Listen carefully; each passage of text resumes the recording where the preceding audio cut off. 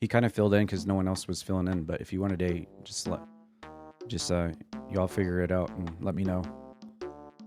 What a relief. Glad the jewel's still safe.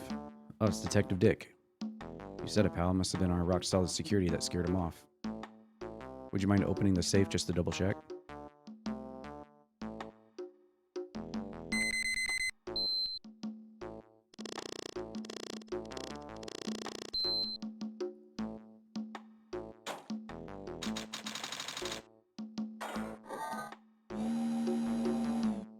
That's fine, Roxas. Ah, we've been had. Mask to mask. Out front. Guards, turn on the searchlights. Better luck next time, gentlemen.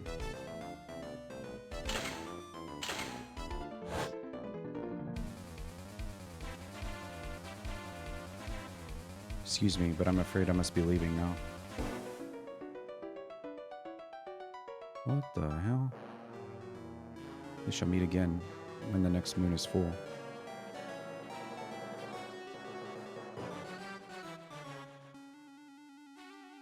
Ha ha ha ha ha ha ha ha ha ha ha ha. No.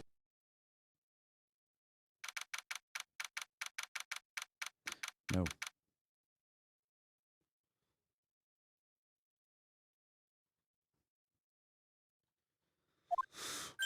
Hey Nick, get a load of this. Are you listening to me? You can clean the toilet later. This is important. Exclamation flush. What are you freaking out and about now?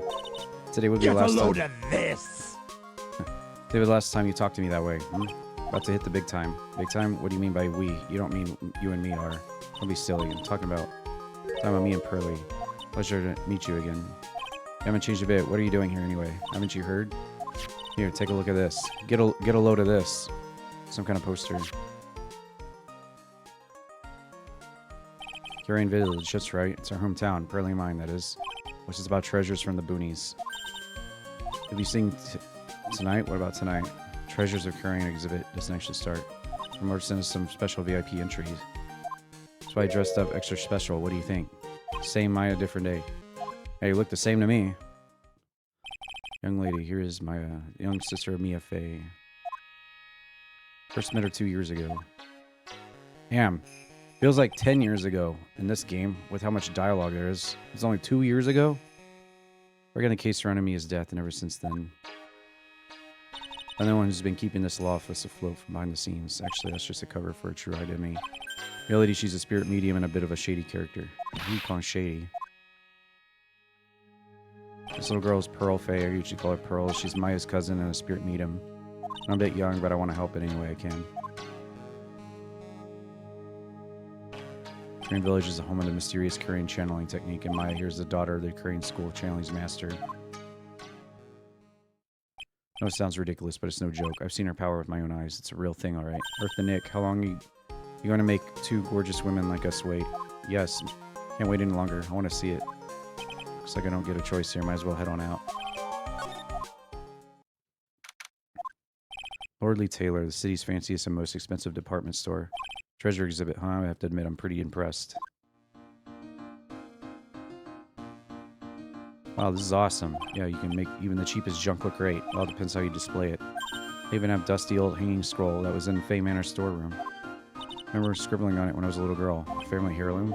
The person in charge of this exhibition is waiting for us in the basement warehouse. Alright, guess we should go say hello.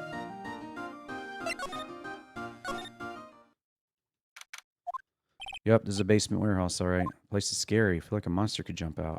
Don't be scared. I'll protect you. Oh, Mr. Wright. A monster. Look at that monster! Good evening. It's good to see you again. Is that Adrian? Hello. Is she a friend of yours, Nick? And how do you know her? Nice to meet you. I'm Adrian. Oh, yeah. That's Adrian from the second game. The case that lasted 4 hours long. Charge of promotion and planning for this treasure exhibit. Also responsible for security arrangements. Nice to meet you. Adrian sure has changed since the last time we met. This is a warehouse. The really valuable exhibit items are still stored here, away in here.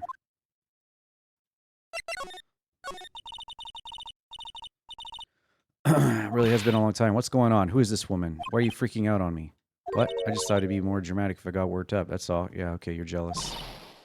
Since for the dude that was actually guilty. Yep. She's back in the third game. Yep. Shouldn't let him off the hook, Susie. I'm waiting to see where Coke is, Mr. Coffee, with the VR mask.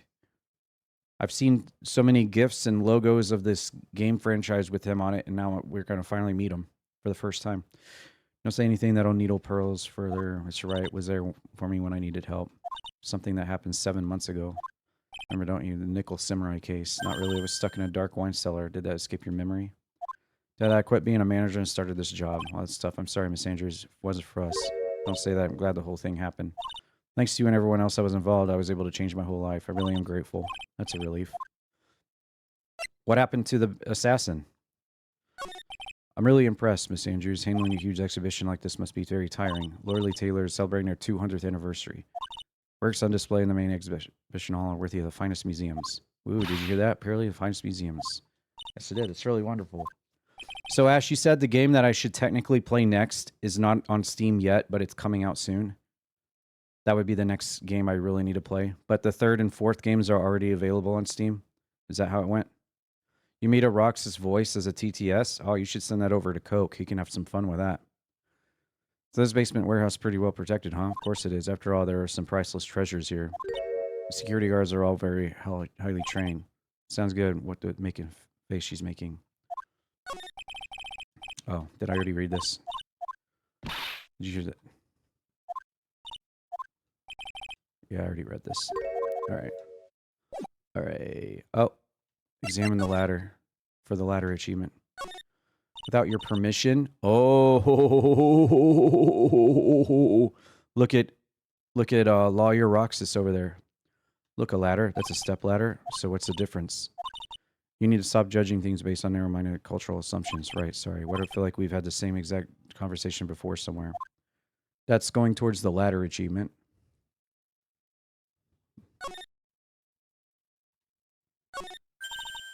Take a look next to the door. That's Mystic Ami, right? Yes, that's the statue of the woman who invented the Kiran technique. Statue on loan from one of the training halls from the Fey branch family. In fact, it just arrived this morning. What's that creepy thing she's holding? Don't ask me, how should I know? Well, you are the future master, right? Maybe so, but this is the first time I've ever seen the statue. That thing is the Kiran Shishiryu ceremonial sword. It's not a real weapon. The blade isn't sharp. Ah, Fui, want to cut something. What are you writing me for? Look, you already ate. It's already 8. Have you all eaten yet? Already made a reservation at the restaurant, 12th floor. Why don't we all dine together? Ooh. I like the sound of that dine. Sounds fancy. I'll have the kids' lunch. Ah, Pearl's dinner. I want to go for it and really eat your fill with the kids' dinner. Haha. Shall we head upstairs? Next is the Apollo Justice trilogy. Do I own that already? Oh, all the games are on Steam already? Oh. I thought the Edgeworth trilogy was coming out soon.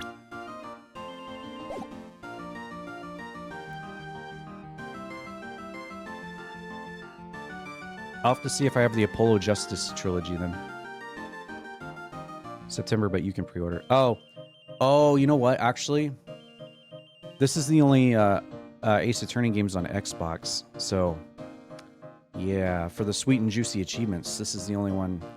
Well, on Game Pass, anyway.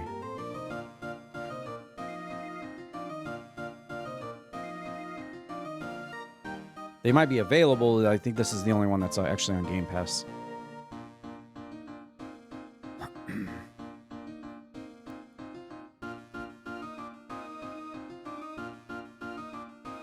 After that pleasant evening, all that remained was to wait for the exhibition's opening. It was wonderful seeing Miss Andrews look so happy. None of us could imagine that the very next day, something tragic happened.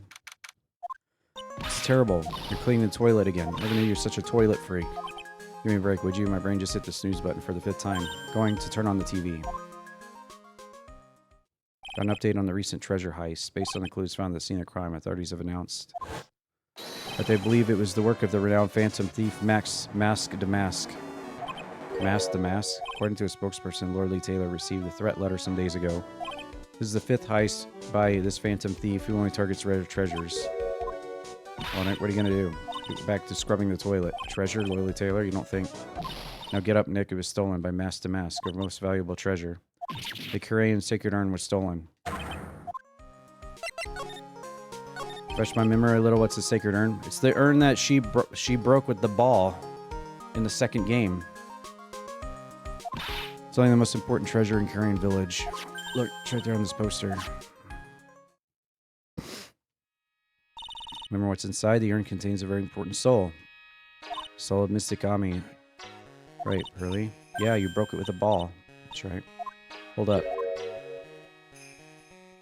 Thought the urn had the name Ami written on it. Now it says I am. Any idea how that happened? Huh? Well, it seems left unsolved when you say. Yeah, I played the second game. I know what you did, motherfucker. 1 year ago, there was a murder in Carrion Village. Sacred urn, it turned out to be an important clue in the case. The toilet shinier than the judge's head. Let's see what's next. What's wrong with you? What do you mean? What do you mean? Mystic Maya's treasure's been stolen. Doesn't it bother you? I thought the urn was the village's treasure, so I don't see what I'm talking about. What you do? What am I supposed to do? Go find the bad guy who did it. Get the sacred urn back. Nothing to do with this. If you're a gentleman, you would find it. There's no winning against Fairy Tale. What's the name of this ball? Mask to Mask. It's terrible. I was arrested and everything. 1 year ago, murder in Carrion Village.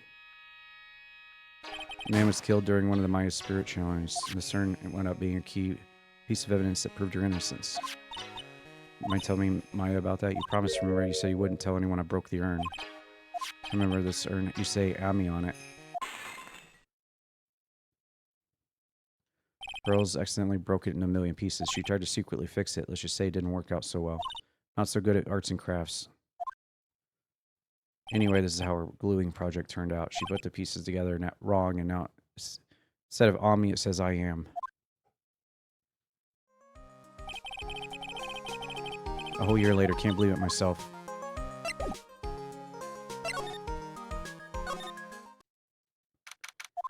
Alright, let's see if we can find some clues that might lead us to the bad guy.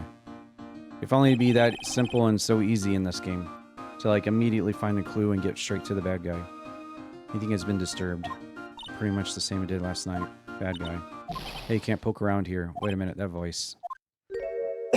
Detective Dick. I'm the one who should be saying not again. Why is it every time something bad happens, you always show up? Should be asking you that. Aren't there any other detectives? No. Should be asking you that. What are you doing hanging around here? I asked you first. Where... You got it. Why don't you kiss and make up already? Been a long time. Little Missy. Actually, my name is Gumshoe. It's a good chance for you to try and remember it right. It's too long for you to... You can just call him Dick. Okay. Good to see you again, Detective Dick. Yeah, good to see you again. Detective Dick, can you tell us about what happened? I'm trying to remember my name. Atta girl. It's Gumshoe. Thief stole something called a sacred urn. I know about that. Well, the criminal's name is Mask to Mask. I know about that too.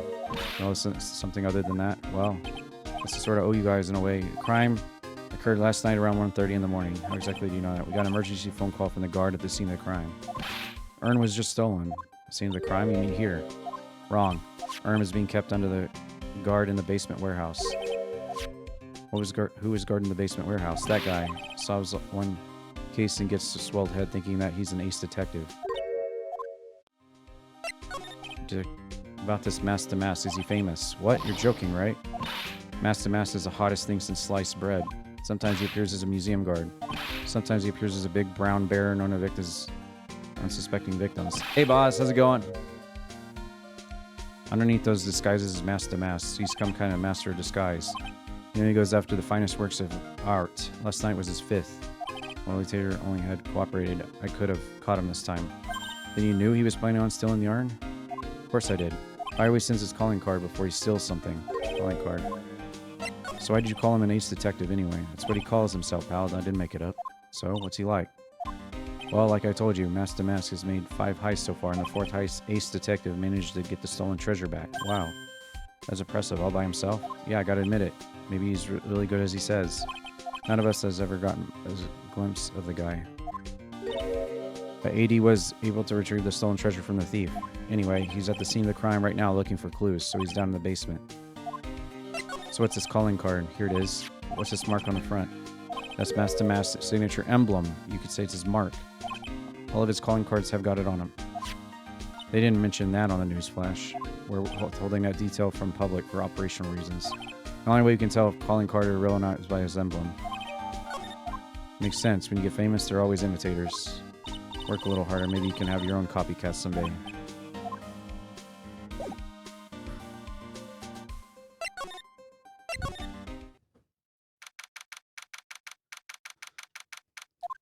Looks like the floating mast in Super Mario Bros. 2. I know, right?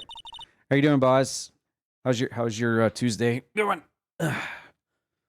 Can't believe we're less than a month away from QuakeCon. Whoop. No matter how many times we come here, this place always gives me the chills. It's probably because it's air conditioning to protect the art pieces. Love how the camera's pointed at the ladder. Yeah. I know, right? It's almost like it's telling you there's a secret achievement to investigate all the ladders in all 3 games. Welcome to my private little banquet of chaos. What the heck is that? Oh. Never seen this guy before. I'm afraid I have very little to offer, but please make yourself at home. Who are you anyway? Silence. Now I see. It's all becoming clear. Yeah, I guess you do see, don't you? What do you see? Zavari? The truth has once again been elegantly revealed to me. A lawyer and a spirit medium, neither very advanced at their trade. Am I wrong? Yikes, that's scary. How'd you know that? Oh, the universal skeptic would say that is how, nothing but a question of why. I'm a traveler of both time and space, a swimmer of dreams. What is he talking about? I can't make heads or tails of it. Without further ado, let me fulfill what should be the first duty of any gentleman. And introduce myself. The name is Atme. Luke Atme. Look at me. Look at me.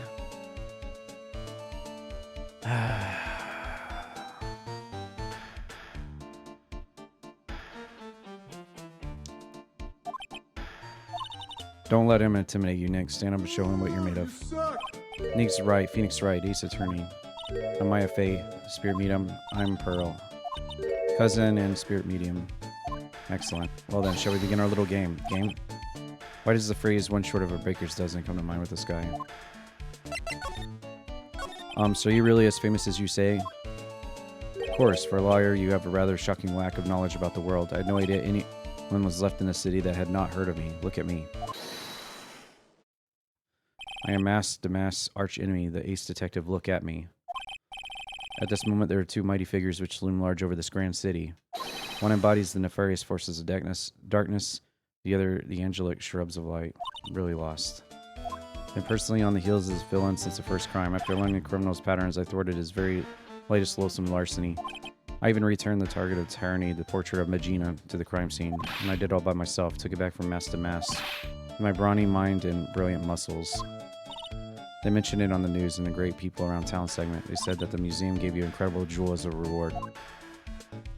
Well, compared to the treasure I've retrieved for them, it's not much. So, in the end, the only thing that makes you great is your own self-praise. Hey, CS. Tell us what you know about Mass to Mass. Keep it simple. Like about how I have devoted my life to thwarting his dastardly deeds. Last night, here in the bowels of the store, we were locked in a most glorious battle. Hang on a second. You were here last night in Lordly Taylor? Naturally. Wherever Damask goes, you'll find Atme laying his elegant traps. Elegant traps, more like Damask out-elegance human-made beautiful getaway. This time I allowed him to escape with the illusion of victory. Wonder if I should ask him about what happened last night in detail. Can you tell us exactly what happened here last night? Of course, after all, I always say there should be no secrets between aces. Flattery will get you nowhere, Pinocchio. First received the request for my services 20 days ago, and it was 10 days ago that we received Mass to Mass calling card. You were hired before calling card even arrived? Yes.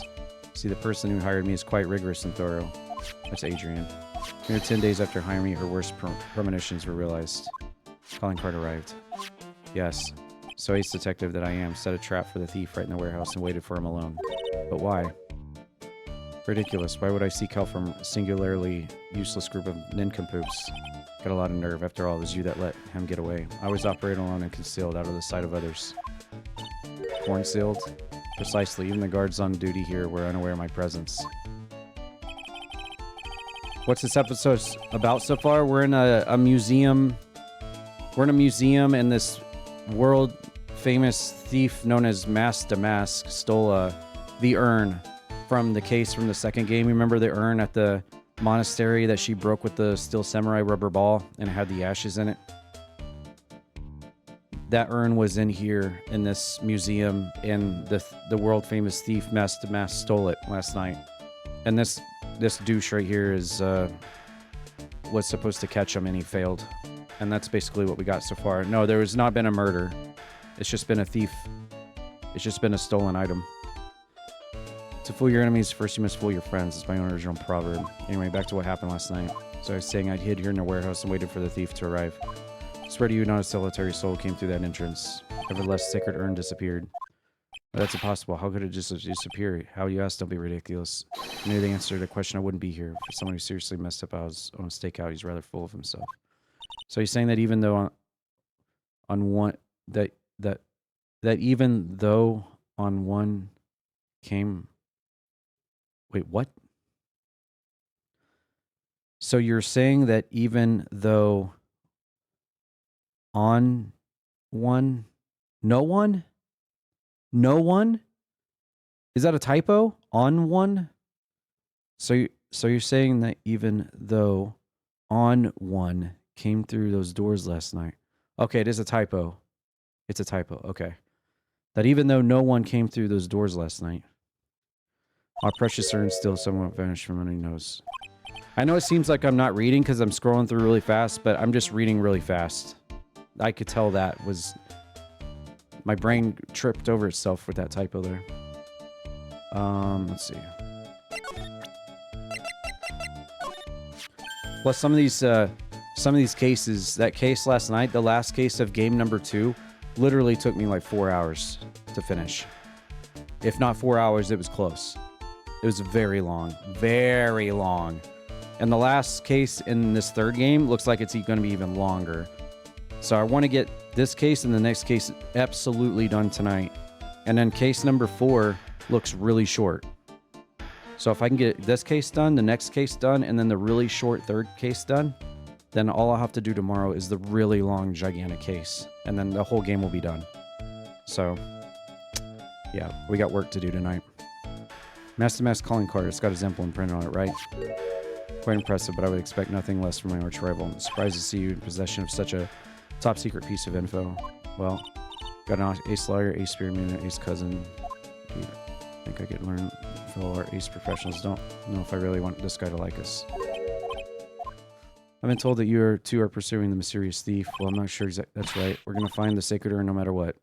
Excellent. I will trust you. Permit take a look around while I investigate. Perchance you should discover something of value. Return it to my office. My office of earthly delights. Oh, excuse me, I have much to do. This guy's name is Look At Me, by the way. Is that the last ladder? No, there's more. I already investigated it. There must be another ladder, at least. I like the idea of doing this guy's work for him. Come on, Nick, don't worry about it. It's no big deal. Hurry up and investigate before he changes his mind. I'll go to the office, too.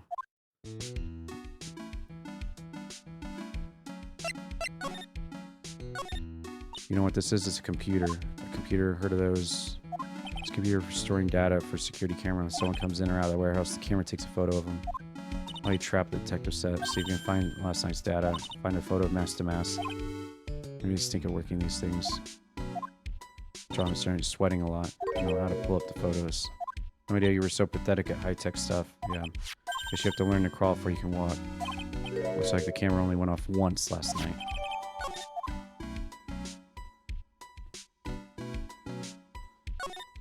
Wow, this is awesome. What did Miss Andrews say it was called again? Shit-shit-chew? Pretty heavy. One hit 7 times the fun. Pretty catchy, huh? Sell like hotcakes. Something about that bothers me. Bring on all cylinders. The sword. Mystic Amy was holding it. Yep. It was in the statue's hand. But the thing, sword wasn't bent last night as is now. You're right. Sword is bent, so that must mean it was used somehow. Just thought of something. Maybe Atme smashed the mask with it. Ouch, what the heck? What do you think? I think it's even better bent than it was before. My head, my hair. Shit shoe has been added to my...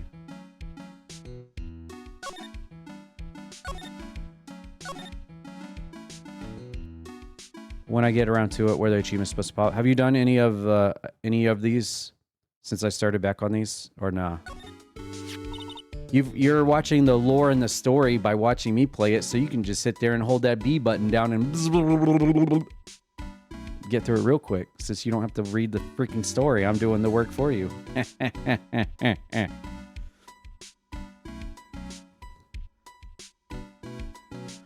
Something is so cool. I want to go statue it myself. We could put it in the office. Hey, it's Wright and Company. How about a gold statue of me? So yeah, for those that don't understand what I'm saying, you can hold down the B button on the game, and the dialogue just goes like real fast. You could beat the game in like an hour probably. The whole thing. Sorry, I noticed something strange. What is the pearls? Statue of Miss Sammy. Pretty sure it's closer to the door. I think you're right. Great job, Pearl. I wouldn't expect anything less from Ace Cousin. The statue was moved on the night of the crime. But it wouldn't be much of a playthrough if I did that, though, right? So we're actually enjoying the story in the game.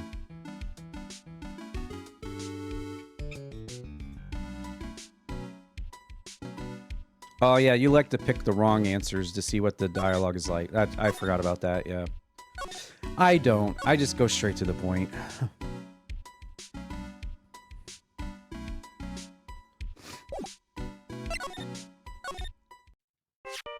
Cell phone's ringing. If there's one... It's me, Gumshoe. What is it? What's so funny? I'll tell you. Finally. Underdog is the alpha dog today. It's stuck-up detective met his match. Yep. Finally caught him. Stuck-up arrow. There's no escape for him. You caught him? Are you saying... You captured Mask to Mask? Bingo. Actually, he surrendered, but I still got him. He surrendered? That's great. So when we come in and pick up the sacred urn... I was going to tell you. Something wrong? Think you can swing by the detention center? Wants to talk to you. Wants to talk to Nick? I'll be waiting. So if there's one thing that I took from finally playing these games for the first time is the Steel Samurai song is awesome.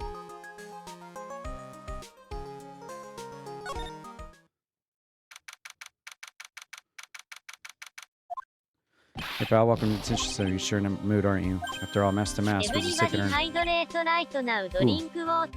Thank you. Does coffee count? I'll drink that. Thank you. I need it for my throat, reading all this dialogue. Hope you're doing good today. Welcome in. We've only got 4 cases left and the whole trilogy's done. Woot. Guess I didn't really think about it before. You're the victim in the case, huh? I should let you guys hear the story straight from the horse's mouth. You're fantastic? That's good. Happy to hear it. It's hot as balls over here. I got that AC cranked on. No, he's right. Think about it real hard. We are the victims. I guess so in a way.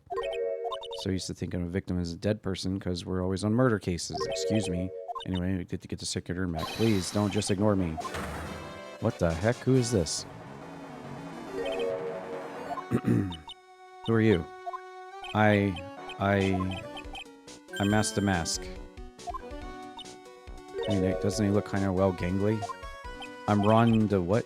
I don't think this guy could punch his way out of a wet paper bag. So you're Master Mask? Yes, you bet. That's wrong. Complicated. Sort of yes and no, if you know what I mean. When I say wrong, what I really mean to say is it's not right. It's not Master Mask, it's actually Master Mask. What's with this guy? Timid little weakling. We know that much. Don't do that. Don't look at me like that. Major crybaby. Why did you give yourself up? See, it's because, well, I know why. Because you stole such a priceless treasure. Now you're overwhelmed with guilt. I have to ask a favor. What is it? Could you go and talk to Desi? Desi? Look, we really want to earn back, so where is it? I'm sorry, I'll give it back. I really will. I can't make promises I can't keep. I'll end up hurting people. Couldn't hear what he just said. The mask, could you speak up a little? Promise. Already speaking in my normal voice, so I really can't do anything. About the urn. Yes, the urn. Is this guy bipolar or something? Take more clothes off. And then Twitch TOS will be on me like butter. I don't like Steel Samurai or Blue Badger themes, the rest of the OST. You don't like Steel Samurai? That's my favorite song of the whole thing I like. And then the Objection soundtrack from the first game is good too. Just hearing right away. Yeah, I don't like this character already. He makes my brain hurt reading his dialogue. So I already don't like him. Wouldn't mind telling you, but actually I'm afraid you wouldn't believe me anyway. Just enough afraid to tell it to us straight. Tell it to us straight. When does any case in this game tell it to us straight? We spend 2 hours beating around the bush just to get to something that we knew 30 minutes in the case. Erna lost it.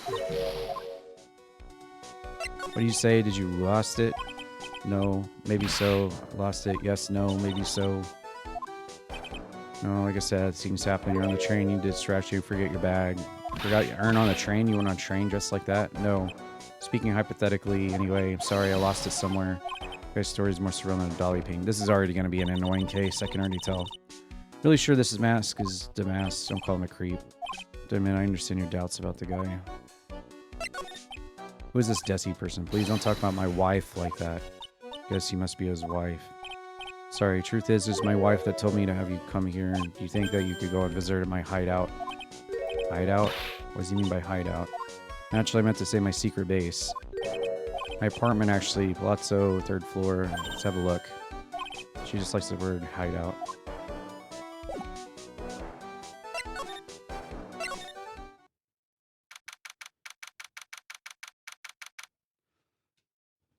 Well, this certainly looks like it would be his place. Check this place out. No doubt about it. This is Master Max hideout. Who are you? Who are you people? Are you Desi? That's right, I'm Desiree. Must be the lawyer and the victim. It's us. Your husband told us to stop by and speak with you. I'm Maya Faye, Nikki Boy and Maya. Can't believe how grateful I am that you decided to help my Ronnie. You're welcome. You should really call me Nikki Boy.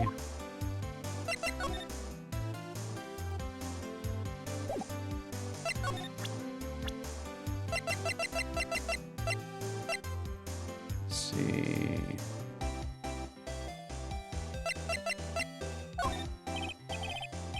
You know, you must know your husband and Master Mask. Of course, I know all about it. My husband is his biggest fan. What? Wait, what? Biggest fan? Yes, Ronnie can be pretty delusional. Wait a minute, did you say delusional? That's right, I just don't know what I'm going to do with him. You see, Ronnie actually believes he is the Master Mask. What are you talking about? Okay, I get it now. I see what's happening. About your husband. He's the cutest, a bit weak sometimes. A bit?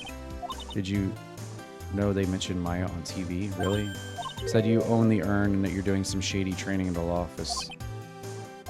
So I thought it might be a good idea to meet the lawyer they mentioned. Ronnie has a powerful imagination, gets deluded easily. Kept insisting he was going to surrender to the police. Didn't know what to do. It was me, I stole the urn. He kept saying, are you saying he didn't? Of course he didn't. Why would my Ronnie ever do something like that? You know, it's a priceless treasure. Is it possible his own wife doesn't know his secret identity? Me, I'm the kind of woman that needs excitement in life. Excitement? Happiest when I'm racing along with my bike going full throttle. Riding a motorcycle is like putting your life on the line. Well, I've had enough people die on a motorcycle. Yeah, you're pretty right. That's how you write it. Except I can't stand living a boring, dreary old life with no action. No offense to your husband, Ron. Doesn't exactly look like the risk-taking type. Right about that. It's definitely not one for thrills and danger. Other ways. Money. Ronnie is incredibly rich and super generous. Ah, so that's why you married him. He bought me a bike that's so fast you make your head spin. Shopping likes to shop so much it makes his spin. That day it actually happened. His head actually started to spin. I'm a high maintenance. Where does Delight get all this money from? Ronnie's security guard. Put all lives on the line. Paid tons of money in return. He's a security guard, okay. Tell us what happened. What time did that incident take place? What time was it? Running into gumshoes around 1:30 in the morning. Last night was horrible. I got pulled over. Yes, I was doing my best flying at night. Flying? Talking about a motorcycle, right? Yes. Anyway, last night I got pulled over by a policeman. Can't believe he caught up to me. It was a great chase. Finally caught me. The poor man was as white as a sheet. 3 in the morning when I got home. Airtight alibi. What about Delight? Don't really know. We weren't together at that time of night. When I got home, he was already fast asleep. So when did Ron first become Master Mask? What are you talking about? He's not. Wait a second. Look around this room. This place is obviously his hideout. You're totally wrong. A real thief's hideout wouldn't look like this. It's because Ronnie is so timid himself, he looks up to heroic figures. Master Mask is a bad guy. He's deluded. Could that really be true? Anyway, if he had stolen the urn, wouldn't he still have it? Well, I suppose so. Then why don't you ask him if he has the urn or not? She has a point. Isn't exactly a criminal type. Something about Ron's behavior bothers me. It was true. Maybe Delight isn't him after all. Say, can I ask you something, Nikki boy? What is it? I know I may seem like a bad girl on the outside, but the one thing I won't stand for is illegal activity. I had the feeling you wouldn't. You're tough, but I can tell you got a good heart. Somebody framed my poor Ronnie. I know it. Can you get this to him? Yes, Ronnie. You want him to fight back. Okay, you got it. Just relax and leave it to us.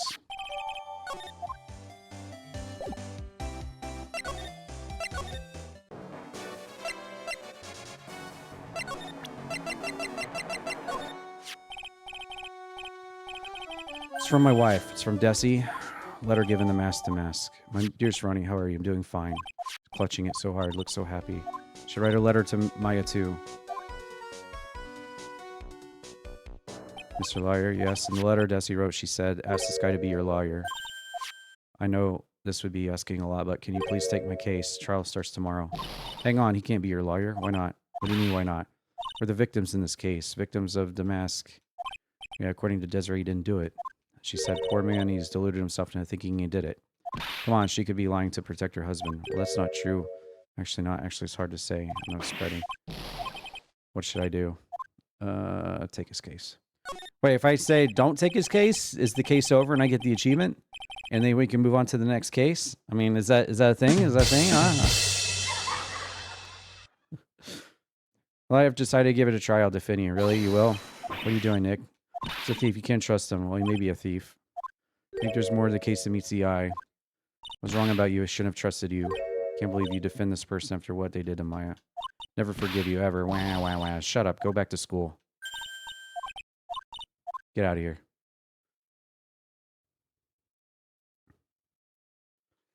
Sorry about that. I didn't mean to cause any trouble.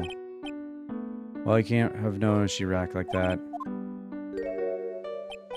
Maya wears pearls. Who cares? Who cares? Who cares? Who cares? Who cares? No, I have a lot of work to do. Appreciate it. Maybe let's get the show on the road. Good. All right.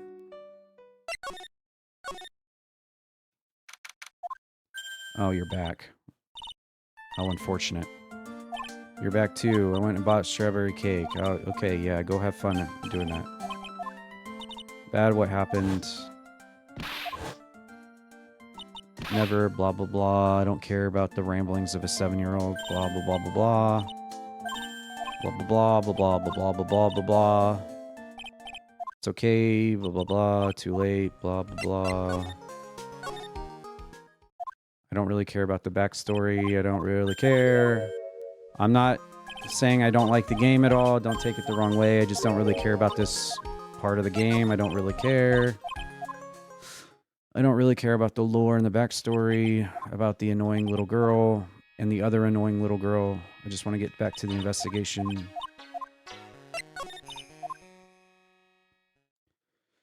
I don't really care about any of this. Just skip through. Skip, skip, skip, skip, skip, skip, skip, skip. Skippity, skippity, skippity, skip. Let's get back to business.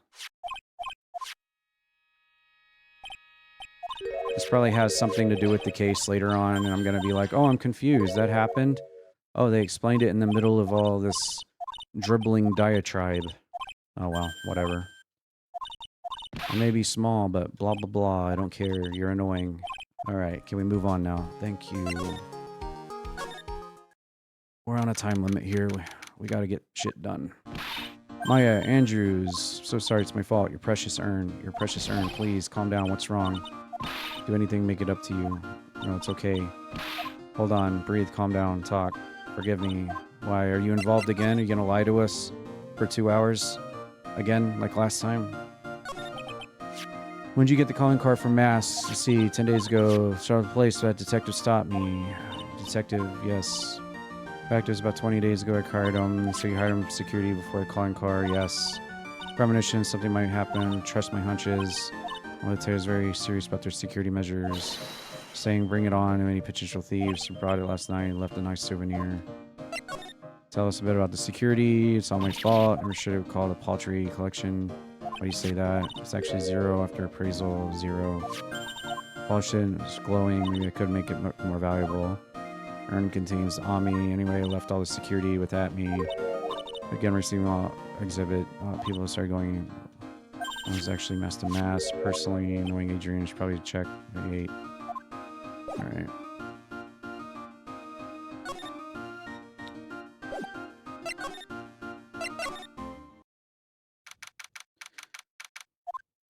Hello. How lovely it is to see you. Welcome to my abode. Kind of silence. He's looking at me with his big eyeball. His big googie eye. Elegantly. We've already been through this. Yep. What can I do for you? Mentioned before that you were on guard duty all night. Pursuing a 5th encounter with the arch enemy. Refuse to allow anyone to interfere with the rightful pursuit of the prey. Heard you've been after Master Mass since the very first. Yes, my dear, you've done your homework. Very first heist, that vile thief pilfered the famous jewel, the Tear of Emanon. Found it in the museum's sacred hall, crime scene itself. That's why you were hired as security. Pretty sure you said that. Adrian's hired him. Yes, I borrowed some equipment from Taylor. Must mean a security camera. Watching the area yourself. How did Mass manage to steal the urn? It's a $1 million question. What do you know about the urn? I'm interested in only one thing. That's Mass' sacred urn. It has nothing to do with the case. Wasn't that what Mass stole this time? I'm a hunter. The urn was nothing more than a lure. You yourselves remember the shape of the individual peanuts you throw. I don't think I like this guy. Anyway, so he doesn't know about the urn. There's something that's kind of bothering me. Please ask. While your seeker is wandering alone in the dark. Well, I was wondering how Mass managed to steal the urn. I mean, isn't it strange that you don't seem to know?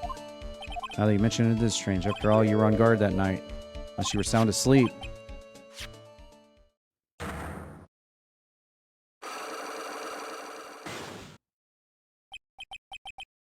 What the? It's a Cyclock. Cyclocks. Cyclocks have returned in the 3rd game, apparently.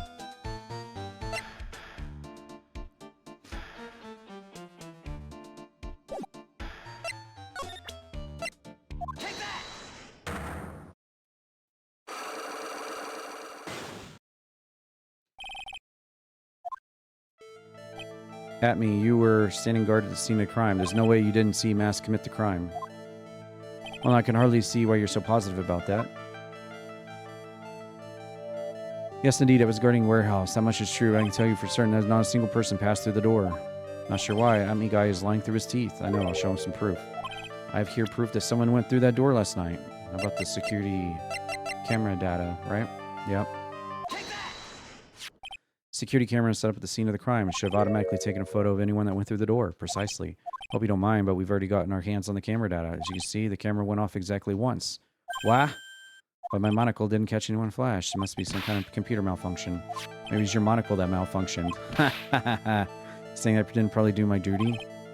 Question is, why are you trying to hide it? For hiding it, there must be some reason. Some reason that you desperately wants to keep hidden.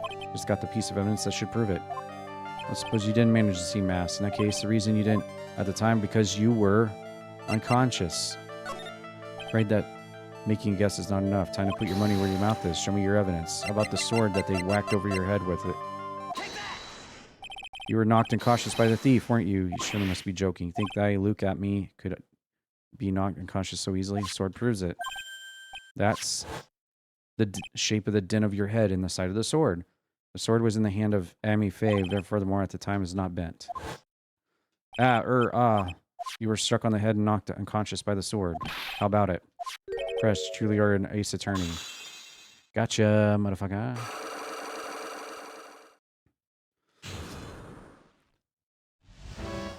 Can't deny there may be a small hint of truth in what you say. You were knocked out when the thief first clobbered you. Clobber, what an ugly way of saying it, but I suppose you could put it that way. Coward struck at the precise moment I turned to look at the computer. Never noticed that the thief had entered the warehouse. No. Coward must have wormed his way through somewhere the door, perhaps air ducts. Arch enemy struck me on the head from behind. Ouch.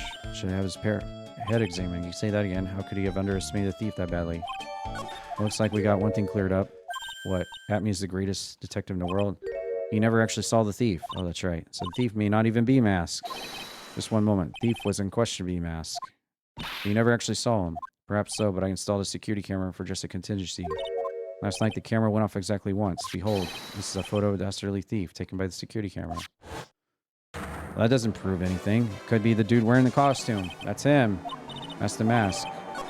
Could be anyone wearing the costume. It could be you put the costume on yourself and knocked yourself out, motherfucker. Thief could be none other than our chairman's mask. After all, he's a very good reason for committing such brazen crimes. What are you talking about? What do you mean by very good reason? Exactly, Delight had very good... It could be me wearing it, yeah. It could have been me last night that stole the urn. Yeah, it could be anyone. Could have been Roxas. Rox the mask. Had very good reason to dress up and commit those crimes. It should be green. Go investigate.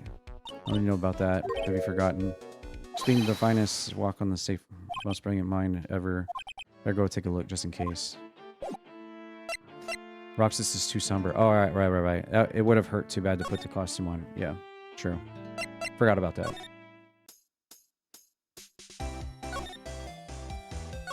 Hey, Nick, remember what Atme said? Very good reason to dress up and commit the crimes. There should be a green envelope somewhere in this room. You'll need to go and investigate. Green envelope. This looks like it. Let's have a look. If you don't want your true identity revealed to the world, come to KB Security at 1 a.m. October 12 and bring 50,000. 50,000? A blackmail letter. Sure looks a major clue. Blackmail letter. Ding dong. Someone's at the door. I'll be right back.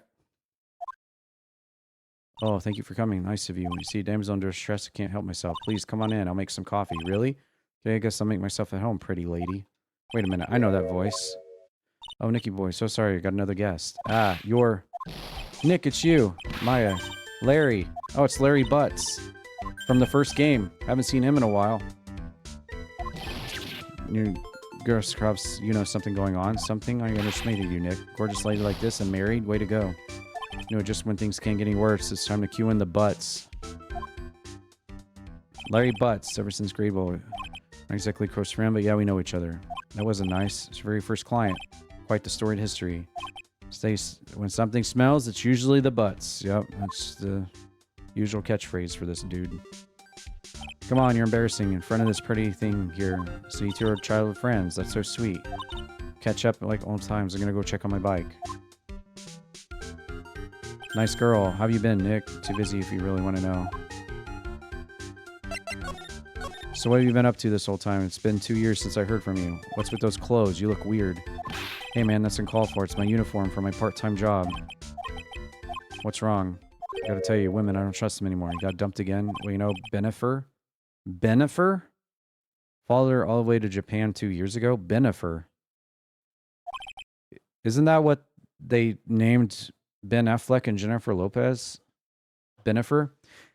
Hey, randomness. Sorry, I'm just seeing you over there on YouTube. As you may know, Luke at me rigged the Cyclock. He's actually an actor on this.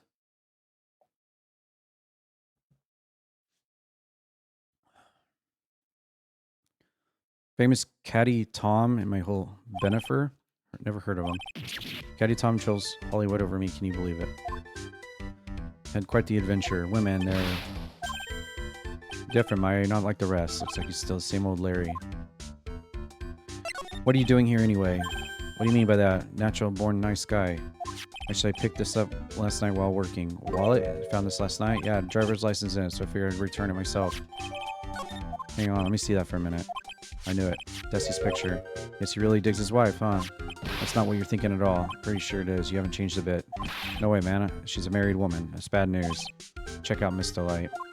So you said you found out your job, right? Yeah, I'm working for a private security company as a guard. Chicks love a guy in uniform. Security guard, huh? That's what the uniform's all about. What time was it when you found this last night? Oh, why are you asking me that? Trying to see if I got an alibi? Not the one on the hook for the crime this time, buddy. Guess it was around 1 in the morning, first floor of the company building. What was Delight's wallet doing there? Anyway, there's nothing weird about that. After all, he works there. He works there? You mean Delight? Sure, take a look at this. It's right there in his wallet. What's this card? Key card for the security company. See? It's got a serial number right there on it. There's no mistake about it. Said you're working at a part-time at a security company? That's right. Why are you making a scary face? Security company, huh? Something's not quite secure about Larry working there. I need to find out as much as I can about the key card. Let's see. What?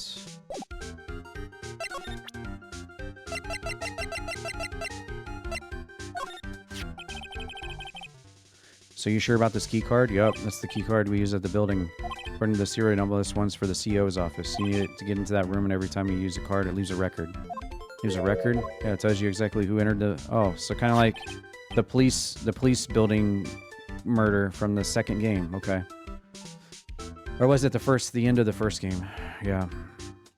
Slow down, man. Sorry the data's optimist outsiders. If Lois's job, I never have a chance with Desi. When I wish lawyers weren't... Dude, you know she's married, right? God.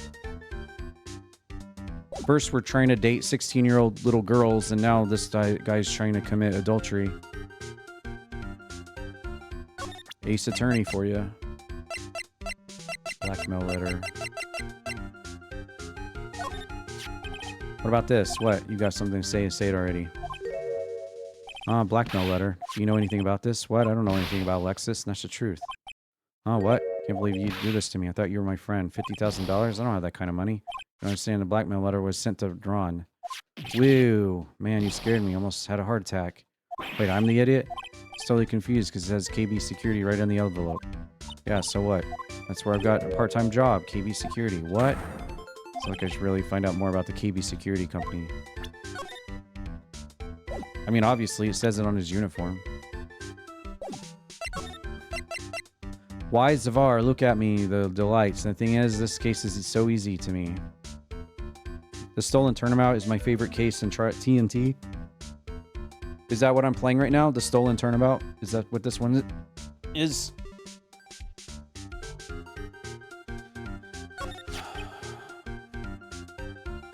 KB Security, the company and the blackmail letter. You know about it? That's where I work. Yeah, in fact, I'm on the job right now.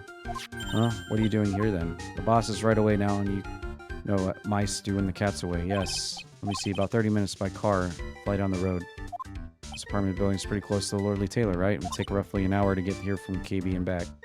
Delight was at KB Security when the robbery occurred, then whoa. Then you couldn't have stolen the urn. Hey Nick, your phone. It's the Steel Samurai song. Is this the Wright residence? Pearls, where are you? Thought I'd go to Lordly to find some more clues. I'm afraid I got lost. What? Person who doesn't say is Savar when he's excited. I'm coming right down to get you. Blah, blah, blah, blah. Phone call just now. Sound like a real cutie. Oh my god.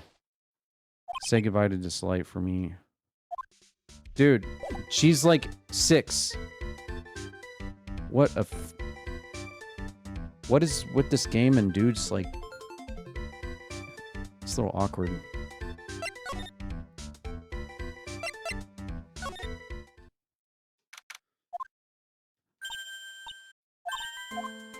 See two of you again. You're playing the Stolen Turnabout? Oh, okay. Is the next case longer or shorter than this? Or about the same? I know the 4th case in this game is really short. I do know that. But then the 5th case is like really long. Ace Detective out of office. You know, when I arrived here, there wasn't a single soul. Look, if something's changed since the last time we were here. Now that you mention it.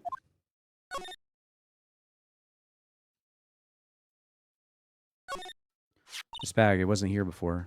Looks quite full. Wonder what could be in there. Hey, come on, open it. Hey, wait a minute. Can't just open his private property. Don't be a fuddy-duddy. It's important. Truth be told, I have to admit I'm curious. Well, what's in there? Hang on. Taking it out. It feels kind of hard and smooth. Eek. He's here. What are you doing, lawyer? I'm shocked to see a servant of the court. You're ignoring the law fragrantly. I'm sorry. Maya made me do it. Can't believe you. Well, you did. Gentleman never uses a lady as an excuse for his own poor behavior. Question is, can you afford to waste time lollygagging about here? Perhaps this information is self-court. Clear. Tomorrow's trial is Zavar. Figurative Sir William will be dropping his panties before lunchtime. Sounds like it's going to be really exciting. Okay. The last case, well, 2 investigations, a trial, another 2 investigations, and a trial. Guess they have no objection. I guess not. What's going to happen in a trial tomorrow that's so dramatic? Do you know what your biggest mistake so far has been? Becoming a lawyer in the first place. Does sound like a big mistake. Tomorrow will be a day to remember. We'll take the stand, and then Zavar testimony will prove to be undoing of a lot of you. All of you. I'll mask you as the thieves' co-conspirators. Wait, what? You're quick on the defensive. It's not that I... It is not I that is your greatest enemy. There's a far more dangerous threat that you will face during the trial. What are you talking about? Trillier, you say, I'm sure you heard of him. His name is Godot. Godot? Taking a step down path of foolishness. Try to defend a career criminal who deserves nothing less than death penalty. Last I checked, no one knows for sure that Delight is really Damask. My dear lady, times change, people sadly do not. You'll understand this when you're more mature. Godot? Who is Godot? It's not surprising that a spirit medium has not heard the name. Godot, prosecutor whose equal cannot be found in this country but in heaven. Godot, legend or myth, men pin a lifetime of hopes on the chance to simply meet him. Prosecutor Godot? Best prosecutor in the country isn't Godot, it's Edgeworth. Isn't that right? It's no surprise that a spirit medium such as you would know nothing of this, but Edgeworth is currently traveling abroad. In fact, it was Edgeworth that acknowledged Godot as the best in the country. You agree with that? Most certainly. In fact, you could call him the Luke at me of PO. It's good to hear prosecution has a fighting chance tomorrow. Is Godot really that strong? I seem to remember hearing about someone like that. Not surprising, some people spend their entire lives idly waiting for his appearance. It's like we're done investigating for the day. Stage has been set and all pieces are finally in place. All that remains now is for the dance to begin. Godot, new prosecutor, ace detective and a thief. This will be a tough trial. Godot. The name Godot is actually pronounced Godo? Godo? Godo?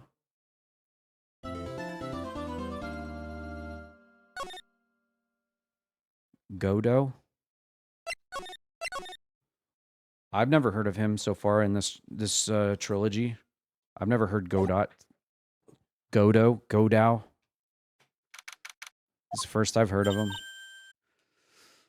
Well, is it something wrong? See all the people here? It's crazy. Check out Mask to Mask Glossy I found. Waha, it's Mask to Mask. That could be Azurine.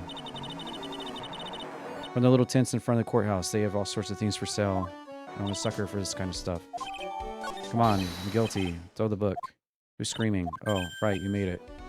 It doesn't look like things are going to get any less ugly for you. Because I did it. I'm the criminal. He's at it again. I sent the calling card to Toiler. I admit it.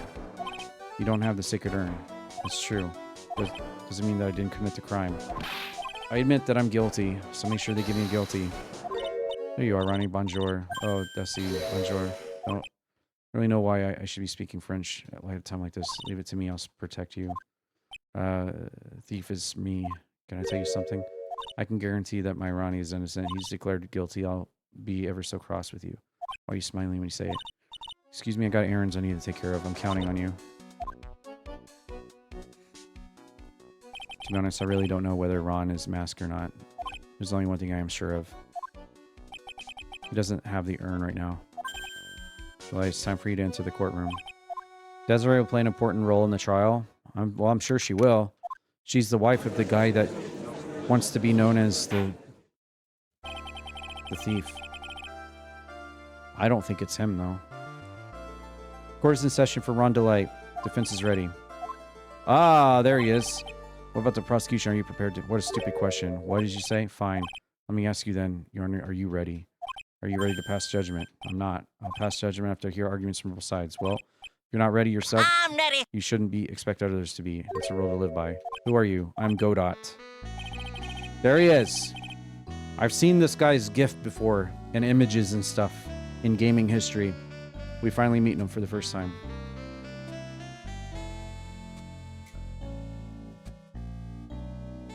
Why is he wearing a VR mask?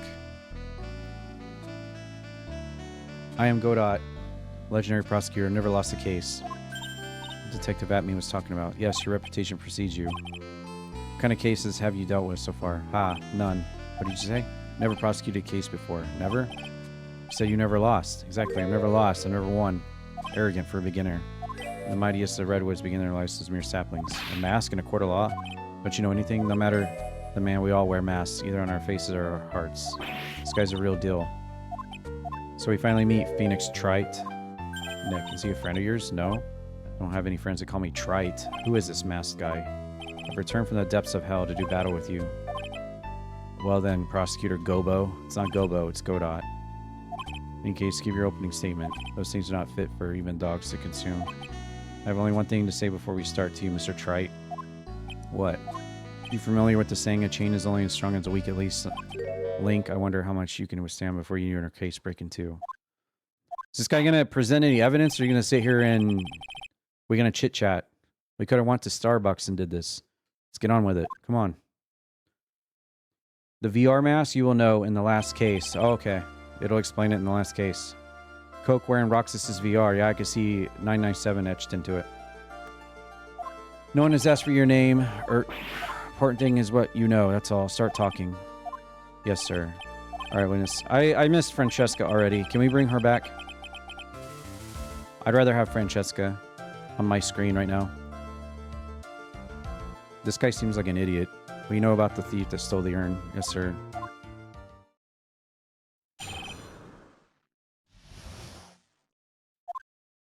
Master Mass is a master thief that first started his crime spree 6 months ago. He's confident that he sends his calling card before he commits the crime. This was his 5th heist, and he's usually sent the card to Lorelei Taylor's pattern to all his most precious art pieces. That's why we're sure his Master Mass fits his MO to a T. But they said the urn valued at 0. Why would he go for the urn? So it really was okay. I'm predicting it right now. The real Master Mass is not involved in this case whatsoever. This guy that was cosplaying as him went in, stole the urn, and now he's acting like, oh, it really was me. He's trying to Among Us. He's trying to self-report. He actually did it. He did the whole thing. He stole the urn. He did it. He dressed up as him. And now he's trying to self-report, so we think and act like an idiot, so we don't accuse him. Oh, yes! That's how I think this whole thing's gonna go. That's my prediction. We'll find out in about 5 hours from now. Kappa. Actual identity mask is Godot. What are you? Coffee. There's Asteriel's. He said he likes coffee. We're in the middle of a trial here. Blacker than a moonless night, hotter and more bitter than hell self. That's coffee. She can grant me at least this much. He likes his coffee just straight black. I think that's how Coke likes his coffee. What, you can't be letting him slide this early in the trial. Proceed with your cross-examination. Well, what are you can do? As long as you haven't brought the light's identity, all we can do is show that it was a Master Mask. Francesca will be back. That's good randomness. Thank you for telling me that. I'm looking forward to seeing her come back. She's my favorite character in Ace Attorney.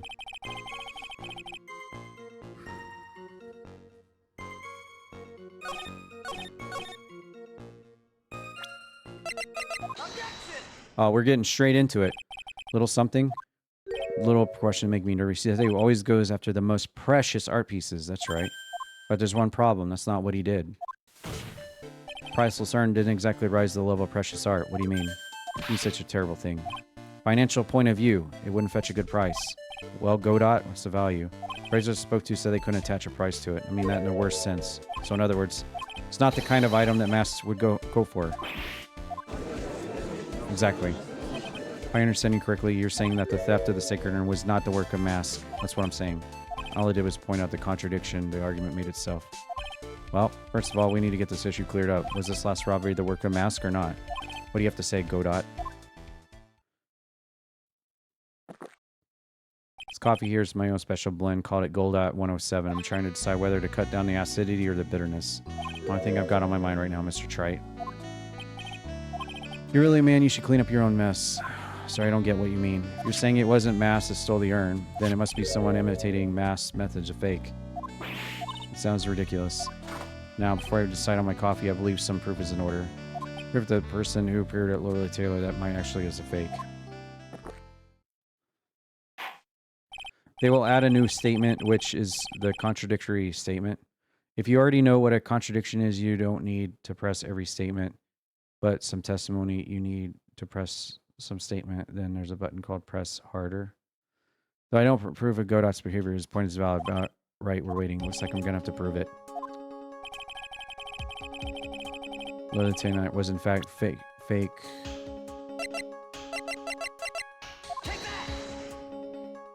Proof is right here. It's like a photo taken by a security camera. If you look closely, you notice something peculiar about it. Well then, go on, use this pointer and show us what is peculiar about it.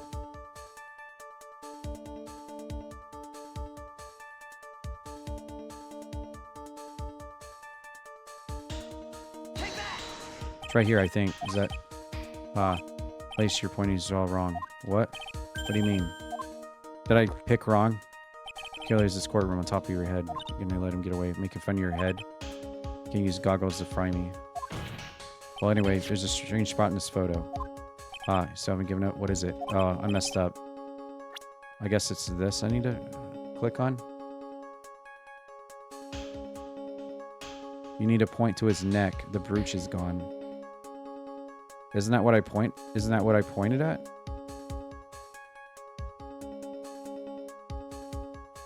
Right here? I thought that's what I clicked on. Is that right there? Or do I need to move it somewhere else? Right there? Okay. It's right here. You mean that mask to mask? I have a piece of reference I'd like the court to look at. Publicity photo I brought this morning. Yeah, his big, giant, smiling Super Mario Brothers 2 or Super Mario Brothers 3 sun logo is not there. All I have with the security camera is the brooch on his chest. The breach here, bailiff, get a steed. We need a retreat. Brooch, class for holding a cape on. Class, I see now. But the mask is security camera photo. He has no brooch. Brooch, thief that broke in Lord Taylor wasn't wearing a brooch. In other words, this is a fake. I've been fooled again. Yes, you have, Dick. Just like every other time. Truly undeniable. I'm sorry, sir. I don't know how I... Hey, now, if you're going to have a pity party, invite me too. Go dot. You deserve some blame in this. How could you have overlooked such a large brooch? Brooch you're talking about? You mean this? That's the mask brooch. Where did you find it? Well, I've had a good nose for evidence. Got it at the crime scene. Hidden in the shadow of a big female Buddha statue. Buddha statue? Why didn't you tell me about that? Always put evidence away in my pocket. After all, it's the safest place for crucial evidence. Guy is one cool customer. No, it isn't. You stole evidence from a crime scene. You're withholding evidence. A little early to be shaken up. The way I replay this case every time, it's so easy. Zavar, the photo doesn't fool me. That friend of yours left a little hickeys on there too. Hickeys? Figuratively speaking, of course. What? What? The defendant's fingerprints are on the brooch? Order in the court. Go dot. See the brooch. I've grown attached to my metallic girlfriend here. Take good care of her. She appears to be torn off some clothing. A bit of cloth on the back. Obviously, there must have been a big struggle that night. Oh, Phoenix, we have a problem. Ah, you mess with the Godot, and you get burned. He's been playing me like a violin. Judge, I'm about ready to call my next witness. Huh? You're done with me? I haven't proved anything yet. You've proven your own incompetence. That's good enough. Doesn't sound good at all. Bailiff, bring in the next witness. Finally, time for AD to make his appearance. Well, there goes Detective Dick, I guess. 1 second is one drip the coffee pot. Hurry it up. Shh, silence. Now I see it's all becoming clear. What's clear? Zavari. The truth has once again been elegantly revealed to me. Here is a judge and a prosecutor, coffee maniac. Am I correct? Oh yes, that's right. Ah, not bad. First person that's ever been able to penetrate my secret veil. Well, prosecutor, let me introduce myself. My name is Look At Me. Rising star illuminating the heavens. Boy, these two make a perfect pair. They'd either be best friends or they tear each other's heads off. Heard that on the night of the crime, you were all alone on security detail. You heard correctly. My specially made monocle is worth more than 100 Detective Gumshoes. If Gumshoe was worth anything. What's this guy all about himself? There's some reason I'm sure of it. The pun on Look At Me is Look At Me. Yeah, I figured that one out. Yeah. I figured that one out. Well then, tell us what this special moniker is yours witnessed.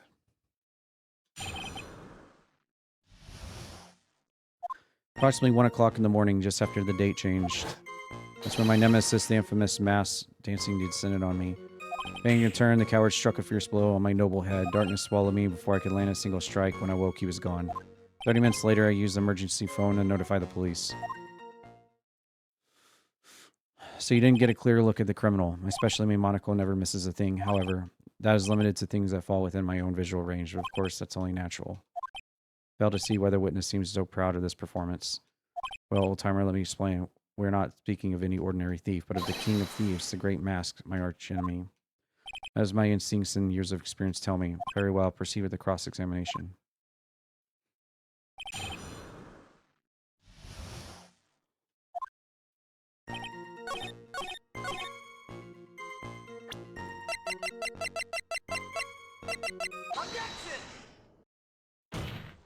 Mr. Abney, could you take a look at this special monocle of yours? Ah, it belongs to my criminal mastermind, my arch-nemesis Mask. It is in point fact Master's brooch. It's found on the floor of the basement warehouse. I wonder how that happened. Ah, elementary, my dear lawyer. Obviously, it wasn't glued on well enough. Not quite. Clearly shows the signs of having been ripped off a piece of clothing. Ripped off? I can only deduce that the thief struggled with someone that night. That's the only thing I can think of. There's only one person that was in the position to have a struggle with the thief. The only person that was on security duty that night. You.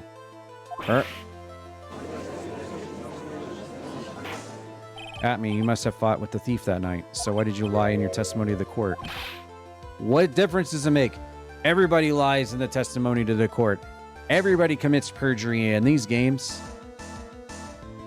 In fact, it would be weird if someone actually got on the stand and actually told the truth for a change. I would find that very strange. Like the parrot did in the first game. Yeah, Polly. Polly was the only witness that ever told the truth in these games. Everybody else lies their asses off. Giving false testimony is serious. No, it isn't, Judge. Everybody does it. Everybody does it. Every single person that's ever talked in this game has lied. Living in a nursing home. Remember, confused because I've been dealing with so many cases lately. True measure of man is the amount of work he does. That's what I always say. I only handle one case at a time. Isn't that right? Talk too much. Aha, that is not the truth. You could say that for a lot of characters in these games. Now saying that you and the thief fought? Hold on, that's quite enough. Excuse me? Save the big questions for the testimony. That's one of my rules.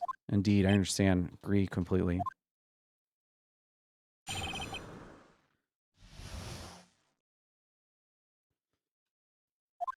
Indeed, it's true that I looked away from the door for a brief minute. However, Luke at me cannot be so easily discombobulated. Fortunately, the thief grabbed a weapon from the side and rendered me senseless.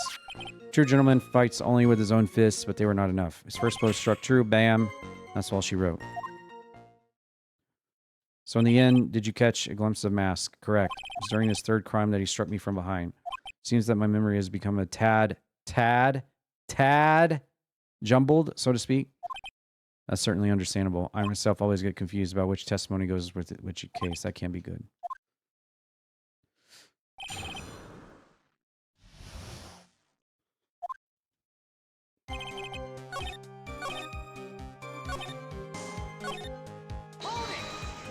Can you tell us a little more about what happened? My opponent was both powerful and vicious. You might say he was powericious.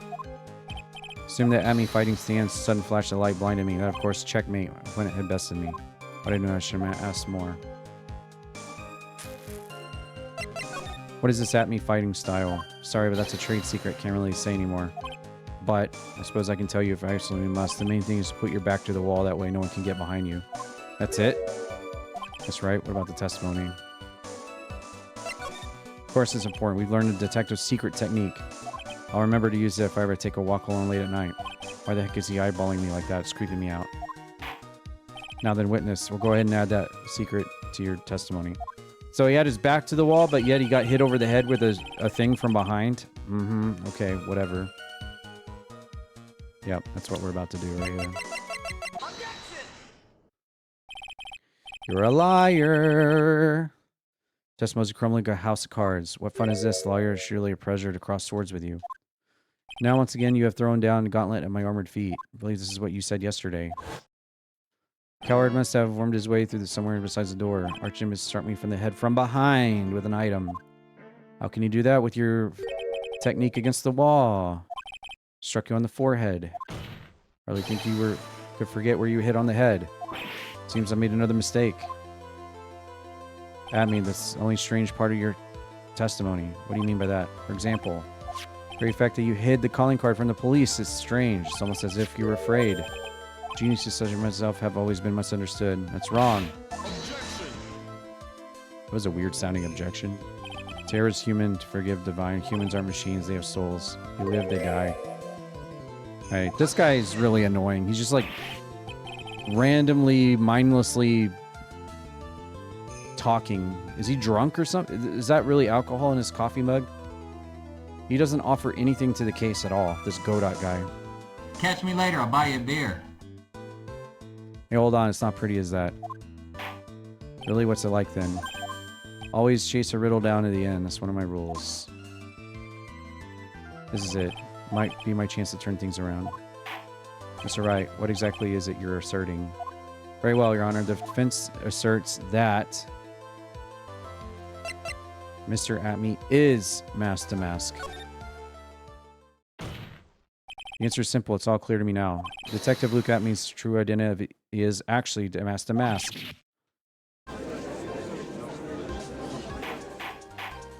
Order in the court. Mr. Wright, what is the meaning of this? It says he was hiding at the crime scenes, which is why no one ever saw him there. And then in his last case, he manages to outperform Gumshoe. Entire police force to miraculously retrieve the stolen treasure. That's because I analyzed the crime scene data and made an exquisitely elegant deduction. Picked up clues that the police overlooked in order. Oh, please. Explanation far simpler than that. The truth is that you are, in fact, mask to mask. That's right. Photo. Security camera belongs to the Lordly Taylor department store. He shouldn't have been able to manipulate it. He didn't need to manipulate it. He gained access to the warehouse under the pretense of providing security. Then he simply dressed up as the thief and stole the urn. So the ace detective is actually an ace thief. Is this true? Aha. Hee hee ha ha ha ha ho ho hee hee hi hi ho ho. The masked MO is pure genius, and so am I. Luke at me, ace detective. You're very clear to have come to such a conclusion. I am impressed. What? Witness, are you admitting it? Nick, now's your chance. Time to put this last nail in the coffin. At me. When you assume the...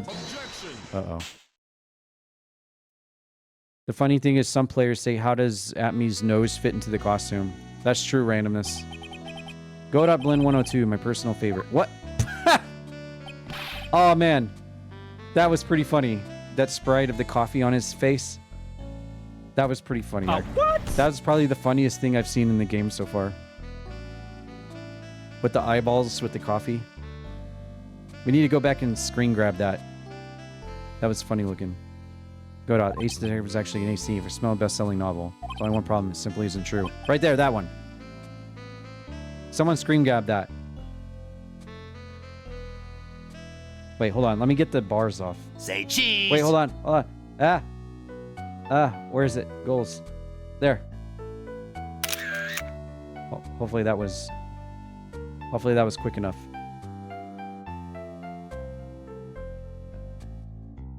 Was it quick enough?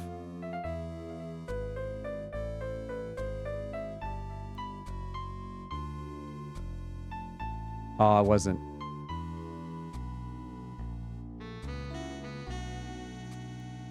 If you want more coffee throw, you will see in the next case after a blackout. Oh, we'll get more coffee throws later. I'll take a normal screenshot. Okay. Let me get the bars off then. There you go.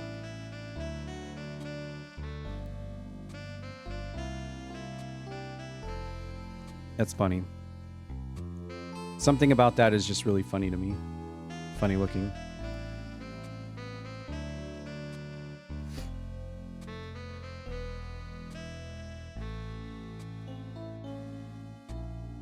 Just the way the eyeballs are.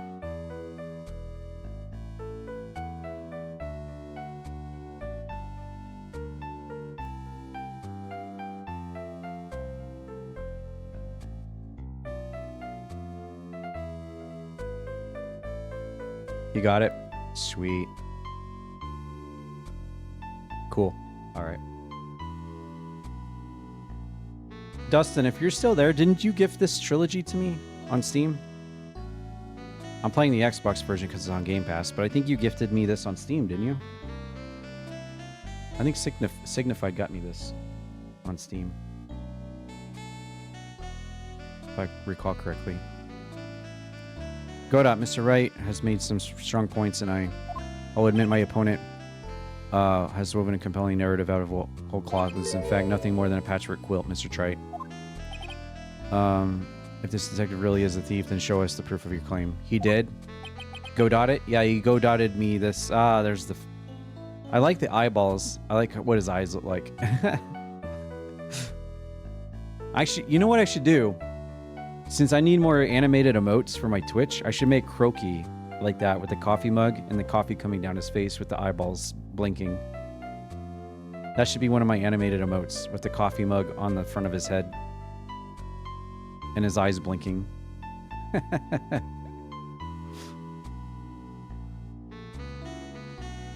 That better be as hot, as perfect as the coffee dripping down your face. Oh, Mr. Wright, don't just stand there. This court would like to see this as decisive proof you have quickly, huh? Oh, the coffee's gone. So you already met Adrienne Andrews as well. Basically, she now lives lively here, which is my favorite thing. It's a big rush. Are you all right? I mean, it looks pretty rattled right now. I'd like to finish this right now if I can. Can I really do it? Decisive evidence that proves Zlek at me is, in fact, mask to mask is... has yet to be found. Proof? Of course, I've got nothing. Ha! Just what I thought. Man has to hold his head up high no matter how bad things get, after all. I see. Thought perhaps you had some evidence to back up your assertion. It's no good. I gotta stay on the attack. Never get enough chance to prove that this guy's the thief. Don't give up. Think harder. It's no good. I'm not ready yet. You come to your senses? No. Can't think of a counterattack. See, the cloud of suspicion surrounding this witness is lifted. Godot. What? What? Who? Who are you? That doesn't really matter now, right now, does it? Delight, what are you doing here? Nicky boy, thing you've been looking for. I found it. You mean the bag? No, not the bag. What's in the bag? Well, that's the sacred urn. It's the urn. Order. You, madame, that urn, where did you find it? You'll never believe it. It was in the office of Fancy Pants Luke at me. Oh, Desi, you're the best. Sacred urn. Well, how do you explain that one at me? Even you're going to have a hard time weaseling out of this one. Objection! Pathetic. Godot, you have something you wish to say? Yes, Your Honor. It simply amazes me how quickly times change. In the old days, a man has to be taken at his word. It's really sad. Still denying that Atme was involved before casting aspersions at me. Consider the young lady here. Your name is Desiree? Is that right? Yes? What about it? Ha, how charming. Thinks that a woman is willing to save her husband is truly inspiring. What are you insinuating? As the wife of the criminal, you could have discovered that stolen urn anywhere. Including the office of the good detective here. So you found the urn? What does that prove? It certainly doesn't prove where the urn was before you found it. What? I just brought it here from the detective's office. Please, madame, this town is already filled with brim with lies. Any more could only compound the tragedy we've been witness to. You're wrong. I would never do such a thing. Miss Delight, please, you gotta help me talk some sense into these people. There must be some way. Gotta prove that urn was actually in the Atme Detective Agency. I can prove where the urn was by the fingerprints. Fingerprints? Come now. He's wearing gloves, though. He's wearing white gloves. Really making me laugh, sir. Fingerprints indeed. May I go on? Good. Now it would be perfectly understandable if my fingerprints were on the urn. After all, it was I who was guarding the urn in the first place, in case I always habit wearing gloves, as you can see. So unfortunately, my fingerprints wouldn't be evidence of anything. What about it, right? Witness fingerprints would mean nothing anyway. What are you going to do now? Come too far to back now. Atme must have brought the urn back to his office yesterday. The defense proposes that the fingerprints of this person should be on the urn.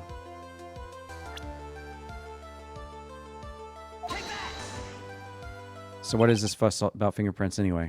Mr. Atme, do you recall the events of yesterday? Hey, Nick, come on, open it up. Wait a minute. Don't be a fuddy-duddy. This important investigation. Well, what's in there? Hang on, I'm taking it out. It feels kind of hard and smooth. Hello there. Oh, my own fingerprints would be on the urn. Oh my god, that means I'm Mask the Mask. I'm Mask the Mask. It was me all along. I'm actually Mask the Mask. It was me. It really was me. I didn't get a chance to look in the bag at a time, but I did touch what was inside. What? You touched it? And I remember it very well. It's smooth and hard. That's what she said. Well, that was just...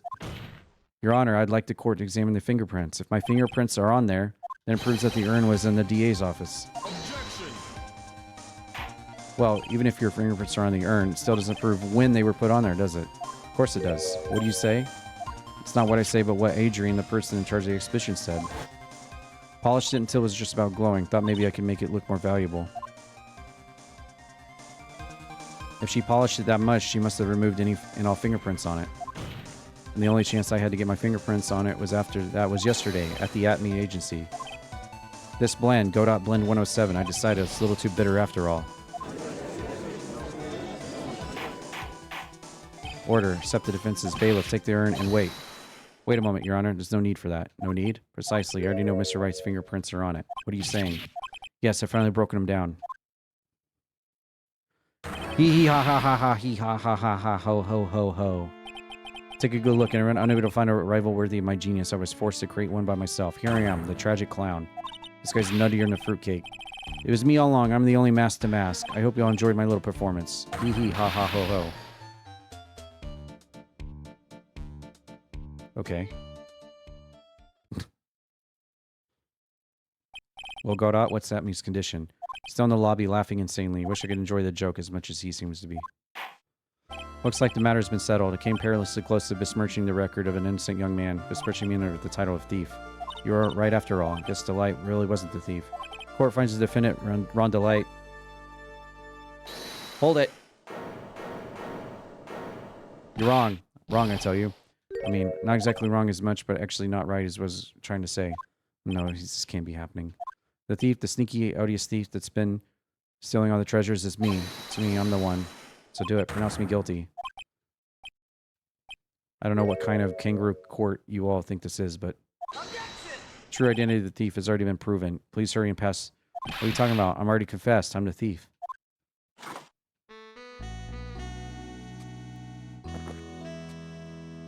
Godot, just stand there drinking coffee.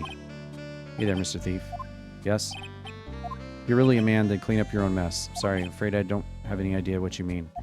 You're a master and prove it. Yes, sir. I'll be happy to. Says he'll be happy to. It's kind of cute. He's 100% committed. Good boy. Remember one thing. Only gets one chance in his life to become a man. I know that. I won't fail. Okay, then. Talk. We're listening. That's all I ever listened to this confession.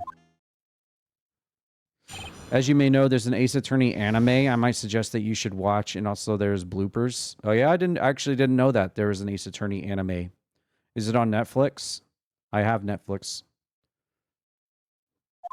Truth is, I've been masked all along. I mean, you can't prove that I'm not actually masked, can you? I don't have an alibi for the night the urn was stolen after all. Donned my costume that night and dancingly descended upon the scene of the crime. Look, you can see right here in the photo, that's me. As for my brooch, I snagged it on the door handle and got torn off, that's all. I don't like the direction this trial is taken, but this is how every trial goes, at least with me. Ah. You're doing great. Hee hee, stop it, Godot.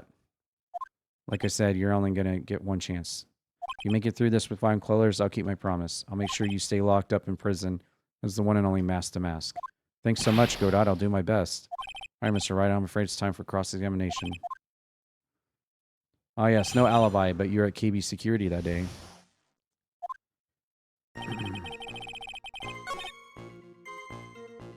Well, how about that key card? How about that key card there, cowboy? Well, it belongs to you, right? Ah, yes, it does. I had lost it somewhere. Ah, no, you don't understand. Evidence? Did you first notice you lost your wallet? Let's see, I think it was on the night of the crime. But I know I still had it when Desi and I went out for dinner. This wallet was found at approximately 1 a.m. at the KB security. What? Sure you're not serious. Yes, I am serious. It proves that Delight was in fact at KB security that night. No. So if the defendant was at the KB security at 1 o'clock in the morning, then that proves that he has a watertight alibi. No. Furthermore, considering the distance between LT and KB, taking 30 minutes to get there by car. Well, Godot, do you have anything to say? Other than the swallow sounds? Stop drinking that coffee. Come on, Mr. Thief, don't let this guy beat you. Tell him he's wrong. You're the one who calls me thief, Godot. Alright, I'll try. Shut up, bitch! He's really got Delight worked up. Yeah, he's like a kid at his first day of school. Look, it's ridiculous. Why would I have dropped my wallet at KB? Someone must have planted it there to make it look like I was there, not at the heist. Planted it there? He's really reaching. You probably dropped your wallet when you took it out to use this, didn't you? The key card to KB's CEO's door. Ah, that was pretty good try, Mr. Trite. Unfortunately, you've overlooked one small thing. What? Motive, of course. Why would this thief go to KB in the middle of the night? Well, Mr. Wright, looks like you need some more evidence after all. Stupid kid. Now then, let's see your evidence. The evidence that shows why Delight went to KB at 1 a.m. that night is our good old friend, Mr. Larry Butts. Here's your evidence. What is this supposed to mean? Huh? Well, don't you know? That's right. If you're a real man, you should clean up your own Wait. For some reason, it bothers me more when you said... Now then, let's see your Wait. Oh! I was supposed to do blackmail letter first. Larry Butts is next. Whoops. I read one too far ahead. I got the anime. It's on Crunchyroll, not on Netflix. Oh, what? Phoenix Wright? Maybe we'll do a Phoenix Wright Crunchyroll night. We already do need to watch Killer Clowns and Dick Tracy. Maybe we'll do a Phoenix Wright movie night. Mr. Light, I believe you've been seeing this before, right? That's, what is it? Blackmail letter. That's what the looks from the contents. Blackmail? Yes, basically it says bring 50K. Certainly looks like a blackmail. At the time of the theft, Mr. Delight was dealing with a blackmailer himself, KB's CEO of us. Full half hour away from the scene of the crime. No. Oh, he's gonna hardwire. He's gonna hardwire. His VR mask is gonna hardwire that he got from Rena Center. When the theft there occurred, the defendant was at KB. Looks like a perfect case for the defense. I suck! You may see it as a perfect case, Judge, but to me, he got Sprite in his VR mask. Yep. You say that my Go.Blend 107 impresses me a lot more. What are you trying to say? Say the thief was being blackmailed by a CEO of the security company. But did you actually investigate the CEO at all? Huh? Well, I guess not. Accusing a man of blackmail with no proof? I'm not sure what I think of that. Not sure what I think of that. At least I know what I think of you. Good point. I'm not sure what I think of it myself. You claim that the defendant entered the CEO's office, but you will need at least one witness to corroborate your claim. I think we're going to have to track down the CEO guy. You don't have to track him down. What do you mean by that, Mr. Trite? There is someone else. Now we can choose Larry Butts. There we go. What's up, Mama Khan? What's up, clowns? We had clowns last night on this game. We were dealing with clowns last night on this game. And I don't mean figuratively, like actual clowns. How's it going, Mama Buttons? Did you get all the achievements that you were going for in Tomb Raider 3? When I was there, you were trying to escape from Willard without using any artifacts. Were you able to do it? How's it going, Feats? Welcome in, guys. I'm Crocotoad Variety Streamer. We're in the middle of Phoenix Wright. We're playing the final game of the trilogy. We've got 3 cases left in the game. Hugs and hellos. Hey, Zach. How's it going? Welcome in. Welcome in, everybody. I hope the Tomb Raider went awesome for you guys. And you got all those nice, juicy achievements. Who is this useless-looking young man? You don't remember him? Not exactly. Looking at his picture makes the bile start to rise in my throat. See, he doesn't remember the case from 2 years ago. Probably blocked that out on purpose. Anyway, this man was working as a guard at KB that night. Oh? Question at hand is this key card. That's the key card they used in the building I worked. You need it to get into the room, and every time you use that card, it leaves a record. It tells you exactly who entered in the room and when. You got that? My pistol, 1, all secrets, extra level, and the 2 for Croft Manor. Nice. Good job, Mama Buttons. Good job. As soon as I get through the rest of the cases on this, I'll be right back on Tomb Raider 2 on the remastered. That'll be next. Glad to hear that. As you can see, there's no need to investigate the CEO of KB. Should be able to discover the truth simply by analyzing the card's data.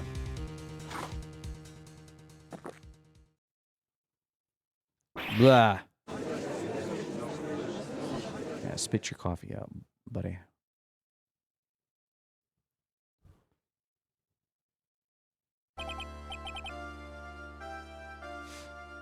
All right.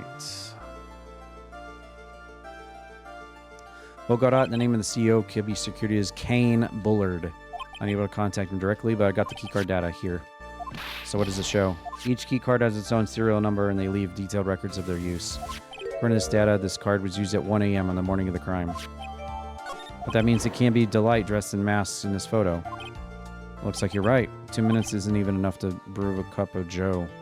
So then, it's got to be Kane. It must be Kane then. Ron Delight was clearly in the office of KB, at the CEO at the scene of the crime. The PO is ready to admit that fact. Therefore, it's impossible for the defendant to be masked. Good job. You did it, Nick. Tier 2 is easier than 3, trophy-wise. I'm doing some mop-up tomorrow for 3. Okay, nice, Mama Buttons. Nice. The dude from Star Trek, a lawyer now. Feats, yeah. That's enough. I came perilously close to besmirching the record of an innocent young man, besmirching him with the title of thief. What's wrong, Your Honor? I'm ready to pass judgment, but before I do that, do you have any further objections? No. Very well.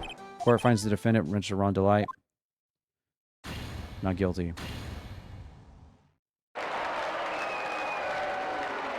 $10 main game left, which is not looking forward to. Court is adjourned. Yeah, I'm not looking forward to starting the TR3 achievements for the remastered. Ugh. Nope, not looking forward to that at all. Ugh. Because that's crystals, right? We're back to crystals like TR1 again. For NG+, right? Yeah, not looking forward to that. That's going to be sucky. You're right after all. I'm a little bit ashamed of myself. Nicky boy, this Delight. Knew you could do it. Believed in you all along. Don't know how I can ever repay you. Shucks, Delight. No, I'm blushing. Congratulations. Got a bad feeling about this. Who is this woman? She's nobody. Just you're blushing. How, you should be ashamed of yourself. She slapped me. This woman is Desiree Delight. She's our client's wife. Even worse than I thought. Going behind the back. Got it all wrong. Never forgive you. God, go away. You're so annoying. This little girl is starting to get on my nerves. This case be like, oh, a case where there's no murder. It's just a larceny stuff. Oh, wait, there's a murder. Wait, there is a murder? Uh-oh. It's got a little touch of the blues, you know, feeling blue, right, amigo? Mr. Godot, what are you doing here? Come on, I just came here to say thanks to my newest buddy, you, Mr. Trite. Learn my name before you call me buddy. Well, playtime is over. Early this morning, the body of Kane was discovered. Kane Bullard, where have I heard that name before? Isn't that the name of the CEO of security? Wait, body? Estimated time, 1 a.m., October 12th. You don't mean that's right. At the same time, the cheap little urn was being stolen. The CEO of KB was dead. What are you doing here? Figured it out already? Haven't you, amigo? Have you already forgotten about the piece of info I helped you out with today? On October 12th at 1 o'clock, Ron was in the CEO's office, scene of the murder. What are you saying? Come on, don't tell me you didn't know. Ron was once an employee of KB. He's a professional security guard. Police KB. Looks like the alibi that saved him from being convicted as a thief. It's going to be the noose that gets him hanged. Kind of an anti-alibi. No way. Can't be the thief because he was at the murder scene when the murder occurred. That's a lie. Can't be. Oh, but I'm a thief, I tell you. Ron Delight, you're going back to prison again. This time, charge is much more serious. This time, you'll be tried for murder. What? This can't be. Looking forward to another exciting showdown, Mr. Trite. You and I aren't through with each other yet. Surely won't be back down from a challenge. You've never been a coward. Something personal? Return from the depths of hell to bat. Why does he keep saying that? His name's not Kane. Please let me have some fun while I'm here. Who the heck is he? Well then, time to say goodbye. Nick, how'd this be right in front of our eyes? Client has been arrested for murder. And the one who established his presence at the crime was me. Well, it's not about the stolen artifact anymore. It's about the murder now. Very same day as declared innocent of larceny. What the heck's gonna happen next? To be continued. Sent you something after stream. Cool. Alright.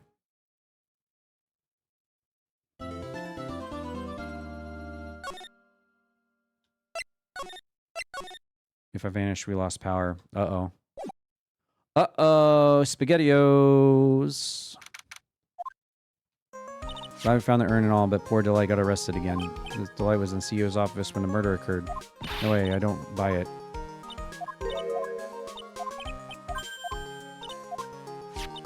Turnabout.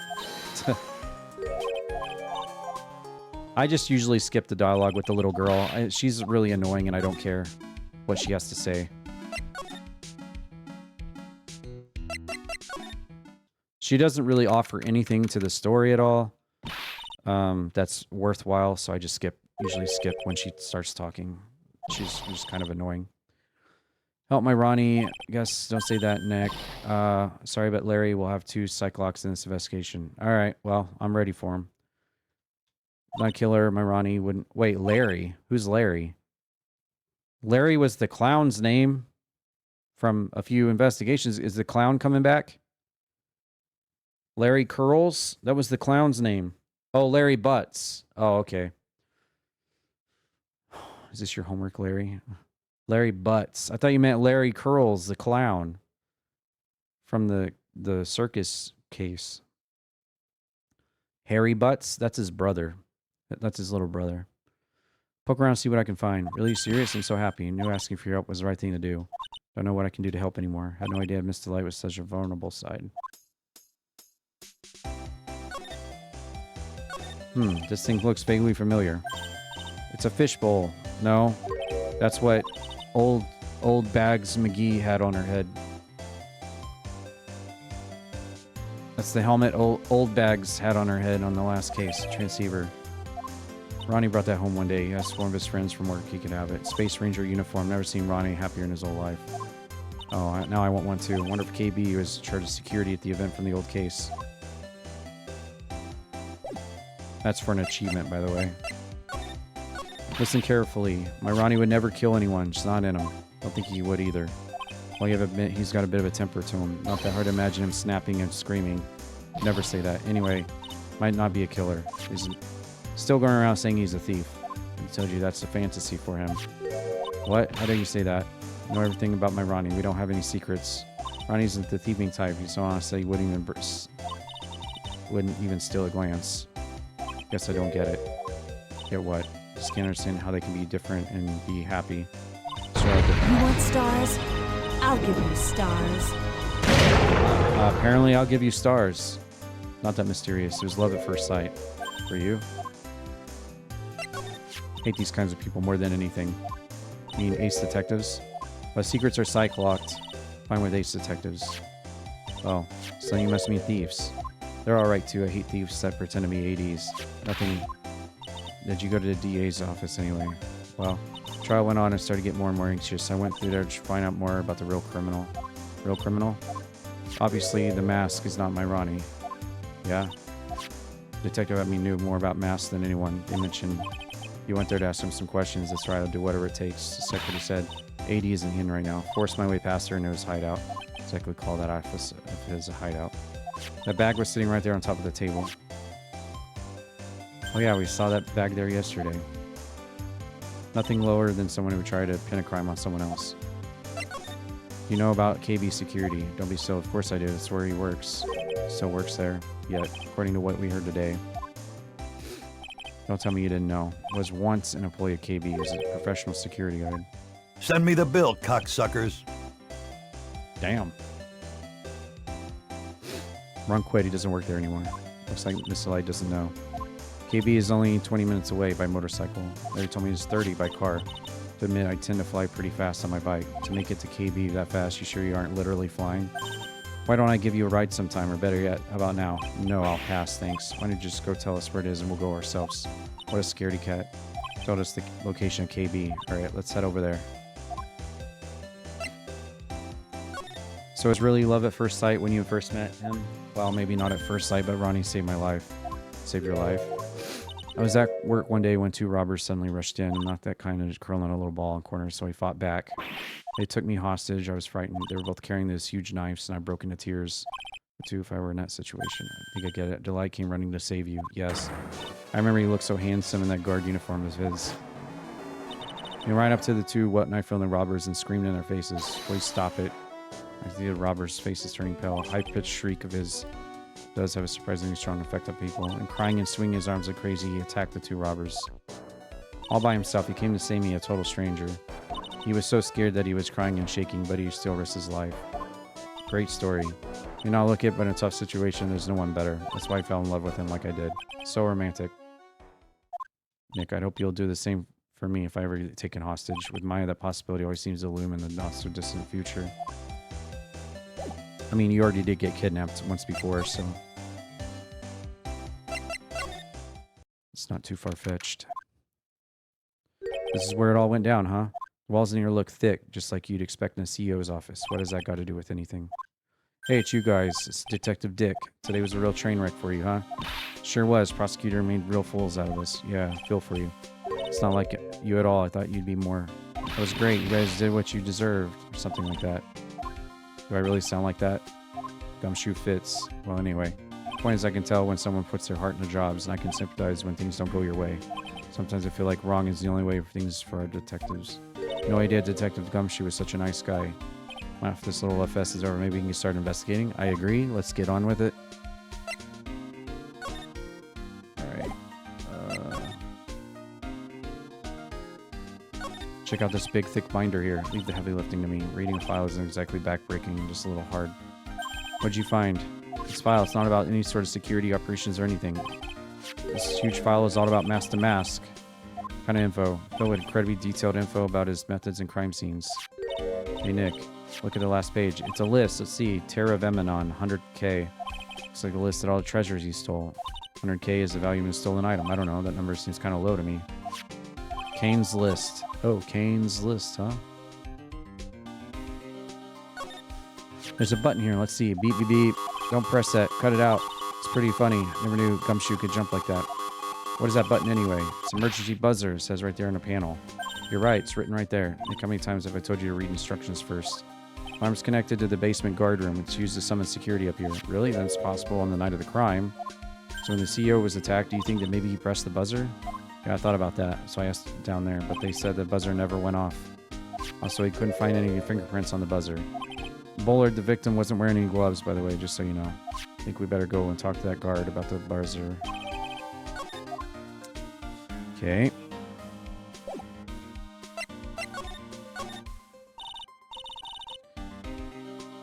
Tell us everything you know about the murder. Thing is, I'm really not supposed to. Come on, what about what our hurts and our work? Things are really working against us right now. Okay, I'll tell you, just don't crying on me. Okay, I won't cry. Victim's name is Kane Bullard. He was the CEO in KB Security and pretty big fella in his big right. As I get blown up. Kaboom! His corpse was discovered at 9 this morning. Estimated time of death was 1 in the morning on the 12th.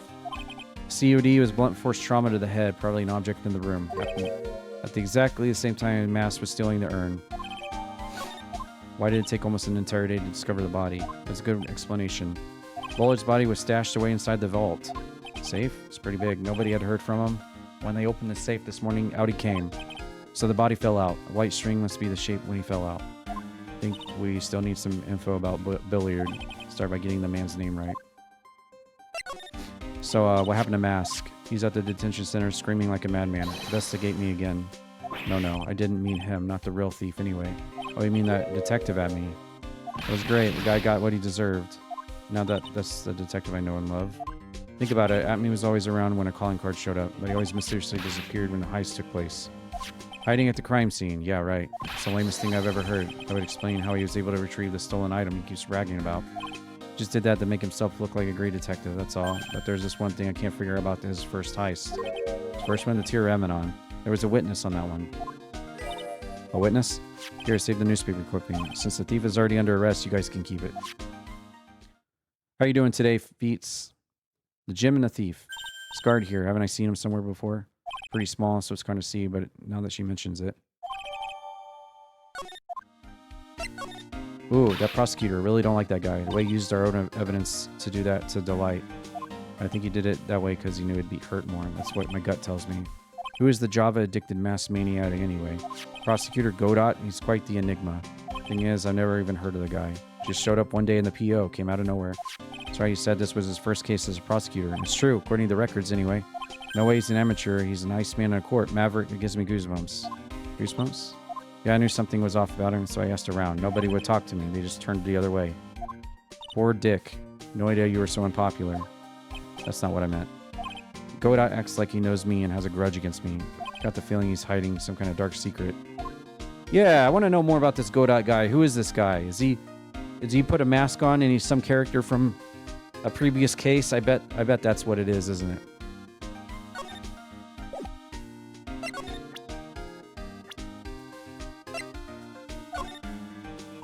Gumshoe, tell us more about Kane. It's Shane, Blue Bart. What? Victim in this case doesn't make much impression on me. His body wasn't discovered until this morning. We don't have enough info yet. Can you help us out? Sorry, I'm actually a little confused. I'm just blabbing like an idiot right now. Okay, Nick, now's our chance to get more info about the victim. Hurry up and ask. Can you tell us more info about him? He was the CEO of KB. What kind of company is it? Company basically sends security teams out to buildings to guard them. Well, I must have had the chance to learn a lot of secrets doing this kind of work. And I don't know how to put this, but the guy was kind of a money grubber. Really? Me too. I love money. Leaning in towards you aren't getting my wallet. And it looks like he did some pretty shifty stuff. That's my problem. Need to be shiftier. Apparently he was involved in selling trade secrets between rival companies. Pretty dirty and underhanded. Prosecutor Godot and his identity will be revealed in the 4th case. Randomness quiz game. On Twitch, chatting on this live. Oh, that's you from YouTube. The egg of the week. That's randomness quiz game from YouTube. That's you. Welcome to the Twitch side of things. Cool. Prosecutor Godot will be revealed in the 4th case. Okay. Doing good, man. A couple hours left of work, then got 3 days off. Ooh. Bet you're happy about those 3 days off. What you gonna do? How you doing? I'm doing all right. It's just really hot over here. My trampoline's still in the box outside, waiting to be assembled. I might do that tonight.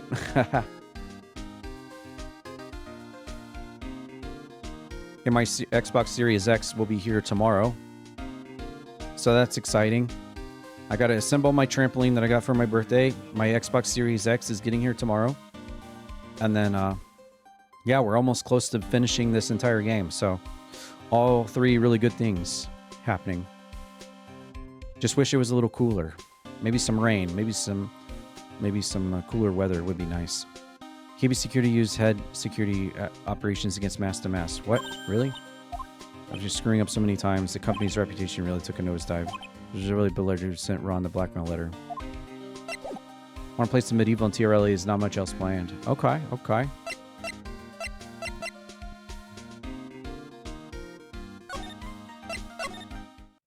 Security room. Wow, this is really something else. For a security guard office, sure doesn't feel very secure. So I remember Larry might be. Hey Nick, what's up? Oh, he is here. Yo, how's it hanging, dude? You got my little sweet Maya with you. Hi, Larry. He's working fingers to the bone. Got walks in an angel. Got no problems with a daytime date. It's all good. It's not what we're here for. We're investigating a bullet murder. Huh? Oh yeah, that's right. You're a lawyer, aren't you? Well, if it's about the murder case, I got some good info for you. Really? What is it? I don't mind sharing with my sweet Maya, but Nick is here is a different story. You two were old school buddies. That's was then and this is now. Oh, we're about to get an achievement here. Okay. Let's start pink bag. That's my partner's seat. Your partner? Well, that's what I call her. She's a superior, actually kind of weird old lady. There's tea spilled all over the machine, you know. Oh, don't worry about it. Just the other day spilled some chocolate milk on mine. Still works fine, more or less. They really know how to build them. The white poster. Something is written on the poster. The guard's 5 commandments. Wow, that sounds serious. Let's see what it says. Obey the superior. Respect the superior. Smile at the superior. Salute the superior. Buy donuts for the superior upon command. Signed, Wendy Oldbag. Head supervisor. She's one toll-filled bird, let me tell you. Cross her and come face to face with her real, genuine ray gun. Sounds real scary. Fortunately, she's on vacation. That's why I'm so relaxed right now. Oh, thank God. We don't have to deal with her in this case. Whew. Did you already present Kane Bullard's profile to Gumshoe? Yeah, I did. Gonna be having fun reinstalling 200 plus GB work of games. I know, CS, right? Hey, Egg of the Week. Make sure to drop me a follow here on Twitch as well. That way it'll tell you whenever I go live. My holiday request at work got accepted for October early, so you can do the TR conference in Derby. Oh, nice, man. Nice. You went last year, right? So this will be your second year going?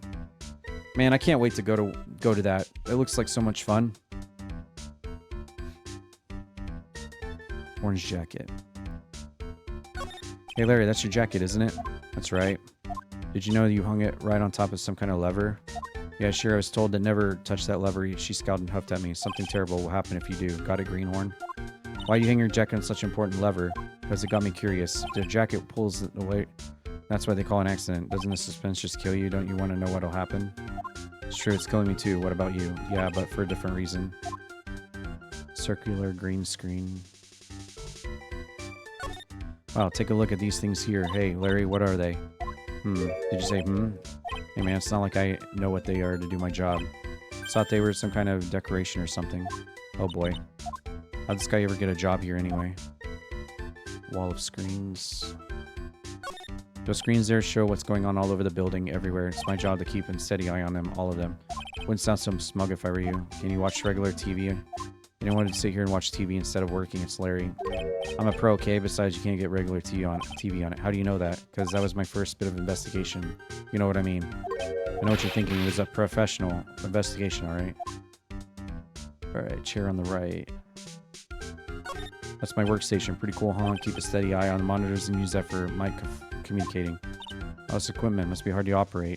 No biggie. I think there's an instruction manual somewhere in the room. Somewhere? Instruction manual? What are you going to do in an emergency? Well, I guess I'd start by calmly looking for the instruction manual. During that time, my partner, the old lady, would calmly look for her reading glasses. That's what us security professionals call teamwork. What's that supposed to mean? Achievement unlocked? There it is. Nice. Smells like old bag. Achievement unlocked. Sweet. That's what we want.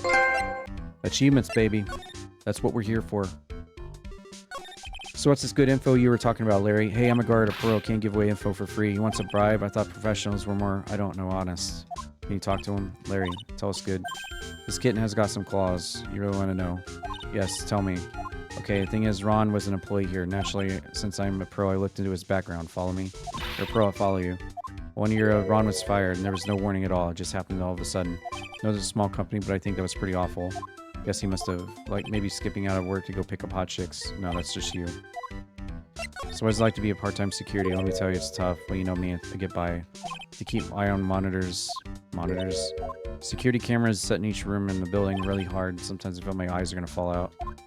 Oh. See something suspicious, have to contact one of the teams. What teams? Security teams for this company. They're supposedly the best in the business. I'm no amateur either, but so if it's something small, I don't bother calling them.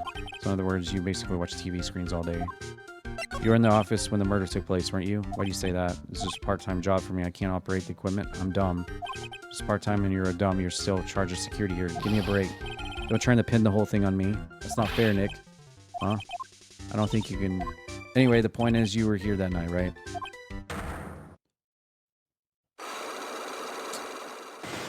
Okay. You want to lie. All I know is something smelled bad and it was the butts after all. Well, it's like I say... That was then, this is now. Looks like I'm gonna have to break his cyclocks. Why do you have to lie to me, buddy? Huh? Huh? Why do you have to lie to me?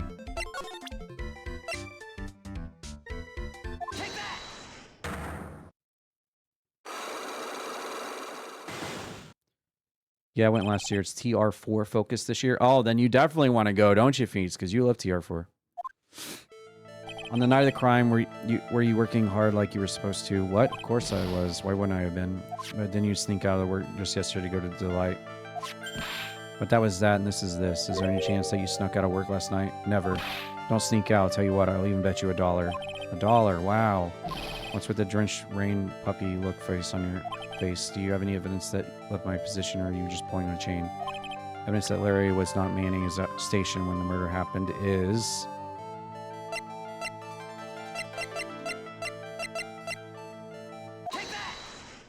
There's a key card to the CO's office, right? Yeah, that's right. This key was found inside a wallet. This wallet. You know about this, right? Never seen it. Liar. You gave us the wallet yesterday, you idiot. Give me a break. You can't expect me to remember every little thing that happens. Expect you to remember something that happened yesterday.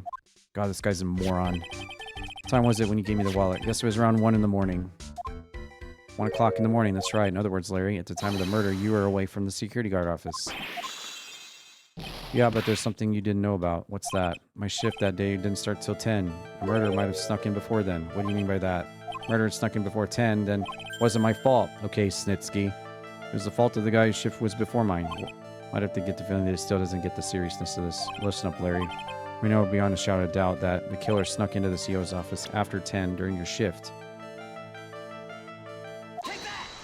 Larry, when you use this key card, does it leave a record? Yeah, it does, but I can't show the record to just anyone. Key card data was already made public in the trial. What? I didn't know that. Any kind of request for info like that is supposed to go through me. That's a bit arrogant coming from a part-time guard. Anyway, according to the data, the door to the CO's office was open with this card. Furthermore, it was most definitely used at 1 a.m., the time of the murder. No way. Yeah, someone used this to get into the CEO's office. That happened at 1 a.m. on the night of the crime, right in the middle of your shift. Larry, you can't duck your responsibility this time. Yeah, you got wrecked. Get wrecked. Get wrecked, idiot.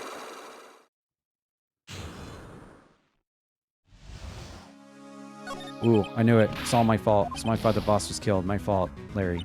There's nothing I could do. I have important issues to deal with, too. What happened that night? My Donna happened. What? Your Donna? Got a bad feeling. Yeah, my Donna called and said I have to talk to you right away. So I went to see her, and he was standing right there next to her. Who was? Her new boyfriend. I was like, horrible joke. Before I knew what was going on, the guy socked me in the kisser.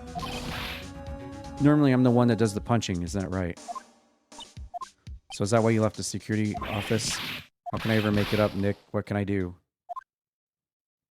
He's curled up on the floor crying like a baby. Is there anything I can do? Anything. I'll do whatever I have to do to make up for it. Larry. As long as he's offering, why don't you show him the evidence we got? She's right. Maybe we'll get at least some... Alright. So...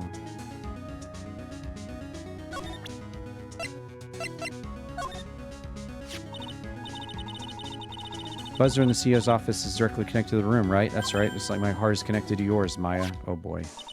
Go ahead, Maya. Press the buzzer in your heart. Promise I'll come running to your rescue like the professional guard I am. Wow, that was pretty good. Thanks, I try. You think you could tell us about the buzzer now? Yeah, please tell us. Okay, guess so. Prepare to be wowed.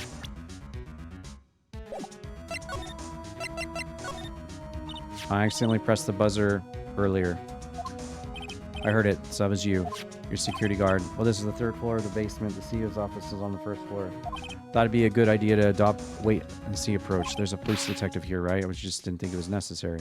It's as if he's trying to win an award for laziest person on the planet. Let's get back to the talking the night of the murder, okay? Is it true the buzzer didn't go off that night? There must be a record, right? You must have had a look at it. Of course I did, and I couldn't possibly have made a mistake either. You think you could take one more look for me? Okay, I can't say no. What do you think? He's probably right. Ah, what is it? What's wrong? I made a mistake. Of course you did. Can't be. It's impossible. Okay, enough already. That night went off not once in the morning at around 1. 1 a.m., that's when the murder happened. Really? Are you serious? That's terrible. Well, there you go.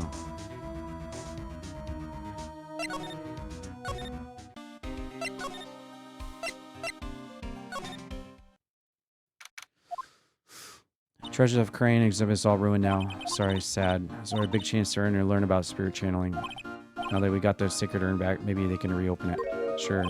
Maybe you can label Urn of Mass Desires. That would probably attract a lot of attention. Clean up, be filthy rich. Surprisingly easy. Everybody hydrate right now. Thank Drink you. water. I needed that. Time for a posture check. Yeah, actually. 1 sec.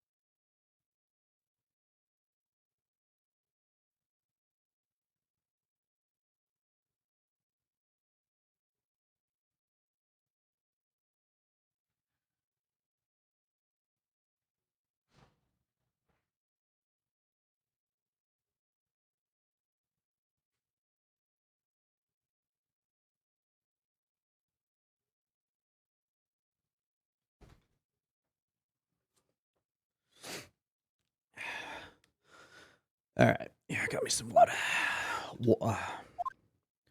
Oh, it's you, Mr. Wright. Miss Andrews, what's she still hanging around down here for? How's it going? Sacred urn. Urn? Oh, that's been taken care of. What do you mean? Taken care of? I mean, it's been found? Yes. It was brought in during the trial today. Wow, really? You really are the greatest. Mr. Wright had nothing to do with it. It was Master Mast's wife that found it. Wow. Anyway, so relieved.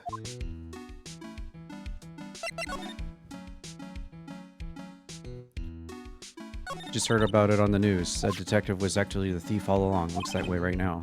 It's my fault. I'm the one who ended up hiring Damas to guard the treasure. Don't blame yourself. You were just doing your job. She wants to apologize. You should let her.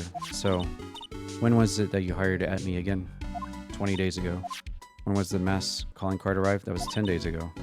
So I sent a calling card to the very place he was hired to guard. I guess that's it. And I mean, he must have really wanted the sacred urn after all. I guess so. What? Mass murdered someone as well? That's how things look right now. But I thought that he was here stealing the urn at the time. Talking about criminal mastermind, so anything is possible. Let's get down to business already. On the night of the theft, no, I couldn't have. After all, he was hidden the entire time. I never even caught a glimpse of him. He claims that's the way he always operates. But you couldn't see his big nose popping out behind the box. Time to examine and get those evidence in this warehouse. Oh yeah, let's get it. That's just what he says, so you have an alibi while he commits the thefts himself. Yes! He was caught in the crime scene photo dressed up as Master Mass pretty well. So glad that you got your urn back. Yes, but there's still something that bothers me about it. What is it? Not exactly sure. Somehow the urn that came back seems different. Really? Wouldn't know anything about that, would you, Andrews? No, I don't know anything. Why would I? Oh boy. Here we go. Cyclops. Everyone wants to freaking lie to me, man. He's the person that holds the secret to the mystery of the sacred urn. Is our very own Andrews. Another freaking liar. Liar, liar, liar.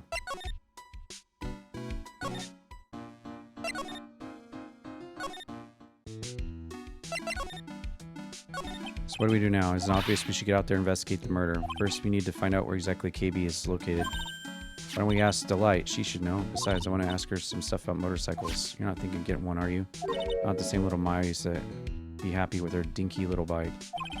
It's around some for Delight. Alright, let's make sure we go to detention center too. Must be relieved we got the urn back, right? You bet. There's something a little different about it. Don't at me, it's pretty obvious, isn't it? I mean, take a look at this. Clearly says I am on the poster. But the urn we got back says Amy, like it always used to. You're right. The vase has pink splotches on it now. I'm sure they weren't there before. Mine doesn't know, but 1 year ago when the urn was broken. And that repairer was one mechanically unskilled. Little pearls still. I don't remember ever seeing pink on it. Is it possible that urn was a fake? I'm sure Pearls will find out once she gets back, I suppose. Now I think about it. Hasn't been back to the village in a while. Guess people still go to the village to do the training. Yep, if you want to become a spirit medium, you need to undergo severe training. That's why I haven't been training lately. I've been thinking of heading to channeling dojo to do that. Sounds pretty serious, whatever it is. If you're going to train, you have to be serious, otherwise real tragedies can happen. Is that what happened last year? Still bothering you? The murder in our village happened because the power of channeling was misused. When a medium uses the curing technique, she will temporarily lose her will, and especially strong spirit is summoned. Spirit medium has no memory of what happened. Bang. Yep, we went through that case already. That murder wasn't your fault. You know that? I suppose not. Still been shaken up. Alright, anyway.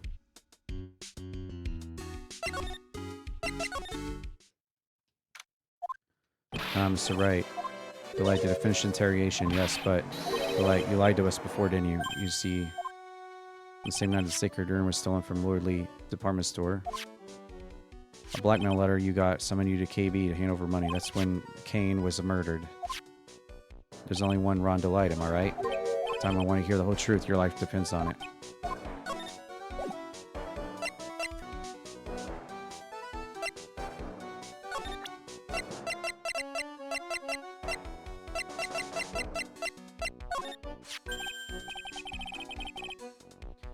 Hey, this is an article about my debut heist.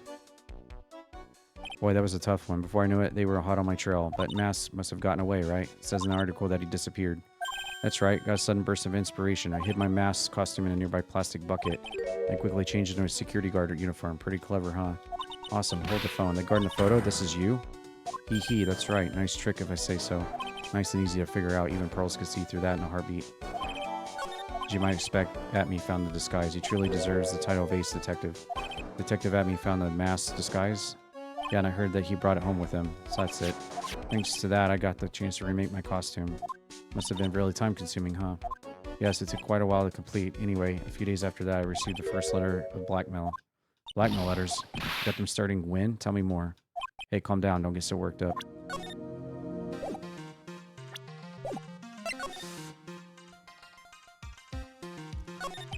You still insist you are the mask? Isn't that what I've been saying since yesterday? This quick response. Tell me about it. To be honest, it's starting to get irritating. Listen, Delight, at the trial today, we learned that the true identity of the thief, didn't we? Hee hee. That's what we want. Ho ho ho, hee hee, hi hi ho. Take a good look at her. We don't find a rival worthy of my genius, so I was forced to create one by myself. Here I am. Guess it's true. The tragic clown. Which is hilarious considering you got Azarine's soundbite there. Of course not. After all, you were at KB at the time. So that person dressed up as Mask in this photo, it's gotta be at me. So that night, you didn't go to Lord Taylor, you went to KB, right? Yes, went to KB at the time the blackmail note said I should. What happened next? I used to work there, so I knew where the CEO office was. I knocked, there was no answer. I used the key card to unlock the door. It's probably when you dropped the wallet. Do you want to believe that Luke at me is the blackmailer to Ron Delight? I don't think he is. When I went to the CEO's office, someone was in there. Someone? Suddenly, they bashed me over the head. Bam. Was it Kane that hit you? I don't know. Person ran away while I was stunned. Came to my senses. The sight I saw left me speechless. Oh, wow, his tongue's hanging out. Dead body of the CEO was right there in front of me. I thought I'd die myself. Anyway, I thought I should do something with the body. It's kind of sus, though. He laughs and then immediately makes a look at me as the mask.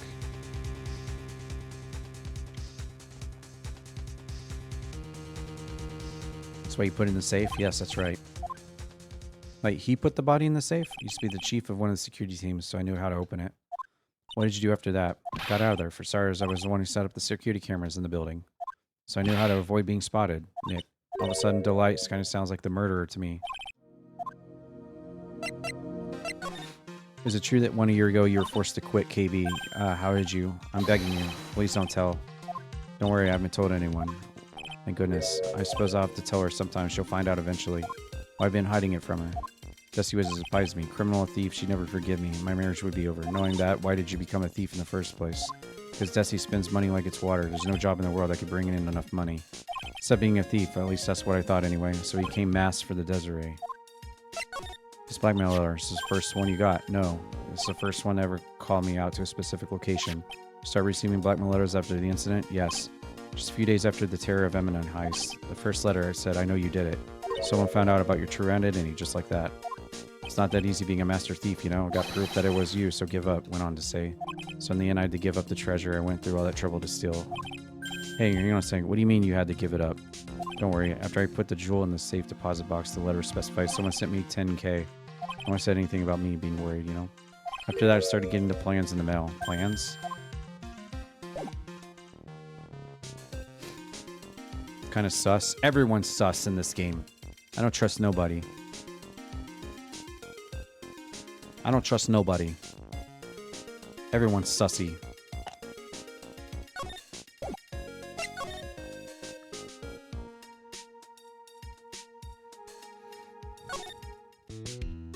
I got bullets for every one of those motherfuckers. Exactly. Exactly. That's exactly my thoughts.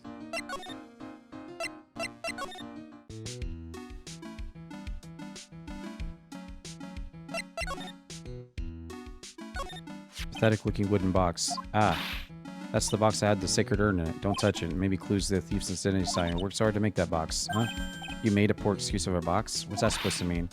I was so proud of it. Poor Maya. Maybe it'd been better if Mass had taken the box too.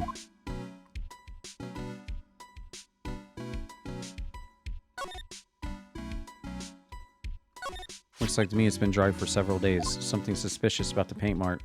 Bottom left of it is shaped oddly in shocking paint. Let's see how the color of paint is anyway important.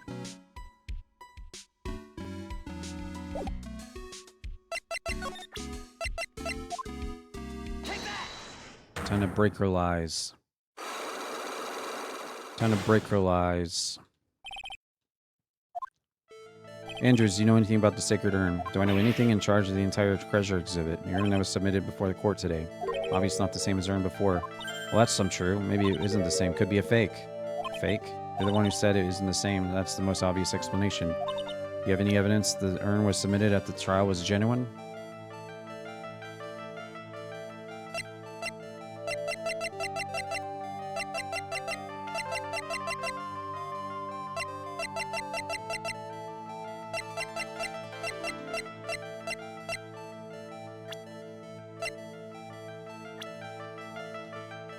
Wait.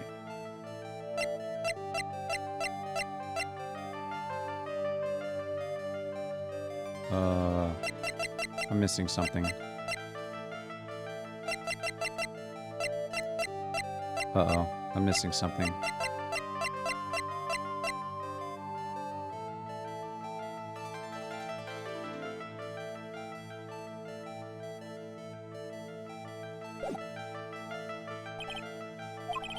Okay. Apparently I'm missing something.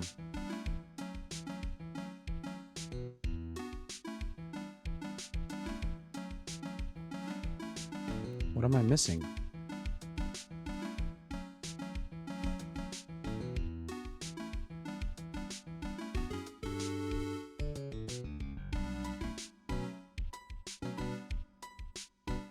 Sacred urn. How do I get the sacred urn?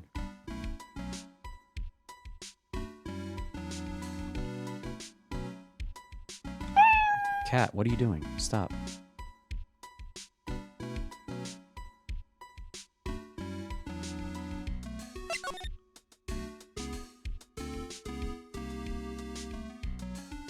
I don't have the sacred urn yet.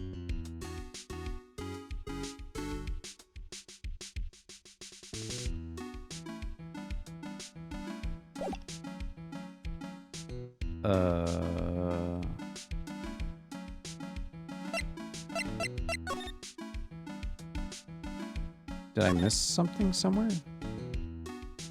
It says I'm supposed to do it now. Apparently I'm supposed to have the sacred urn.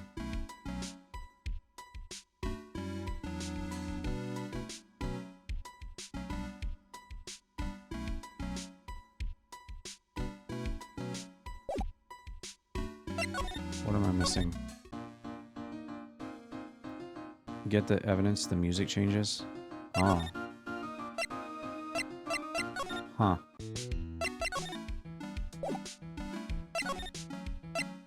Wait, no. Place is literally crawling cops. What did you expect now they know that he is actually masked? Incredibly embarrassing for them, did you think? I guess they're trying to make up for tearing the place apart. Gumshoes is a homicide detective. He's probably working a murder case. Was he in charge of the mask investigation all the way up to yesterday? Murder case is a lot more exciting, isn't it? Something. There's nothing like a good murder case. Points for the quality of the impression, but I'm not sure Gumshoe is bloodlust. I don't need to be here.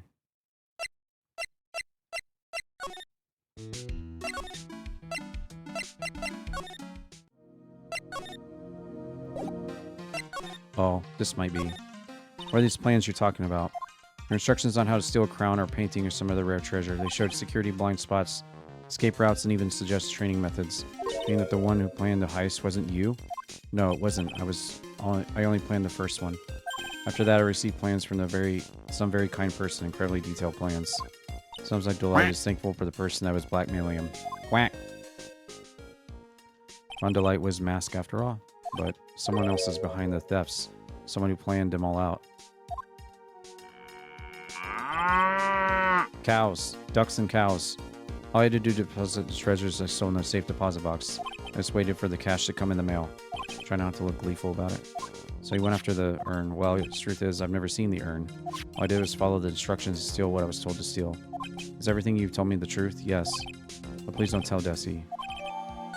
Before you go, there's one more thing I want to ask you. Yes, don't hurt me. Kane Bullard, do you swear it wasn't you who killed him? Yes, of course. I could never.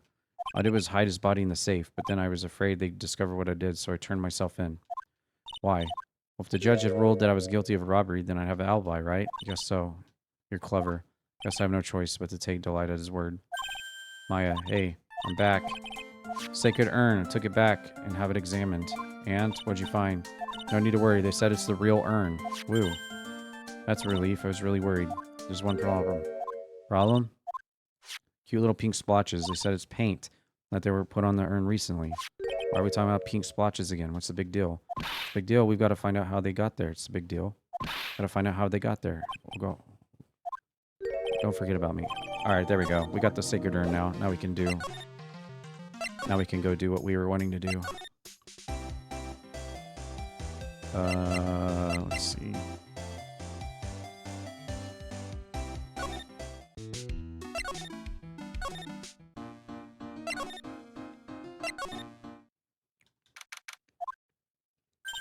Nice to see you. Hello. Seen you around lately. What have you been up to? Actually, had this urn. Oh, I see. Taking on a good look at the urn.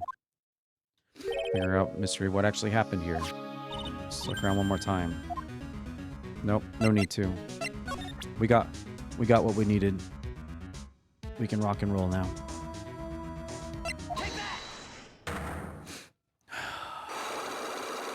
We're almost done with this case, looks like. Getting pretty close.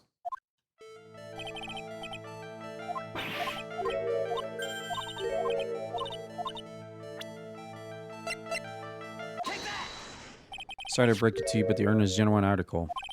Pearls went back to the village and had it examined. Is that right? That's nice, but I don't see how. What she discovered was that the urn had been broken again. Did you say again? It was broken once a year ago. Now it looks like the same thing has happened quite recently. Saying that this urn was broken recently? Yes, that's exactly what I'm saying. Why do you think it was broken recently? How do you know?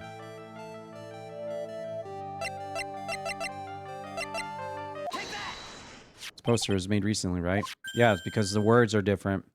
When they broke it originally, she messed up the wording. When this person just now broke it, they put the wording back how it's supposed to be. Duh. Poster for the time of this photo said I am on it, but now for some reason it says Ami. When the urn was fixed, the letters were transposed. Gotcha. What does that even mean? I don't know anything about that. Wasn't even there when the photo was taken. That was a mistake. Tell the truth. Or even if the urn was broken, it had nothing to do with it. Huh? Yes, that's it. They probably dropped it. I'm sure that's what happened. Looks like she's not going to give up that last cyclock easily. Do you have any proof the urn was broken here at Lordly Taylor?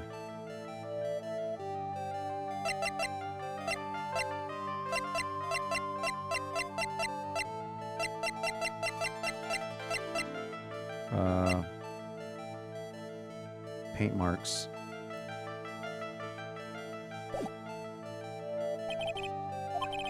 Wait, do I have to investigate it again?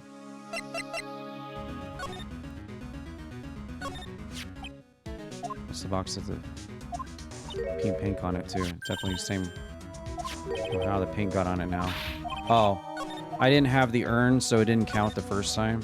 Wow, okay. So it's been dry for several days. Shape, odd shape. This box stickered urn was in. There's a little bit of paint on the box. Oh, you're right. Matches. What about it? This is turning out exactly as I thought. There we go. Much closer to solving the mystery of what happened to the urn. Okay, there we go.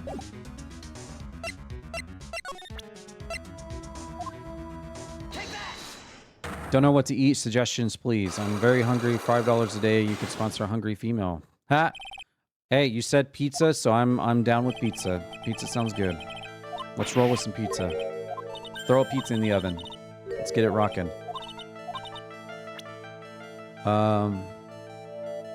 Wait, we gotta start over from the start? Oh, damn. How can you sit there and eat pizza? Well, we can hold the B button down now. How do you know? Paint marks. Oh, wait, no. Treasure exhibit poster.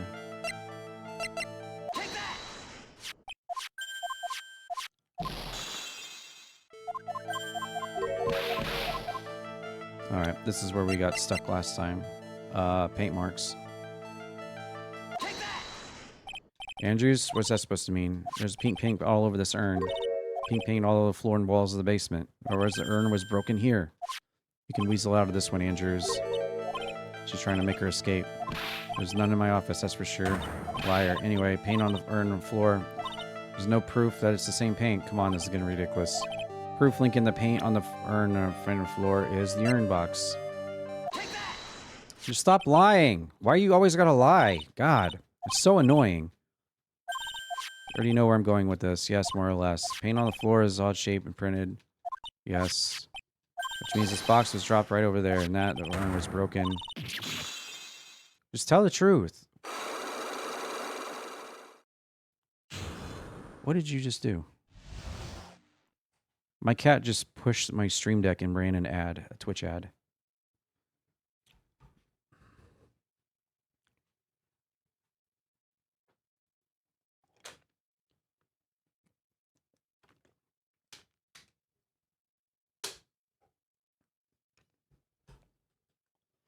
Milkshake pressed the button on my stream deck to run a Twitch ad. It's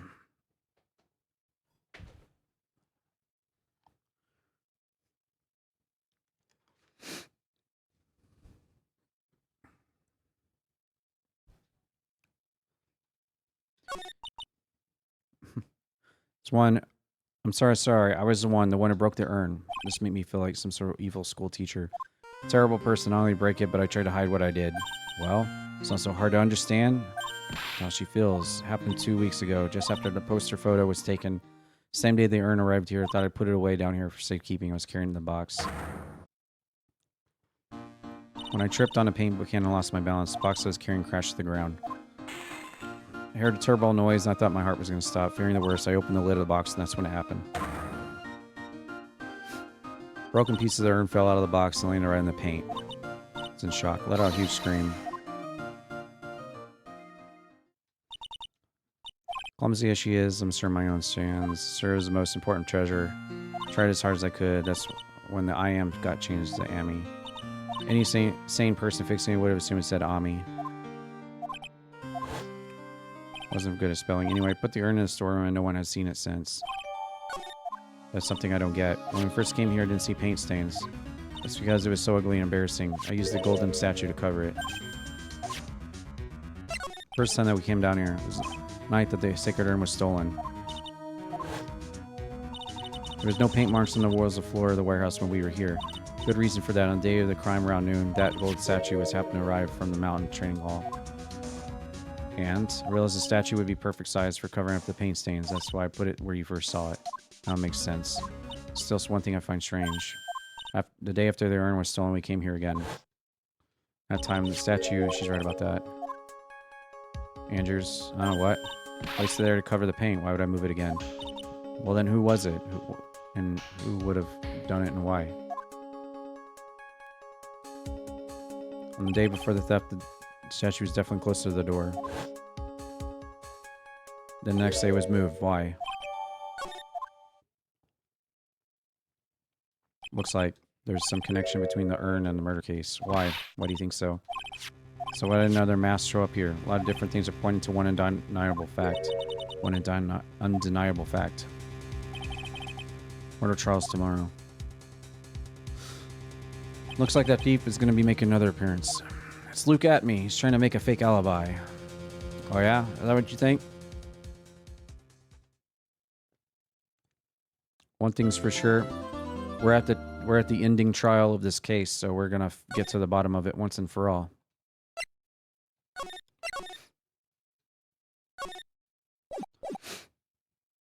And then we'll have 3 cases left in the game, in the whole game. What was it this time? You won't believe how many people are here for the trial. It's a murder case. What are you talking about? They're here for the trial next door. Next door? Did you know, Nick? They're having Detective Etmy's trial today. Saying they're going to try him as mask. Already? That was fast. Love to see mask trial. I know. By the way, where's Pearls? I'm back home. Can't neglect her training. No, you don't like me. Pearls really gotten in her training lately. Ever since the incident last year. Please. Don't ignore me. Oh, Delight. No one likes me. No one would know if I killed someone. Come on, don't be silly. You don't mean you're the murderer? No. Just a poor thief. No, wait. It can't be right. Honestly, according to Delight, from his second crime on, he was following a bunch of set plans. Plans that someone had been sending him to help him commit the heist. Really think there's a connection between the thief and the murder? Possible. Today's trial's a race against the clock. Well, let's always take our time. That's not an option. Yeah, that's not an option. We're trying to beat this game tomorrow night.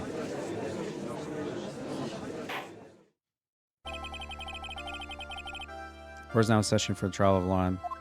Defense, you're ready. So I'm going to speak with your opening statement. Go dot. Bundle is simply too young to be sent to war, that's all. Afraid I have no idea what that means. Ah. Then you need to get out more. Life is war, but that's exactly what you must be more precise in your wording. That's all my statement means. You understand now? No, I completely don't understand anything that comes out of Godot's mouth. I feel stupid. More stupid for listening to what he had to say. Judge is taking charge like he knows what's going on. Victim is Kane, CEO of KB. Body was found in a safe approximately 9 a.m. on the morning of the 13th. However, the time of death was estimated 1 a.m. That's when our little lost kitten dropped the ball. Was caught in his course to defend it.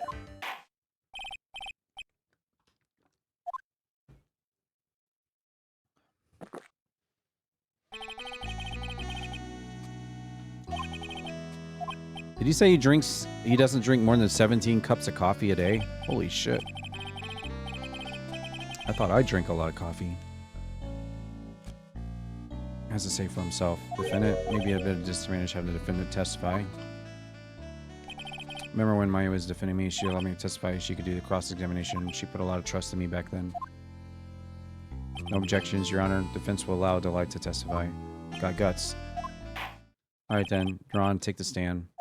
17 cups per trial? This is his first trial, though. He's such an idiot. You did, didn't you? Yes. What? No. What? For a moment, I thought we'd set the record for the shortest trial ever.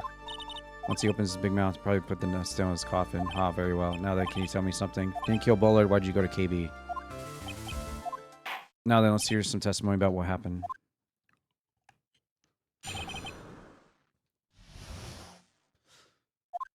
That evening around 1, I went to see Bullard in his office. Blackmail letter I got ordered me to go there. Been working for KB until a year ago, so I knew his office. 1 a.m. Exact time the murder took place. The week get washed away by the tides of fate. Strong, drink it up. Ah, bitter today. Just like my destiny. You never know that from the way he's chugging it down. Right, cross-examination.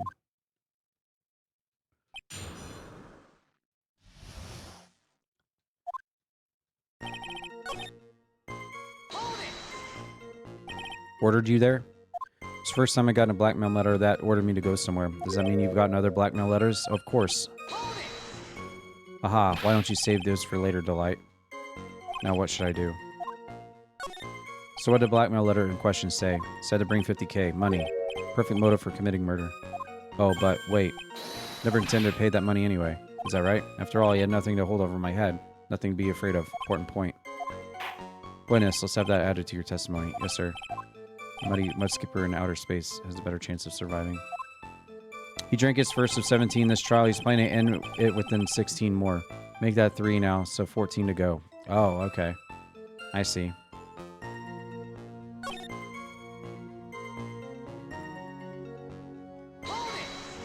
You used to be a security chief for KB, right? Yes, that's right. Security chief, you? Yet a year ago, you're fired without notice. Revenge for an old grudge?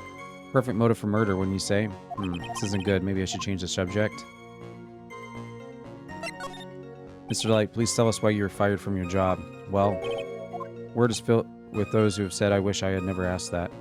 Okay, then I take it. Defendant, answer the question. I needed money. You needed money? You see it, Desi loves to spin it. It's kind of her hobby. It was actually the best hobby in the world. Salary wasn't nearly enough, so I stole data from the company. Come again? KB has a lot of security info on all sorts of companies. Since I was security team chief, stole some data and sold it. Bullard found out and I was fired. I was somehow able to keep it secret and made it like I had quit on my own. What is it, Nick? Don't look so good. Someone who brings harm to the company is fired as punishment. You don't want to remember that. Sure told you. So you admit you stole data from your company, is that correct? Yes. Very important fact. Add it to your testimony. This whole thing just took a big turn for the worse. It's going to take the jaws of life to rip this case from clutches of disaster. As long as he's avoiding something. Oh, I've got a bad feeling about this. Find a way to make him spill the beans whenever we get closer.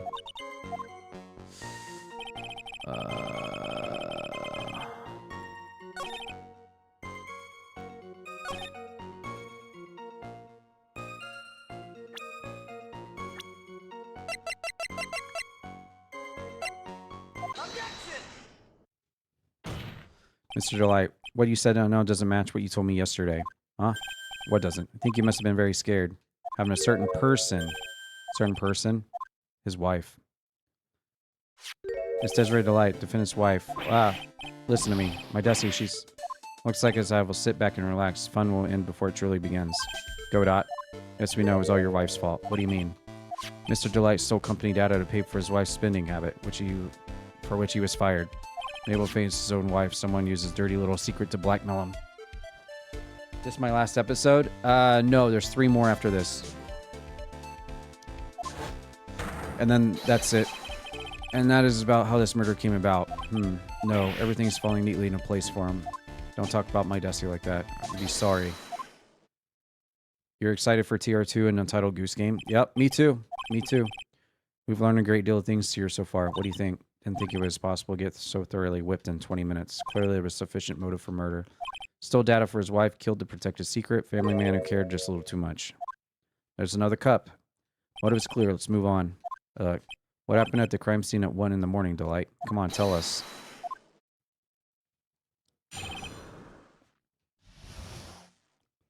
When I entered the office, there was a suspicious shadow there. Suddenly, it was hit on the forehead. After that, I remember being a bit dazed. If I hadn't been wearing that, I would have been killed. When I came to, Mr. Bullet was lying there dead.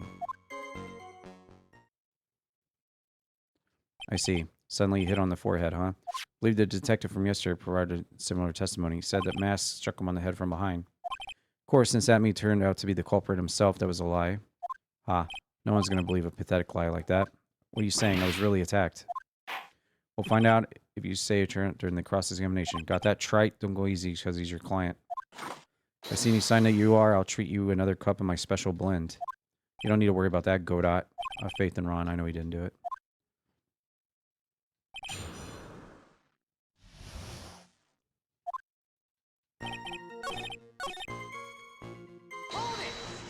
That, could you please clarify what you're referring to? Why, my mask to mask costume. Wait a minute, mask to mask, huh? Oh yeah. Did I forget to mention it before? Just to be on the safe side, I dressed as mask to mask. And then I descended upon the office of CEO KB. What? Did you know about this? You never told me about this. I don't recall him ever mentioning it to me. Even I didn't know that. Seems our little friend really loves to keep secrets. Sorry, I just never had a chance to mention it until now. It's not right. You know, sometimes just slip your mind. Ah, 6 cup of coffee is staring at me coldly. You're right, we can't ignore this new piece of info. Witness, correct the testimony. He's up to 6 cups of coffee now. Why were you dressed as mask to mask? Why? Because I'm mask to mask, of course. What are you talking about? Mask to mask trial is being held next door. Yes, I guess so. Anyway, at that time, thought I was being blackmailed over the mask issue. So I thought I should go as him just to be safe. Oh boy. Let me tell you, it's a real pain to move around with that cape. That's why it took a lot longer than I expected. It took a lot longer. What do you mean by took a lot longer? Oh, opening the safe, of course. Cape got caught on the safe door, you see? This is how it happened when I was hiding Bullard's body. Wait a second. Back up a second. Yes? You were the one that hid the body in the safe? Yeah. Inconceivable. Why? Just why? What reason could you have? What were you thinking? Question. When does someone toss their dirty shorts in the washing machine? What? Answer is simple. When they take them off. As usual, I have no idea what you're saying. Do you mean that Delight hid the body because he's the murderer?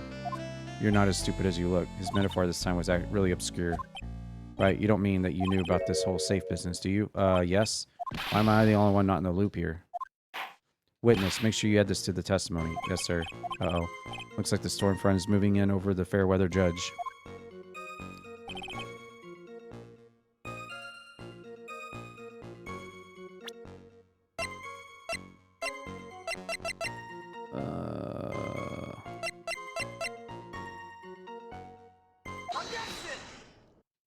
Your Honor, could you please take a look at this record? What might this be? The record for the emergency buzzer that connects the CEO's office to security.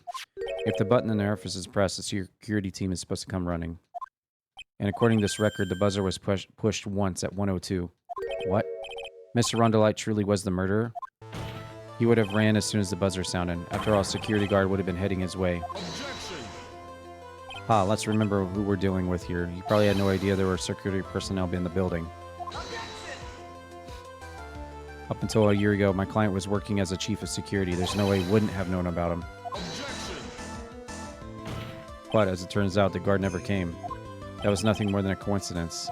The fact that the guard was a pathetic loser who had just gotten punched in the face by his ex's new boyfriend and wasn't anywhere in the vicinity was not something Delight could have known. Ah, again, remember who we're dealing with here.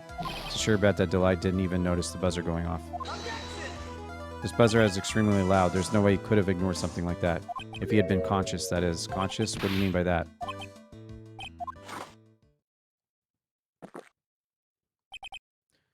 Fine, let's hear your theory.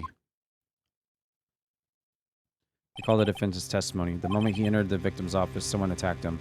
Delight said he felt dazed. I'm willing to wager that he was knocked unconscious for at least a few minutes. Unconscious, so he fainted? That's why Delight didn't know that the buzzer had sounded. That's why he thought he had time to hide the body. So what are you trying to say? Delight was knocked out and the buzzer went off soon afterwards. Now, unless the client was able to hit the buzzer while he was unconscious, it can only mean that there was another person in the room. That's right. Whoever it was, they knocked out Ron and then pressed the buzzer.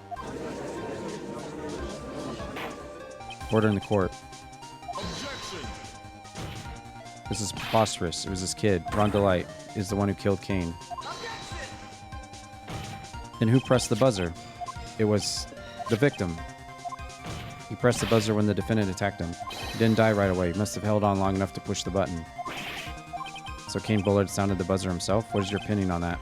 I need to prove that the real criminal was there at the scene, but how? Well, didn't they say the cape was caught in the vault?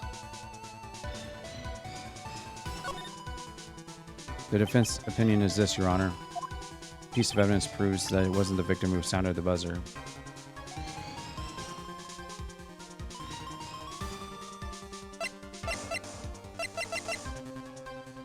I believe this is a piece of incontrovertible evidence you were looking for. Emergency buzzer? Is there kind of clue on it? Absolutely not. Hey, come on now. At least give some thought to what you say before opening your mouth. The fact that there are absolutely no clues is the clue itself. No, I'm the one clueless. This button has no fingerprints on it. Bullard had really pressed it himself. Naturally, he would have left his fingerprints behind.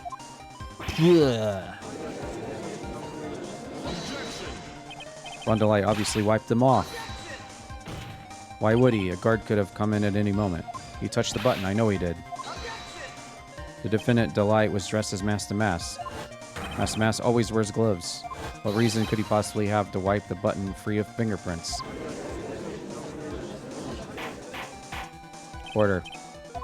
It would seem. I've been forced to eat crow. I wonder what blend number crow-flavored coffee is. However, if the real killer was at the scene, why would the person press the emergency buzzer? Shouldn't they have run away without putting themselves in extra danger? What's with this awkward silence all of a sudden? Looks like you're fresh out of parlor tricks. They're onto you. Give me a minute. The real culprit killed Bullard at 1 a.m. And DeLite just happened to waltz in when the murder was taking place. The killer clobbered DeLite and then sounded the buzzer. Even though the security was supposed to respond right away if the buzzer was pressed. Security was supposed to respond. Time's up, Wright. Let's hear what you have to say. Very well. You've got some guts. Why did the real killer sound the emergency buzzer?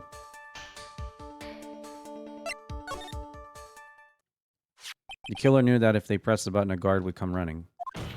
And that was exactly what they wanted. You mean to say the killer called the guard on purpose? Yes. Although, as it turned out, he never showed up. Because he was getting his clock cleaned. Ah, what a touching story. You're saying the killer had a change of heart and called the guard to turn himself in? No, I'm not. When that buzzer sounded, there were 3 people in that office. The victim was already dead.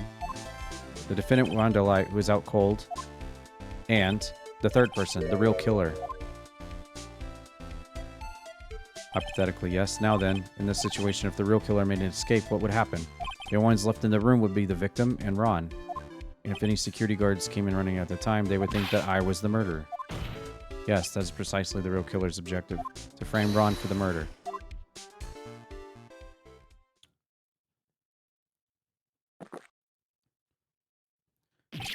Phew. Order. It would seem. I've been made to eat my words once again. Spit take with a cup of coffee. Right, who was it? Who was it that tried to frame me? I'm the one and only Master Mass. You mean the real killer is? We're gonna drag that person in here right now. Who is it? No solid proof yet, but think about it. Killer knew DeLite's identity. They also knew that he'd been called to the KB that night. So the killer used him to execute a well-crafted plan to murder Kane. Now then, let's hear your accusation. Who was it that framed Ron DeLite for the murder of Kane Bullard?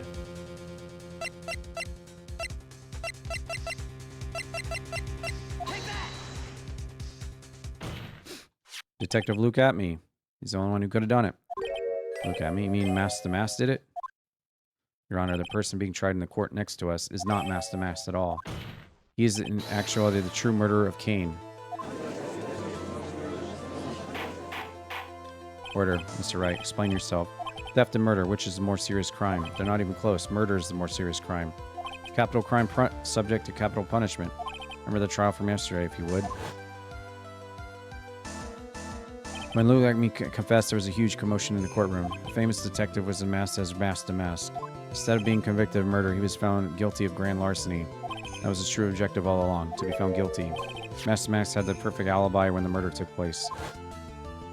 He was stealing the urn at Lordly Taylor. In other words, being found guilty as Mask was Luke Atney's airtight, watertight, unassailable alibi. Guilty verdict as an alibi?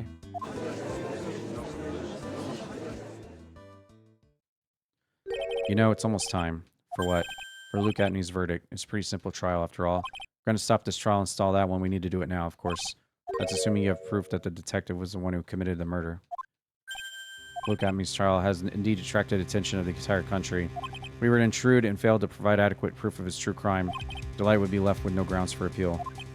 Am I really sure about this? Ha. That's only good when your life's empty. I believe in you. Delight. Please, I'm begging you.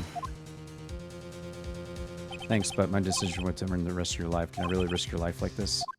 Phoenix. What was that? Don't stray, Phoenix. For a client. This favorite case of mine is confusing. Sounds... You're really getting into the case, aren't you? Egg of the week. Defense requests immediate recess. Ha. So that's your answer? Very well. Decided as well. Court will now take a 20-minute recess. Mr. Wright, when we return, please summon Luke Atney to the stand. Yes, Your Honor.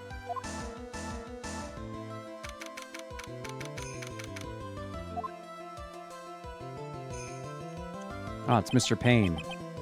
Well, Sir Detective Atney. I'm just saying, Payne, you performed splendidly. Oh no, Atney, you were the one who... That's enough. Oh, look at this judge. He's different. It's a different judge. The courtroom across the hall. Court finds no reason to further prolong the trial. The court finds the defendant Atney. Hold it. Wait, don't hand down your verdict. Well, lawyer, welcome to the courtroom. Who's this hoser? My name is Phoenix Wright. I wish to file an accusation against this man. Accusation you accused Master Mass? This man is not Master Mass. He's a ruthless murderer. What?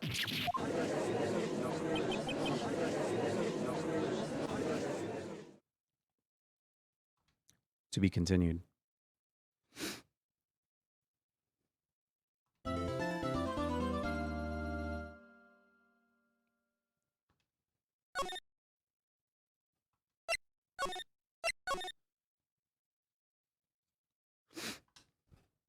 We're almost done with this case. We're almost done. Could have sworn I heard Mia's voice. Nikki. Oh, Miss Delight. True detective is a real killer? To be honest, we don't have any definite proof. He's the only one who could have done it. Isn't he at Lordly Taylor that night? Not to mention, we don't exactly know his motive. Why would Detective Abney want to kill Kane? Oops, it's almost time. Better get back. Need to find some solid proof. It's gotta happen sooner than later.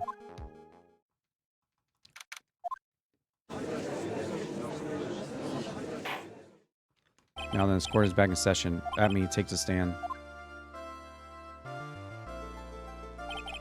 His involvement in the murder will be gone. Well, how do you like? Never would have thought to see you acting so recklessly. Couldn't let them hand down your verdict just yet. Now when it would have given you your perfect alibi, an alibi by the name of Mask to Mask. Sorry, I'm afraid even the great Atney has no idea what you mean. First, I've been in the next courtroom ever since 10 this morning. Afraid there's no way I could know what has been going on here. Been in the defendant's seat all day long, correct? Being tried as Mask. Indeed, it's truly child's play to fool ignorant masses. Not only the poor fools asked me to protect their valuables, they even gave me a generous reward upon returning their own property to them. Take this red diamond ring. The sparkles upon my divine finger, for example. So you continue to insist that you are in fact Mask to Mask? Of course. Very well then, look at me. Must be a simple question. On October 12th at 1 a.m., Kane Buller was mother. Where were you at that time? One without knowledge lacks even the knowledge that he should be ashamed of himself. But don't worry. I will not hold it against you. Thanks. Alright, Mr. Abney, the night of the murder. Speak. We're all yours, as you wish.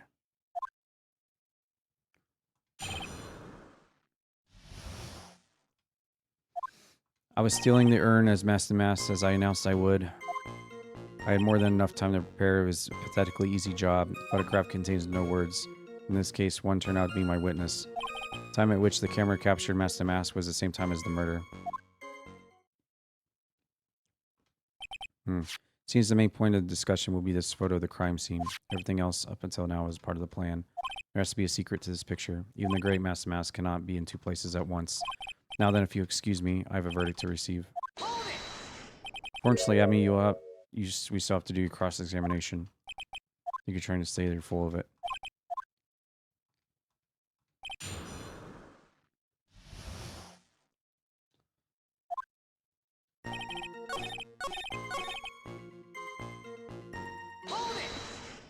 About the camera that took the photograph. Come on now, it's all too much. Think I altered the timestamp on the photograph? Afraid that's impossible. A camera was set up by Lord Taylor on the top of that. It was LT staff that printed the picture's data. Unfortunately for the defense, there's no way that picture could have been altered. I see, it looks like I better find something else that could be sus. The alibi is false. Has to be. You couldn't have killed Bullard at KB. Not really spotting anything unusual. There are two possibilities. Either the mask is in the photo as a fake, or the photo itself is.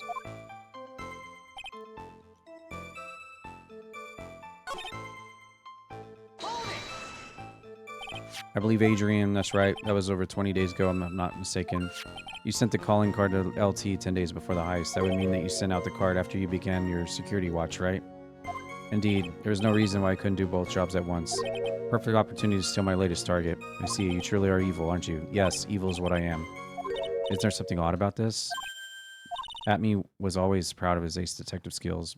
If the urn was stolen from LT while he's the only one watching it, he'd have no way to maintain his perfect AD persona. That's true, kind of odd.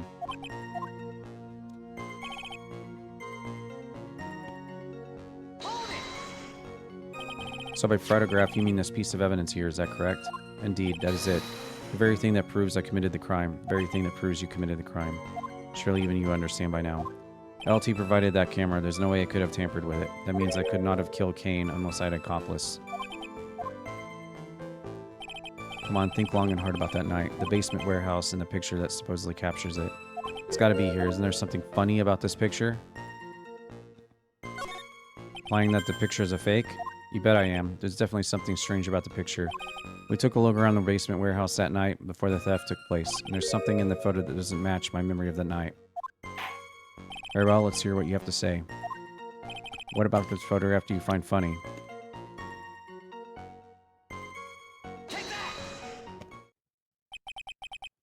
Funny part is right here. Why this is a blood stain. Blood? This case is getting interesting. Not exactly. The stain is actually pink paint. Peach colored as that. Blood to peaches. Glitcher loves going on his wild tangents. The problem with this photograph is not the paint. The problem is when you consider the layout of the basement of the warehouse. Turns out that something that should have been there is nowhere to be seen. Well, Mr. Wright, what is supposed to be in this picture instead of the paint stains?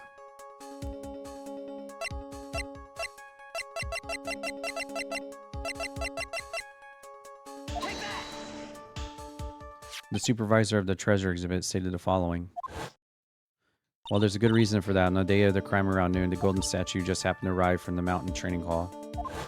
I realized the statue would be perfect size for covering up the paint stain. That's why I put it where you first saw it. I myself was there the night the theft took place and saw the statue in that spot. If this picture was truly taken on that night, then that statue should have been there. Objection! But when I went there the day after the theft, that statue of the old bag was sitting in the corner.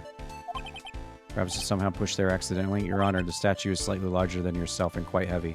It would take more than an accidental push to move it. On that case, can you prove it? Can you give us the rhyme and reason as to why that statue was moved? Can you do it? Never mind a movement. The real question is, why did they move it?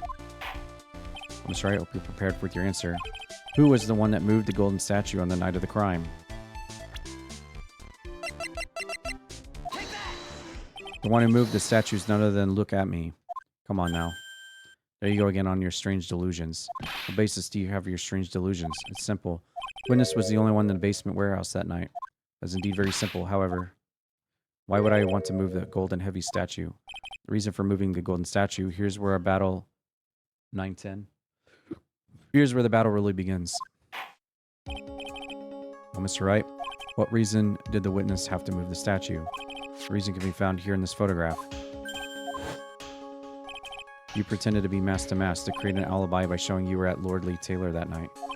But this photograph contains a single flaw. If the statue had been there, your lie would be exposed like a cheap film at a drugstore. That's why you had to move the statue. Single fatal flaw? Please enlighten us. Just where in the picture does this lie exist? Naturally, the lie in this photo is in the timestamp. What do you mean? I'll tell you exactly what I mean. On the night in question, Luke went to KB and murdered Kane. Therefore, it's obvious. Would have been impossible for him to be at LT at the time. What does that have to do with being statue being moved? Remember, if you will. When was the statue placed beside the warehouse door? Well, the statue was taken down the warehouse on the day of the crime, and then placed there to cover up the paint. Exactly. Luke had already decided at the time when he was going to kill the victim, and so in order to create an alibi for that time, he took this picture days before the murder took place. Of course, the statue hadn't been brought down in the basement yet, so on the day of the crime, Atme must have been quite nervous. Nervous as a long-tailed cat in a rocking chair.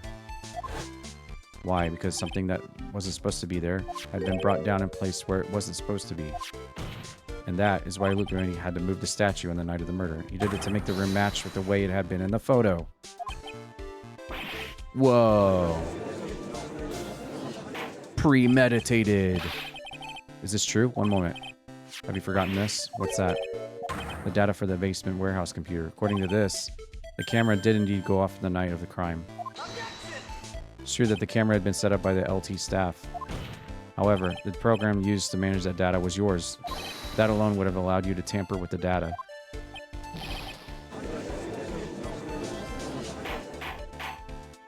Order.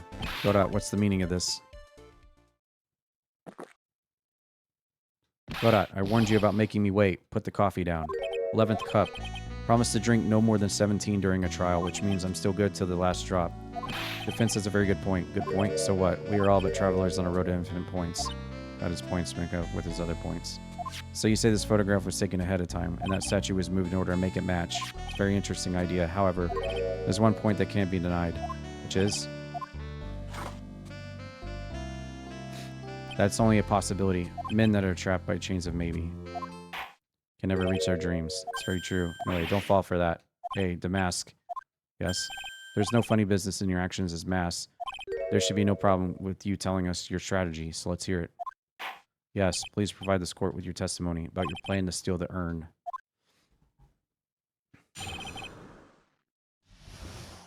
Sacred urn heist. First received a request from LT about 20 days ago. Urn was placed in a box in Zavari. It was then sent to the warehouse. Hence, I was actually unable to see the urn for myself until the day of the crime. I knew it was extremely valuable treasure, so I sent my card 10 days beforehand. I then handled security by myself to ensure that my crime would go smoothly. At last, I held the urn in my hands for the first time at 1 a.m. to October 12. Pretty much all the stuff we heard before, yeah. Telling the truth and the nuggets of new info we gave. Sure you're no mistakes, Zavari. Very well. Right. Cross-examination.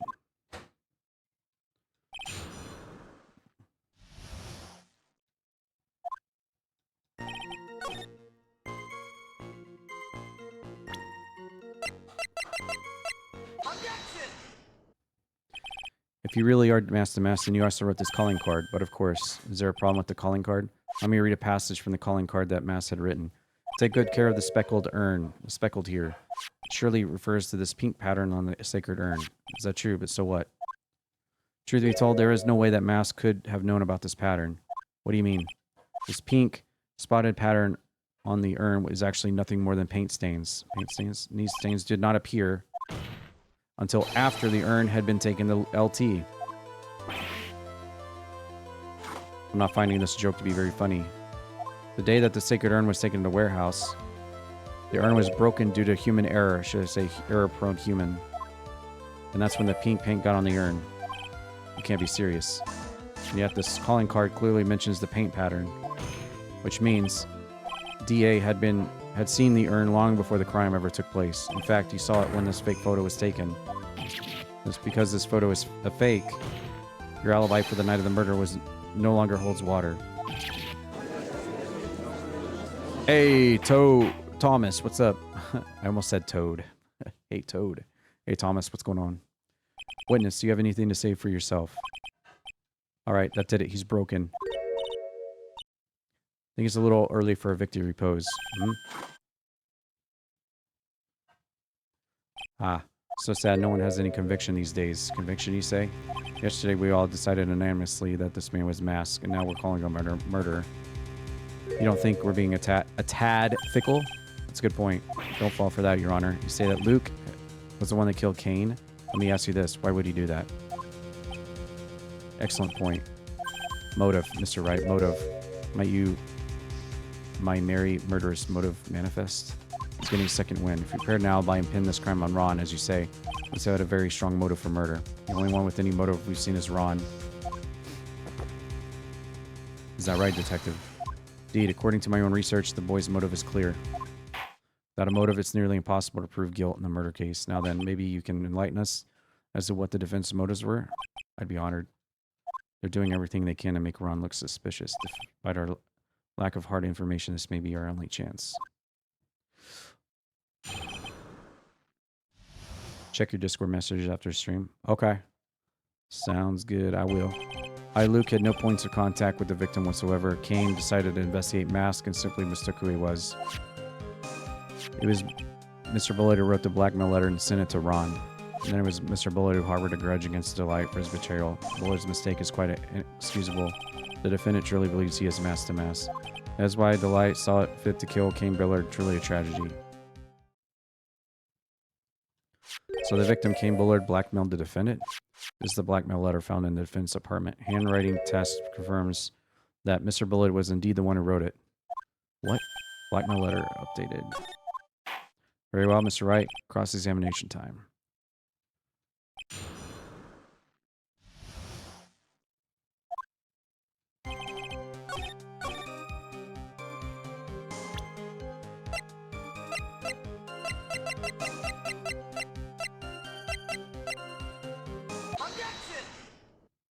Mind if I ask you a few questions, Atney? Well, it's just a few. When you said that this letter was addressed to Ron DeLate, couldn't help but notice one major contradiction. Contradiction? Don't know where your walking contradiction like you gets off saying things like that. You're one to talk. At times like these, men are made to express themselves with their fists. Why don't you show us what you got there, Junior? Indeed, time to man up. Show us the contradicting evidence in the content of the blackmail letter.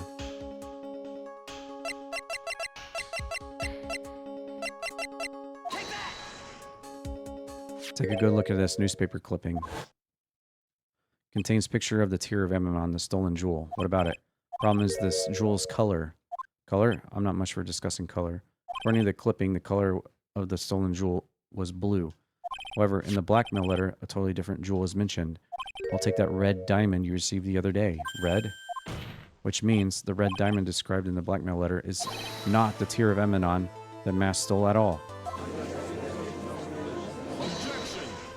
And your point is, Mr. Trite, so you're trying to say that the blackmail letter was intended for someone else?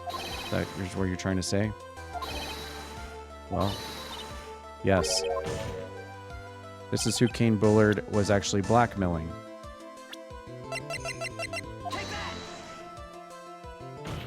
Naturally, it was you, Atme. Do you have some sort of basis for that claim? You have been personally involved in every single Mask case. In the last case, you recovered what was stolen and received a jewel as your reward. A jewel? Probably the one wrapped conspicuously around your finger. The red diamond ring. That's the diamond referred to in the letter, which means that Cain Bullard wrote that letter in order to blackmail you.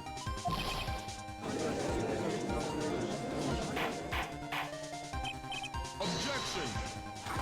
Seems you've gone too far with your childish pranks. Don't like the way you said that. Cain Bullard blackmailing Luke? Are you for real? Yes, I am. Stand up to him. Then answer me this. The blackmail letter contains the following passage. If you don't want your identity revealed to the world. Cain Bullard threatened to make Luke Atney's identity public knowledge. An identity he wanted to keep a secret. So just what was that identity? Atney killed Cain Bullard because he was afraid of his secret becoming unknown. What was the identity he wanted to keep secret? That's what it all comes down to. The identity that Luke Atney wanted to keep just so desperate to keep secret was his identity as Luke Atney was a blackmailer. Objection. Hey, now is that a little different from what you've been saying? You said that Cain Bullard was the one blackmailing Luke. Saying that Atney was blackmailing someone else on top of that? You have to admit, that does sound a little odd. It's not odd. It's the only thing that makes sense. Kane Bullard was blackmailing Luke. But Ron DeLite was also being blackmailed by a certain someone. So did you start receiving blackmail letters after the incident? Yes. A few days after the Tiraminon heist. For that, started getting the plans in the mail. Received plans from a very kind person, incredibly detailed plans. In which case, that would mean that Ron was actually mask to mask. That is what we were claiming. Someone else came up with the plans and had DeLite steal his target's form. That someone was other than Luke.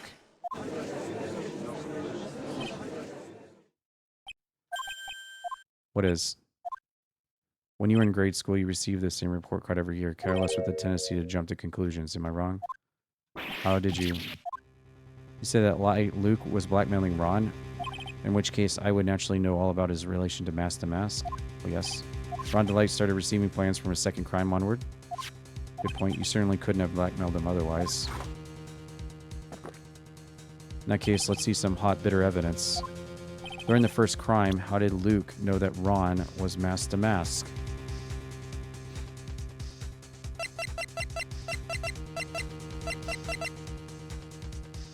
I think I see it. See what? When you were in the grade school, you received the same report card every year. Gets into a lot of mischief trying to be the center of attention. What do you mean? This newspaper clipping. It's a picture of you and Ron in his guard uniform. Seems that mask to mask didn't just disappear in thin air. He just took off his outfit and hid in a bucket. It sounds far too stupid to be true. Correct. That's when you figured it out, at me. That's when you learned. Not only that, I can't believe it. He was just a slimy blackmailer. What a fraud. How dare you expose me? I've never been blackmailed anyone in my life. Why can't you understand that? I'm afraid you're neither a proud thief nor a nice detective. You're a blackmailer and a murderer. That is your true identity. How dare you even dare?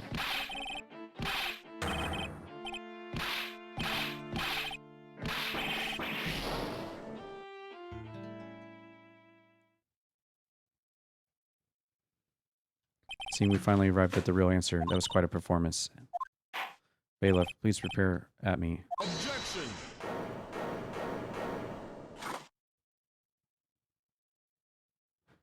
Calm down, Godot. Hammer the strikes too fast as... What do you mean? I've already prepared to deliver my ruling. Let me say one thing. You're the one to judge. You don't get that much more in your face than that. Here's that your claws weren't quite sharp enough. What do you mean? You've proven a lot of things. Things like Luke was a filthy blackmailer. That he wasn't at LT the night of the murder. That's right. That's why he was the one who killed. But...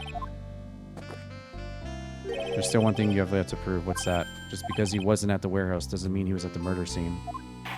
Therefore, if you can't prove that this pitiful excuse for a man was at KB, then I don't see how a verdict can be delivered.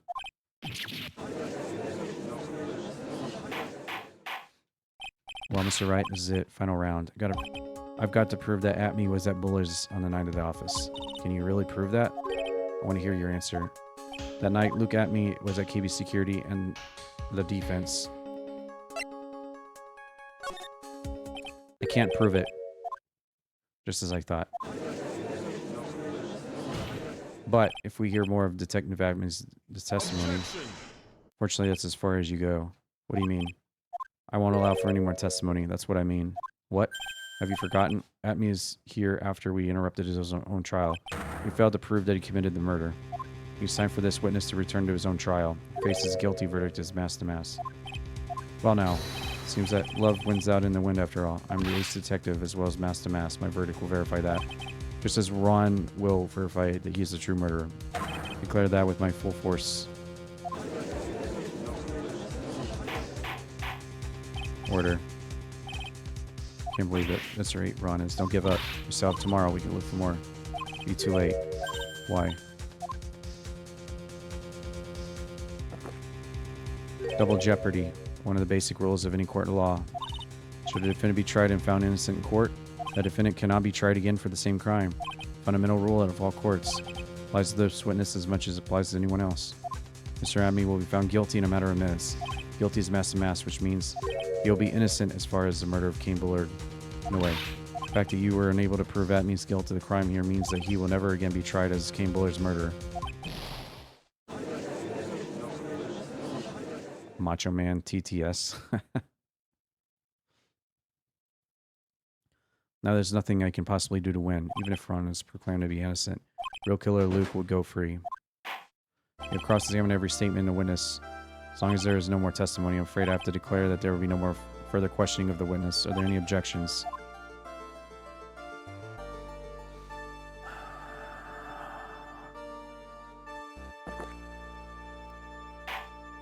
Hereby end the cross-examination of Blue Abbey. I think I see it. Your Honor, when you were a child, this is what was on your report card every year. Has poor hearing and often makes mistakes as a result. How did you? To be fair, know what I used to tell you? A lawyer is someone who smiles no matter how bad it gets. My voice, no way. Long time no see. True power of Korean challenge. I know it's really Maya standing before me right now. She's my mentor, Mia. Now let's do this. There's nothing more we can do. Without any more testimony, can't cross-examine.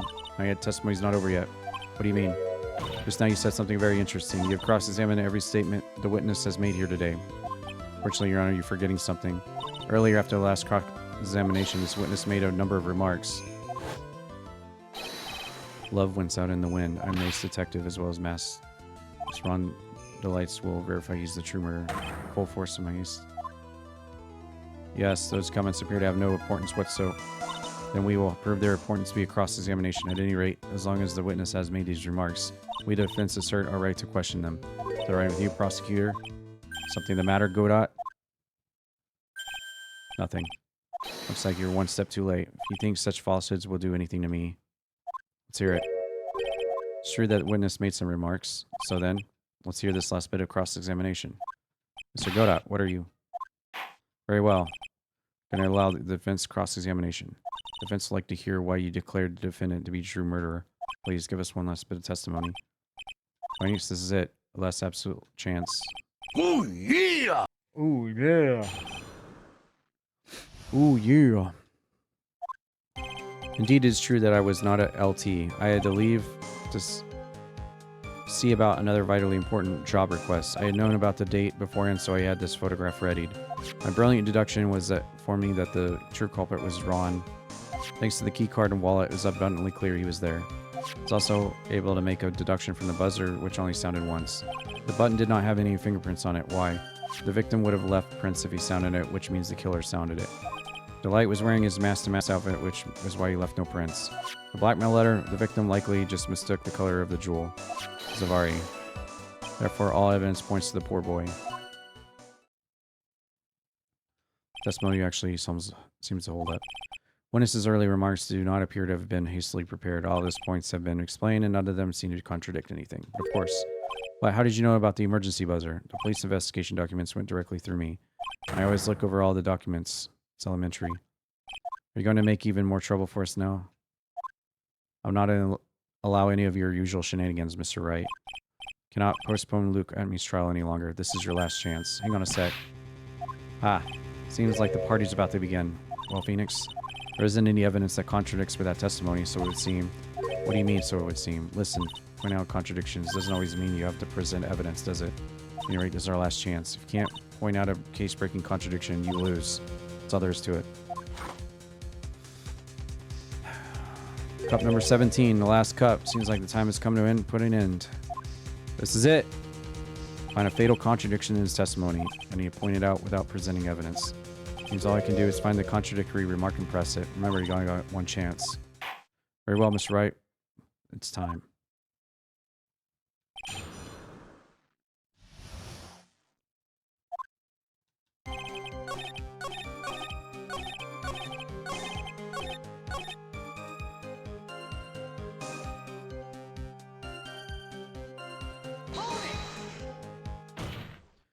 About this last remark. Objection! You still don't get it, do you? This isn't the time to be pressing the witness on every little statement. I'm afraid you're the one who doesn't get it, Godot. What? At me. Seems you have finally admitted that you were in the CEO's office on the night of the murder. How can you say that? Let's review your testimony. The button did not have any fingerprints on it. Why? Delight was wearing his mask-to-mask outfit. Is that correct? Indeed, that's what I said. My deductions are absolutely foolproof. More like your deductions prove you're a fool. Sorry, whatever you mean. For some reason, I'm starting to get really thirsty. When exactly did we learn the fact that Ron Delight was dressed as Master Mask when he went to the scene of the crime? That was, yeah, just a few quotes ago, actually. Back when Six Cup was looking at me, yeah. Oh, did I forget to mention it before? I'm sorry, just never had a chance to mention it. Yeah. He just literally just mentioned it. That's right. The defendant had yet to tell anyone else the fact before this morning. Therefore, the only people who should know this are those who have been watching this trial. Or the people that were in the room. There's no way that you should have known about that. Gotcha. You were in the next courtroom being tried as Master Mask, so then enlighten us. Just how did you know about that piece of info? Well, come on, this detective must have known about it. He probably had plenty of chances to find out beforehand. It's those chances that I want to discuss next. That night, Delight was wearing his Master Mask outfit. There's only one way for Adme to have found that out. One way? Please recall Delight's testimony. When I entered the office, there was a suspicious shadow there. For a second, my client witnessed the real killer. But Delight never saw the attacker. There's no way to tell whether or not the real killer was Luke. With that statement, that'll turn this case on its head. What are you implying? Delight saw the real killer, correct? Now, if you turn that statement around, it stands to reason that the real killer had also seen Ron. Possible.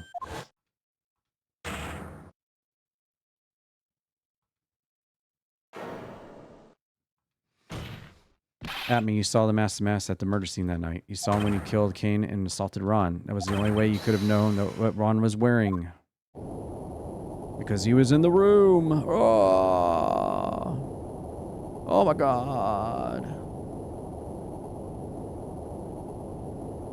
Hee hee ha ha ho ho. Take a good look, everyone. Unable to find a rival worthy of my genius, I was forced to create one by myself. Here I am, tragic clown. Same line you gave yesterday. But I think there's a little more meaning behind it this time. Hee hee ho ho, ha ha, hee hee hi hi ho ho. Fee fi fo fum. Awfully complicated incident. Kane was blackmailing Luke, who was in turn blackmailing Ron. Upon killing his blackmailer, Luke tried to frame Ron. Then claimed to be guilty of mass in order to escape his true crime. And with that, he came up with a plan to use double jeopardy rule when making his alibi. At any rate, it would seem we finally found the truth. Came perilously close to besmirching the record of an innocent young man, besmirching me with the title of murder. Don't ignore me. Didn't realize you were there. Why wouldn't he be? About the verdict. I know you never committed any murder. That's right. I'm so glad you understand that. I really am Master Mask. Thanks to that trial yesterday, I'm innocent now, right? What was it you said? Double jeopardy? Now that you don't mention it, I've been careless. Careless? What do you mean? Definitely nobody tried twice for crime when she was found innocent. Then Master Mask is really innocent. It seems so for now. For now. Now then, finds the defendant not guilty.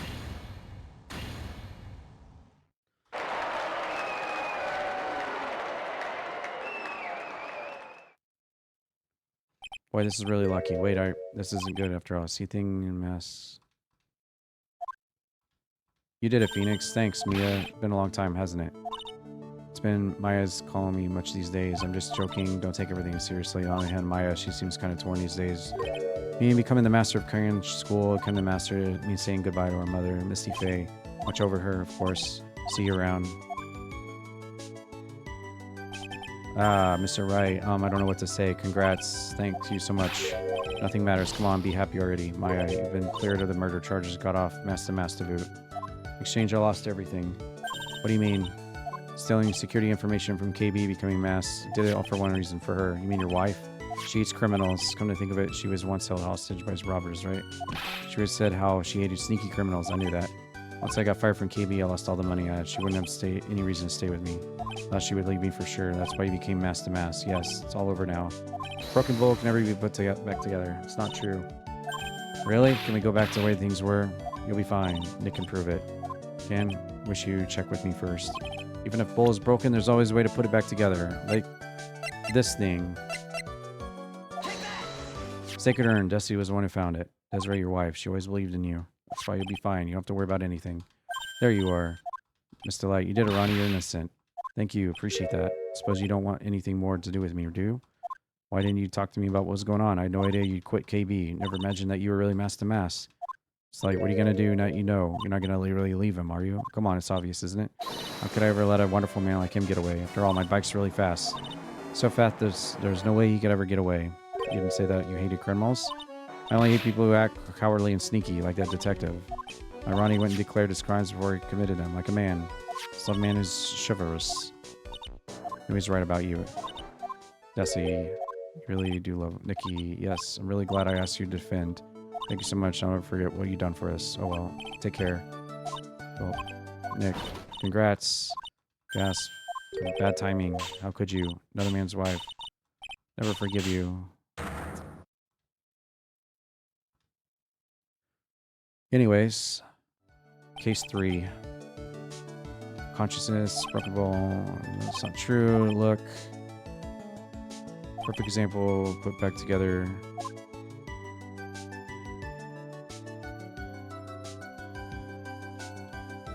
Oh god, that took 3.5 hours to get through.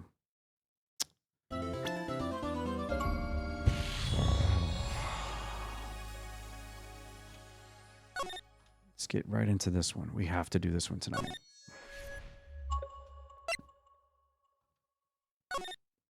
Three and a half hours of fun. I know, right? Just slam right into this one. This one has to be done no matter what tonight. Of course, seems no reason to further prolong the trial. Cases. Ow, fucker. There's no room for misinterpretation of the facts. Claw my fucking leg. Swear it wasn't me.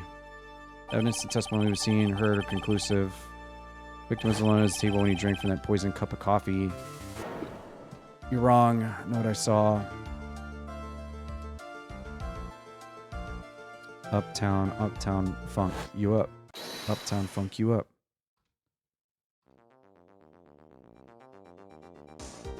Saw someone else there, a man. He's the real killer.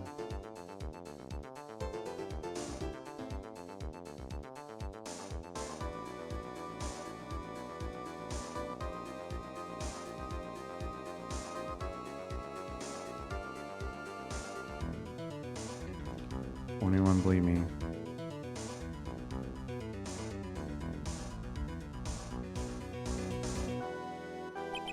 Well, I'd say that pretty much wraps up this case, wouldn't you? Mr. Wright. Court finds the defendant. Guilty.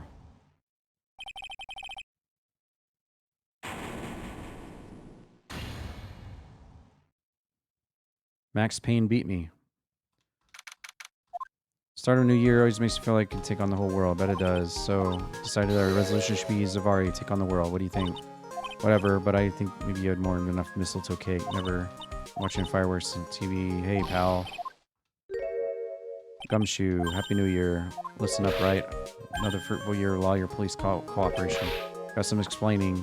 What will I have? It's not very much. Thanks. Look, we need to have a talk. Early, even forgotten. Haha, I guess I busted. Like my first practical joke. Very funny. What is it, a magazine? Hey, I want to see. Deadly poisoning brings guilty verdict. Defense attorney Wright trounced. Defense attorney gave an almost triallessly amateur performance yesterday. What the heck is this? It's a report.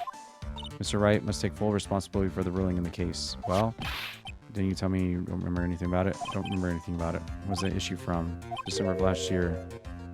Which makes it old news. Wasn't involved in a poisoning case in December? What do you think this is all about? Wasn't you, pal? Then at least one possibility. No, you don't mean a phony Nick? Gumshoe's idea of a joke is a certain... So, what are you going to do about it? What do you mean? What am I going to do about it? It's your fault that the judge found the defendant guilty. My fault? How do you figure that? Because the Phoenix Wright is super famous now. Yeah, see what happens when you hotshots start getting full of yourselves. Didn't do anything wrong. It's not that I can remember. You better make this right. I'm just taking the case back to court. Sounds like we've got our first case of the new year. Let's tackle it. Don't know. Judge already issued guilty verdict. Not gonna be easy to get it overturned. New Year's resolution gonna have to wait. Taking the case, right? Good. I'm gonna head over to the courthouse. After that, I'll drop back to precinct. Drop by if you need something. Interesting. Okay. Starting to know the name Phoenix Wright. Client entrusted case based on my reputation. I guess I'm kind of responsible. Why would someone want to impersonate me? What sort of guy would do that?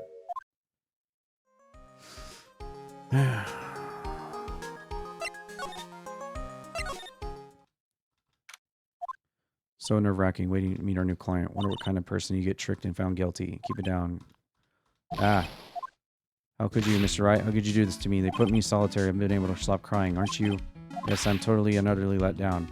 Are you? Don't pretend you don't know me. It's me, Maggie. Remember? Maggie Bird. Maggie Bird. This the cop from... the first case of Phoenix Wright 2, right? Where her boyfriend died, I think. That was the first case of the second game. She was murdering her lover. She was a cop too. Yeah, okay. I remember now. What are you doing in here? I don't get... Sure, very funny. 5th-rate defense job and come here making jokes. Better hurry up and tell her what happened.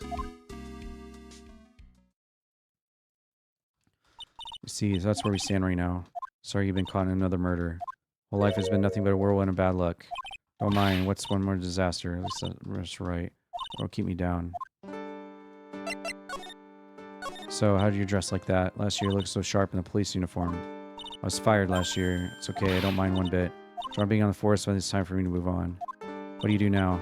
Second active life of Maggie Bird. I'm playing as a waitress. A waitress? Yes, French restaurant. Small place, quite fashionable. Charming smile and shapely figure came through for me. And the owner, Mr. Armstrong, heard me straight away. Then you got into this mess right away. Yeah, I could say it that way. What happened? All mess started on 3rd of last month. Happened at Tribulation restaurant where good service and friendly smile are included. There were 2 men drinking at the table, both drinking coffee. And then...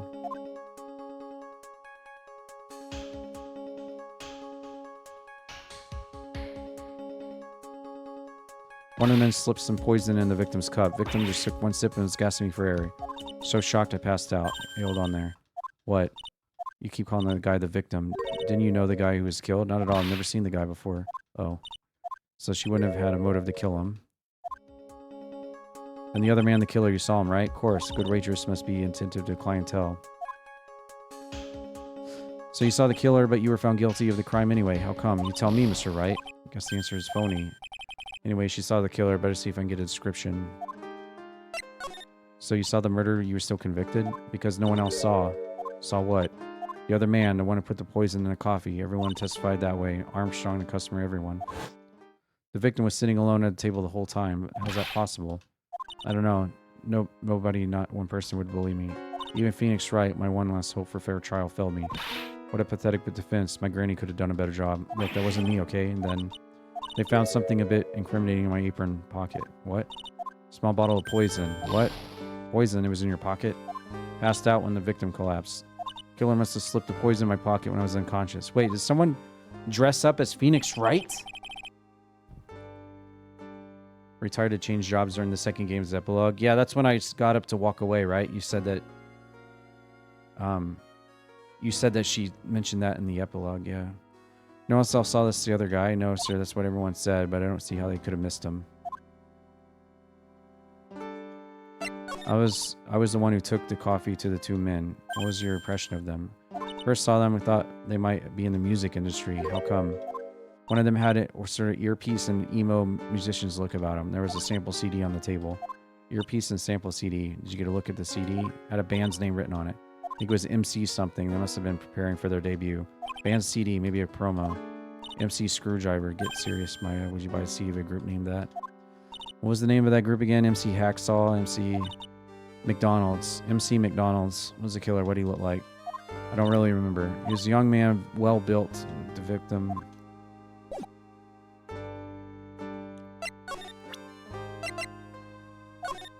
Oh yeah, I need to ask you about this. Hey, this article is about my case. Can you tell me anything about the guy who was pretending to be me? It was the morning after I'd been arrested. I met you in the visitor's room here. You were wearing one of your super sharp suits. Yes, you, Mr. Wright. No, I don't remember a phony you. Oh, would have been cool. Then you really got worked up and passionate. I'm gonna get you cleared of this crime. You get the picture. You met me in person before. How come you didn't realize the guy wasn't the real me? I guess looking back now is a little strange, only a little. So you were a bit taller than normal, and you looked a bit shady. Your voice, so the guy was nothing like me. You had your spiky hair and blue suit. That all it takes to someone to imitate me. How about everyone else in the courtroom, like the judge and observers? Didn't they realize he was an imposter? Everyone had these big question marks on their faces, but it seemed like no one wanted to say anything. The case is getting weirder and weirder. That's right. Do you think it's possible to get a retrial? Probably. Court ruled in absence of a genuine defense attorney, so we should be able to get a retrial. Mr. Wright, do you think we'll win next time? My life has been full of course, mill, bad luck, complete with defeat or desert. I was 6 months old when I fell from the 9th floor of my apartment building. Hit by a source of vehicles, gotten sick from foods. Failed at almost every test. Even landed a phony lawyer, misfortune, and accused of murder. I'll survive. Maggie Bird always lives to fight another day. One day I'll find it. When you see, find a single moment of good luck. Zen, if is going to pay for this? What are you staring at me like that? Maya's right. Here it is that thought it was a good idea to use my name and get an innocent girl convicted of murder. I'd better watch out. We'll find him, don't you worry. We'll get Zen... Ope? Oh, Phoenix? Phoenix backwards? Trace. Sure, Nick, let's go check the restaurant.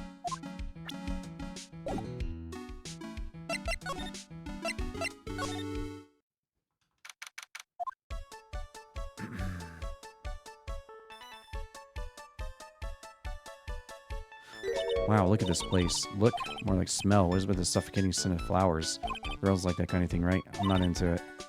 No one's coming to see us. Maybe there's no one here. Don't be silly. There's a restaurant. It's open for business. Hello, anyone there? Don't believe it. There really isn't nobody here. Let's get intrusive. There's no one here. We can take anything we want. Yeah, I suppose we can.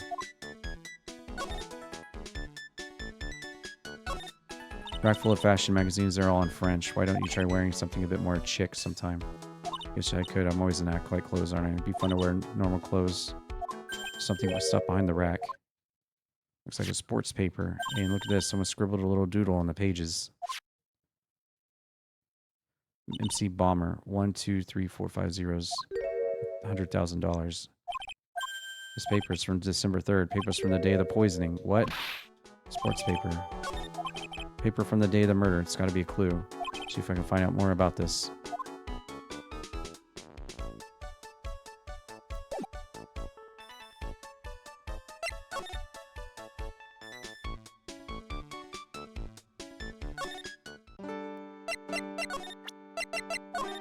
Oh, a sports paper. Let's see. Guts and Braun manages to defend his heavyweight title. Paper is actually a month old. It's from the day of the murder. Gutson got knocked out yesterday. Oh no. Found this paper in the magazine rack. Really strange. Doesn't get newspapers. Armstrong says he's not fond of them. Maybe one of the customers left it. Anyway, look at this scribble here. Aha, that's it. MC Bomber. Just like thought. Guess it was an MC Screwdriver. So that $100,000 must have been a down payment for a record deal. Someone gave me $100K, I'd sing for sure. So if the sample CD was on the victim's table, that means this newspaper, you're right. Victim left this behind on the day of the murder. I think we better step up the investigation.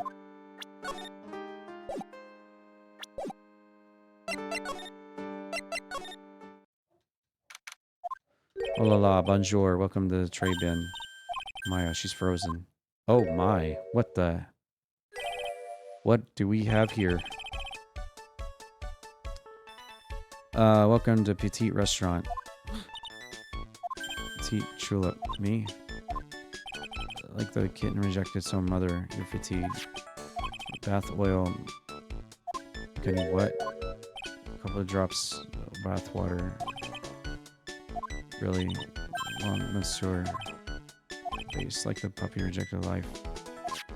Oil of peppermint and bring out your delicious beauty. See, I'll bring you a special menu. Lawyers. Phoenix Wright. You know me? Never forget a man who flirts with me, especially in court. Cross-examined and are mysterious. Everyone knows how, with this case, knows how I am already. One way sort of impression and leave on people. Introduce myself to me again. I'm Gene Armstrong. Interesting character. Trace 3. Non. Francois. English, you would say very good. Oh, very good. Food's good. Why aren't there any customers in here? Well, they don't appreciate using me. Also, Maggie, I don't have enough hands or enough space. No, it's eyeball me. Manager and trained. Aromatherapy. Smoking in a bottle. This is about what happened about the incident. I used to remember. Month since Maggie sent the scene. So, for coffee. The kitchen. There's something in the chair. He's dead. This man who died, was he alone? All alone. There's someone. Let's see. Is there times you're sure there's no one at the table? Oh man, what an old man. Old man that you mentioned. There's another customer in here. I can't really read what. Maybe it says there were two people. A lawyer, that was me, I suppose. Wow, this first one said it wasn't me. Okay.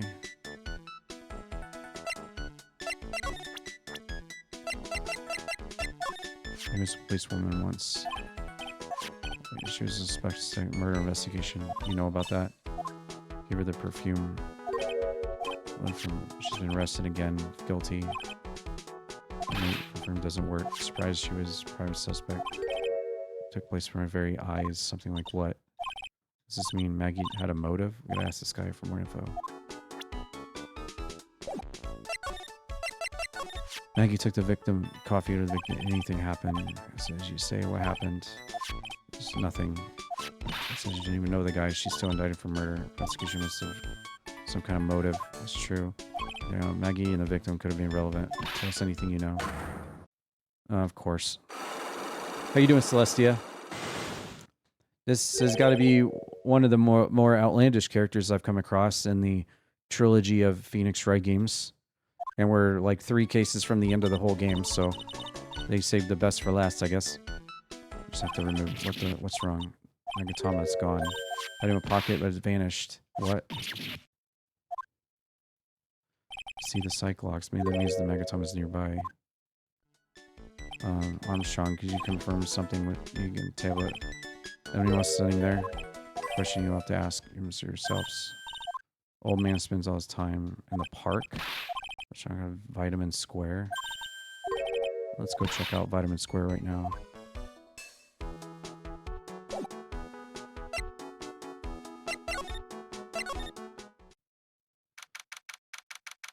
This looks like a power wash simulator map.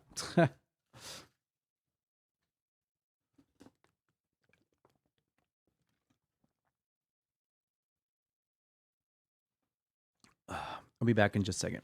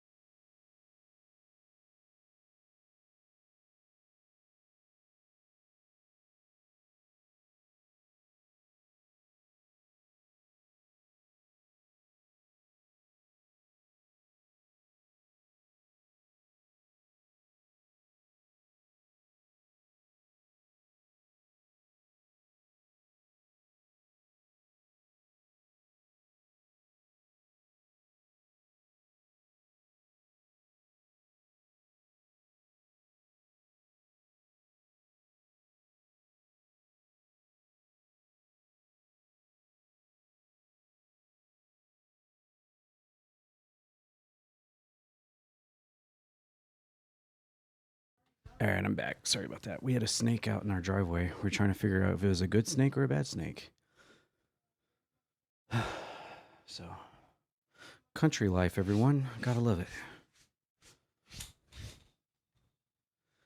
All right, Vitamin Square. Yeah, see where they get the name from now. Fruits scream vitamins at you. Hey, Nick. That's the guy, right? Isn't that the old man Armstrong was talking about? The grouchy-looking grandpa? He's throwing seeds out for the pigeons. He's not throwing seeds at them. He's throwing seeds at them.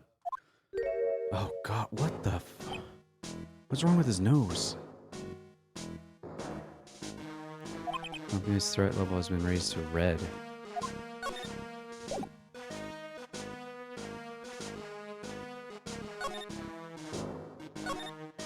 There's a magazine here. It's a magazine full of job listings. You discussing road picking up something someone else threw away. Did you throw this away or looking for a job? None of your business. Sorry, guess we'll take the magazine with me then. Don't want anyone else having it. Give it back. No, you want it so bad I won't give it up. That's mine.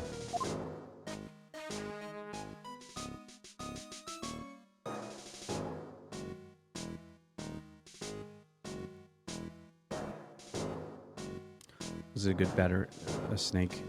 We think it was a good snake. It took off, so. Let's see. Guess that's it. Do we need to talk to this guy?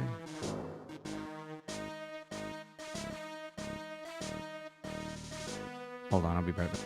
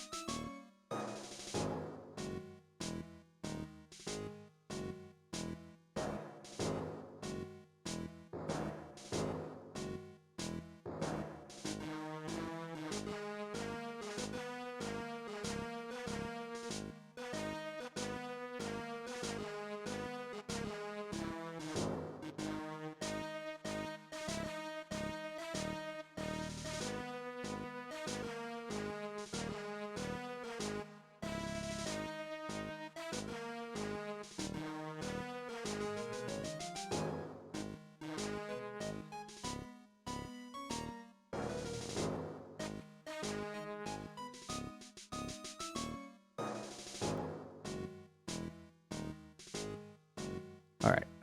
Do I need to talk to this guy? I guess I do need to talk to this guy. So what happened on him?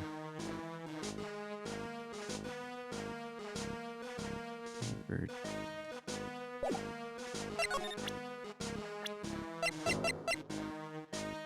I know. No, I don't need to talk to this guy.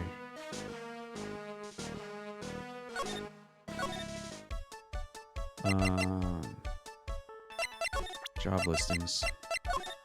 Mademoiselle, yes. Looking for a job? No. Just style is different. You have a good face. Different. I will hire you. Help. Whether to laugh or feel bad. Oh, she's gone now. Good.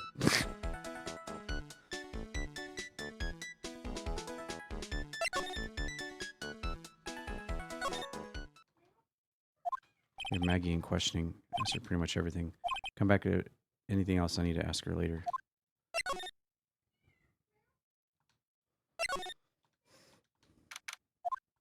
How have you found the evidence yet? The one that's going to find her innocent? Not yet. We've already started the investigation. Whatever you need to know, I'll give you the dirt on it. Putting off all the other cases for now.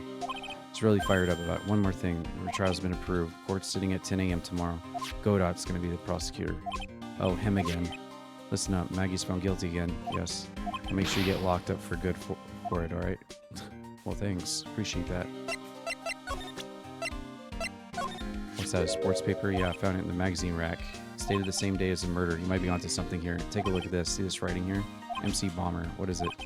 Heard that name somewhere before. Yeah, MC Bomber. Wow, he actually seems to be thinking for once. It's no good. I can't remember. It goes back to being the gumshoe we all know and love. Gonna borrow this paper for a bit, alright? I'm gonna get a handwriting analysis. Handwriting, that'd be good. More about that. Bet this will turn out to be an interesting clue. Okay.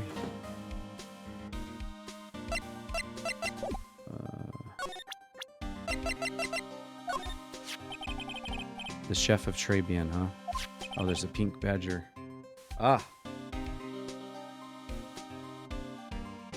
They got the pink badger back there now. They're handcuffed together, actually. Just noticed that. You know what that chef said to me? Oh la la, your body's full of toxins. And he gave me this bottle. What's in it? Don't know. Label says juniper. Under orders to put a few drops in my bath every day. Under orders? Yeah, you know, there's something about that lady. I mean, guy. Can't stop thinking about him. Not like that, pal. Give me a break. He's not my type. Can't stop thinking that he's involved with this case somehow. Sounds like he knows a little something more about our charming chef.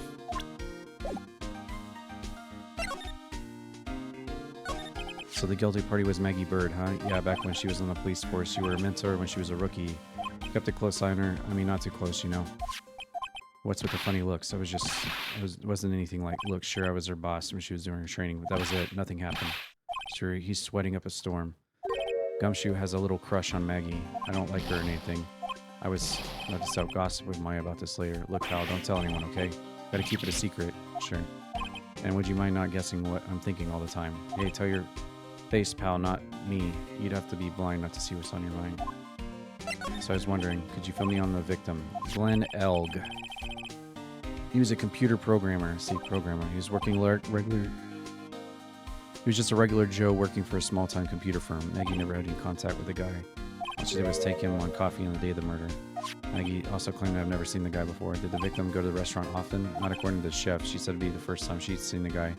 Programmer and a first-time customer at that. What possible reason could Maggie have to kill a guy like that? That's what I thought.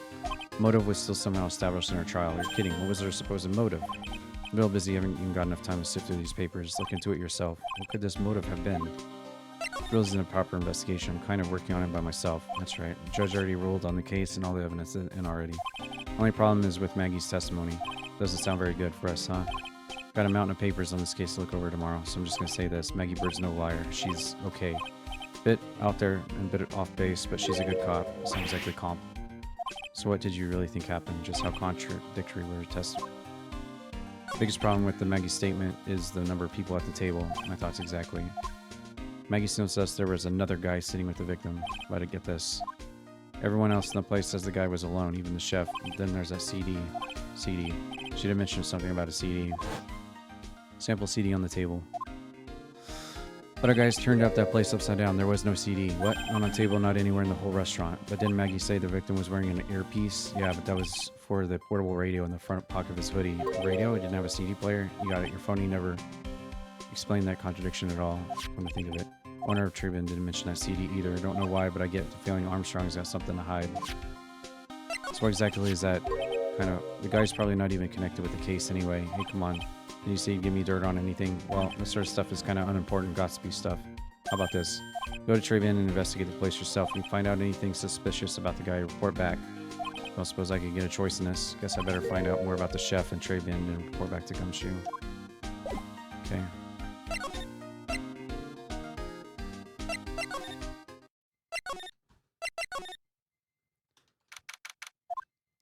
Flowers is strong. Oh. Oh, hello. Who was that just now? A customer? She had... Welcome, B Avenue. What a cute voice. Oh, it's Maya. Oh, it's you, Maya. Well, how do I look? Maybe you should quit being a spirit medium. Maybe. It's kind of boring being a waitress. I mean, you're my first ever customer. Who was that woman I just saw? Since you might as well have something to eat. Kind of hungry.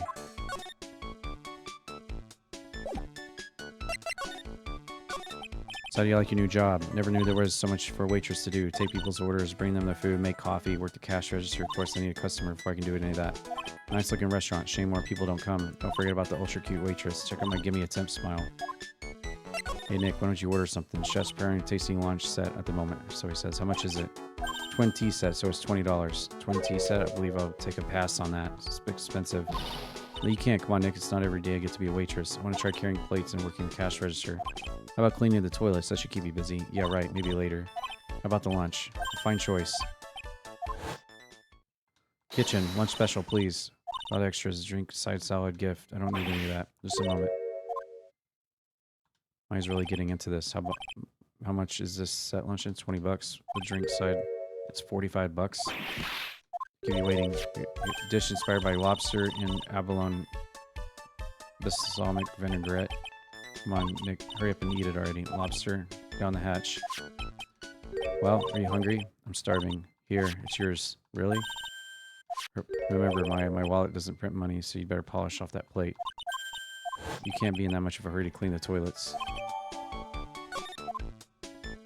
So did I just eat it, or did I not eat it and just give it to her? I don't know. How does the guy that managed to make good food taste so bad? You want to take a peek at the kitchen? What was it Maggie said again? In the kitchen, you'll get to see all the chef's greatest secrets. In the kitchen, sounds tasty. Hey, wait up. What is it? I'm pretty busy right now. Aren't you going to show me around? Because my plan to find some cool clue and show you off in your face. I conduct a search in the kitchen myself.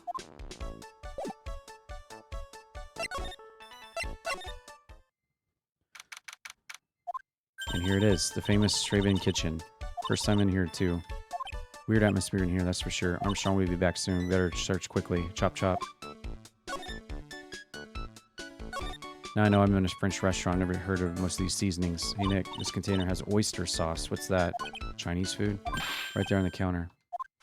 My Magatama, what's it doing here? What indeed? Magatama, put in pocket. Okay. What's this? Looks like a treasure chest or something. Wow. Look at all these little bottles. They're aromatherapy oils. He's got so many. They're all floating on the floor.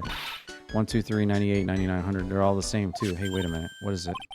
There's one bottle that's different from the others. Well, what do you know? It doesn't have a label either. It doesn't smell. What's that liquid inside then, I wonder? Hey, Nick, we should borrow this. How many bottles he's got? You won't miss one, will he? I wonder if it's poison.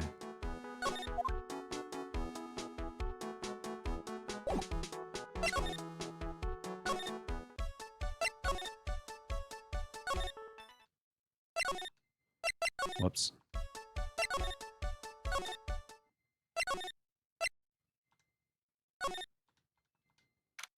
Hey, you're just in time. What is it? Lab got back to me about the newspaper he gave me. Must mean the sports paper with the memo scribbled. So, what do they say? Did analysis turn up anything?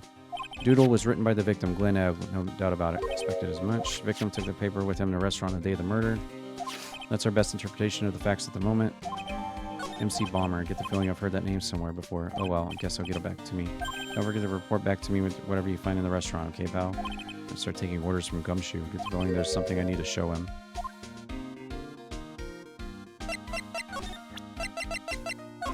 Got one of those aroma bottles too, only this one doesn't smell. I don't get you. This was mixed in. Doesn't look the same, wouldn't you agree? Clone bottle doesn't smell. It smells like a skunk to me. Let me borrow that for a while. I want to send it to the lab for analysis. Victim was poisoned, so the contents of the bottle are pretty important. Small bottle given. Had a hunch there was something funny about that chef. Suspect Gene Armstrong. Got the guy's number. I know that what his secret is. Must be the same secret Gumshoe was talking about before. Guess I better fill you in on the details about this Armstrong guy's secret. So what's Armstrong's secret? You ever had that lunch at Tribulations? Yes, so how was it? But nicely was inedible. Don't worry about being nice around me. And I both know the reason that place is empty is because of the food. I mean, the place is clean. He's got a girl like Maggie as a waitress. Guess it's probably the food. Real scoop on the guy is he's up to his ears in debt. Really? How much does he owe? Copy of his loan contract. He's about $500,000 in the red. $500,000? Are we talking dollars?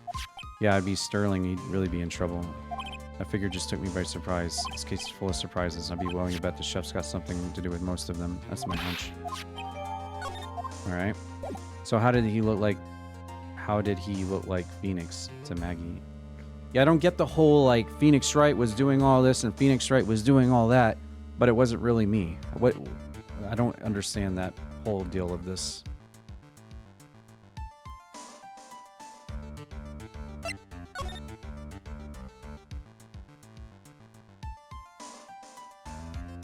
And then that mysterious goth girl that came out of the restaurant. Was she like a ghost or something?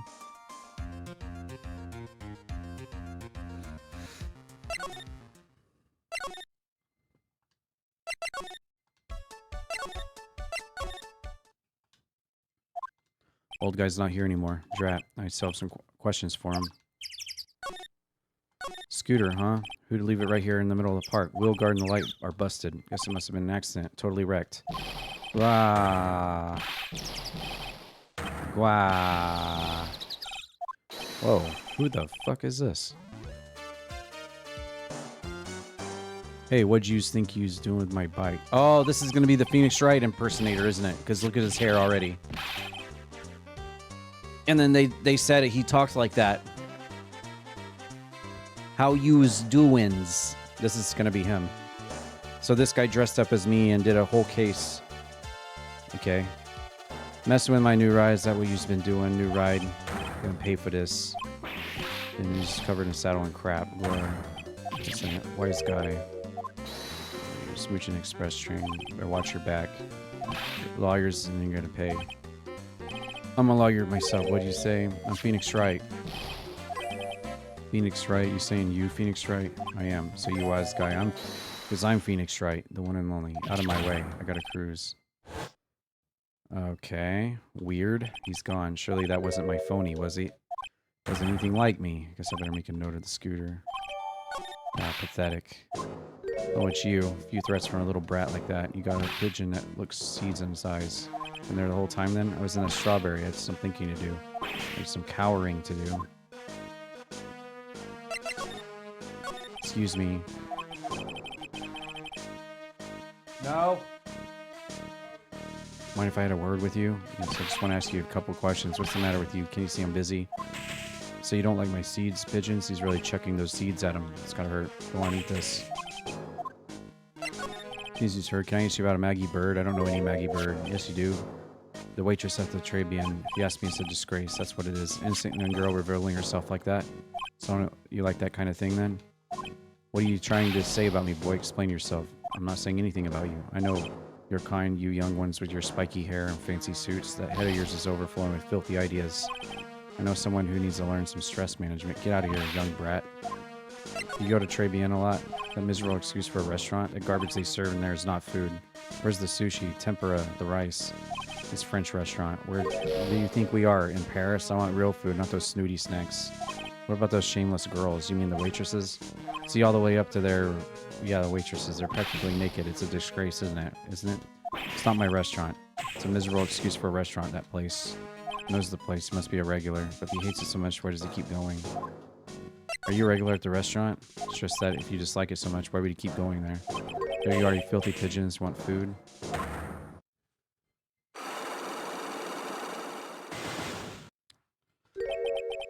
This old guy has got something to hide. What could it be?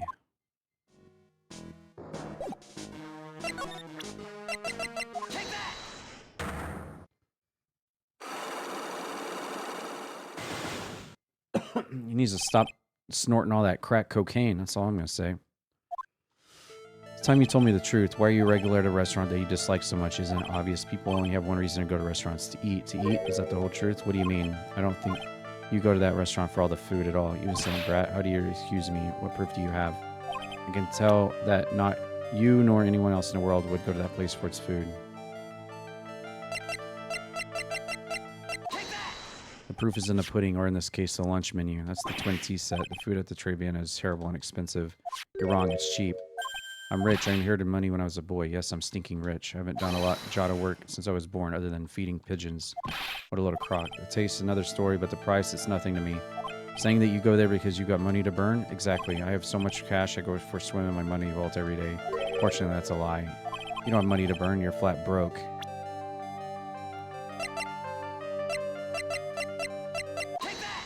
This is yours, right? My magazine. Why would a rich retiree be looking for a job? Oh, I was. So what? I was looking for a job. I'm buying a lot at the moment. I need spending money. I don't go to that restaurant for food. I just go for Javachino. Yeah, I think you mean a cappuccino. Anyway, how much does a cappuccino cost there? $8. Those better be some golden beans. What's your problem? I think a poor old man would be better off drinking dishwater. Do you? Is that it? I wasn't thinking that. I was wondering if the coffee there is really that great. No, it's not, but anyway, yes, that place has free newspapers to read every day. Newspapers? Exactly. They don't want me hanging around at home, so I go there. I'm sorry. There were no free papers to read. No, she just told us he doesn't like having newspapers there.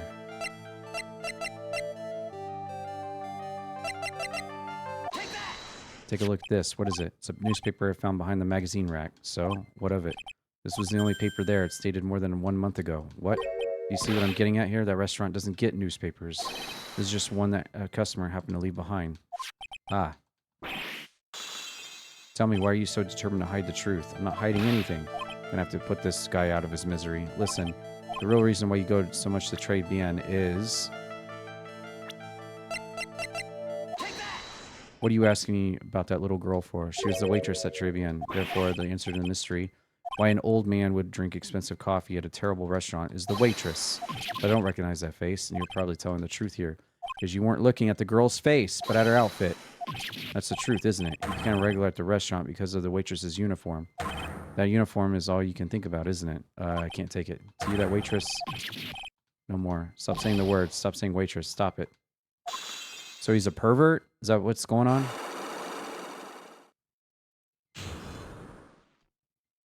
Is that what's going on here? Sir, it's true. I was there for the young girl. I'm a dirty, wicked... Okay. I didn't mean it like that. Even get one of those lousy cups of Javachino over time for $8, all because the serving girl punished me. That's not what I'm here for. You'll be the same. Another 20 years, you'll understand what it's like. And how painful it is to be an old man like me. No, really. Stop calling me that. I have a name, you know, so show some respect. I'm Victor Kudo. Sorry, Kudo. You youngins think you know it all, don't you? I'm not saying another word. I won't tell you anything more. This guy was in a restaurant at the time of the incident, which means I have to hear his testimony one way or another. I don't believe this. I even broke a cyclops and everything. Guess I'll have to try to get him when he's in a better mood. Yeah, good luck with that.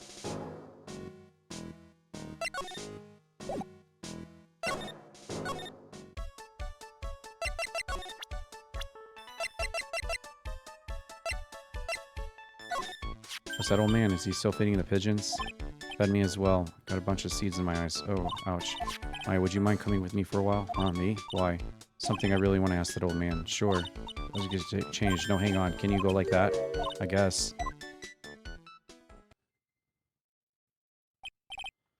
Sir, you again? Very well. I see. Nick, his eyes are burning into me. It's okay. It's gonna go pretty well. You're still just a little child. Run along and play on the slide, right? Play on the slide? You're so close. Just a little more and he would have spilled. Haha. Can you crack this guy? Excuse me, please, sir. Quiet. Can't you see I'm feeding the pigeon? Mia? Well. Don't mind, sir. I really love to talk with you. Yes. Of course, certainly. I'm Victor Kudo. Beyond the grave. Wow. About the incident. You mean the man who died after drinking the Javachino? It's like he's a different person. He's quite in shock, even for me. It's a strange-looking boy. The girl took the Javachino over to him, as you see. And was the customer alone? Definitely. He was the only one there. Then he took one sip of his Javachino and said something like, "Arg," and then collapsed dead. Terrifying. You're so good at listening, aren't you? I'll tell you anything, whatever you want to know. Certainly seems to be telling the truth now, but it looks like Kudo didn't see this other man either. You like the food at the Trade BN? Of course. I'm really quite a sophisticated man. I was a young businessman once, you know. Set up a casino in London. Really? How interesting. Eating the food at that restaurant really takes me back to my days in France. What a lovely story. London's in England, not France. Oh yes, France is wonderful. I'd love to show you around the city sometime. It's too much. I can't take it. I want France. Can't believe Mia's laughing at the guy. You visit Trade BN a lot, don't you? Of course. I mean, yes. I'd like to come and see you there. Hehe. Really? Oh, you flatter me. The owner would be delighted to welcome you. Be careful of that chef, my dear. The chef? You mean Armstrong? That's right. The man's an ex-con. He's an ex-con?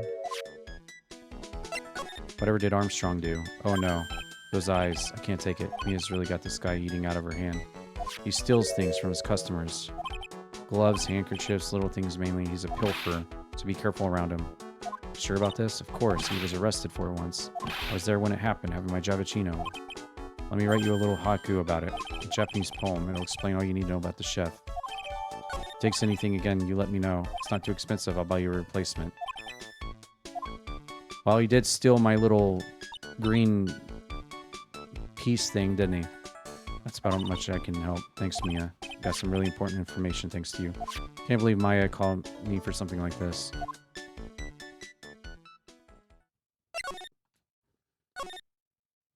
Alright. Oh, we need to make a new save here, apparently. Guess it's about time to wrap up today's investigation. Had enough being a waitress? Yeah. No one came to the restaurant. No, can you leave me like this? Sorry. That reminds me. Armstrong had a cyclock or 3, didn't he? I'm gonna have to... Armstrong, I hope you don't mind, but I'd like to have another word with you. Of course. Alright, this is where we make a save, apparently. For an achievement.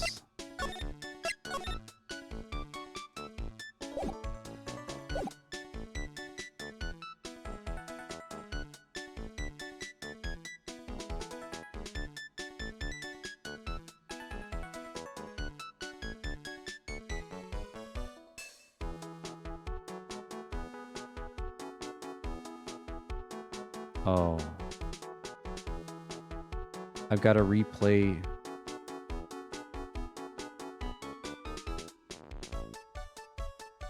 I've got to replay back to this point for an achievement. Oh, man.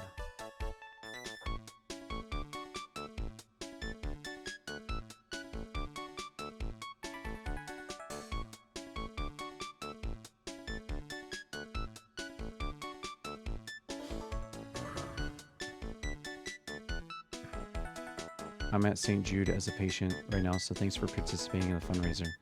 Oh, yeah, no worries. Thanks for coming by. Yeah, it's my pleasure. St. Jude is amazing. It was my second year to help, actually my third year to help raise money for St. Jude. And I was like helping out with St. Jude. I'm glad that you came by.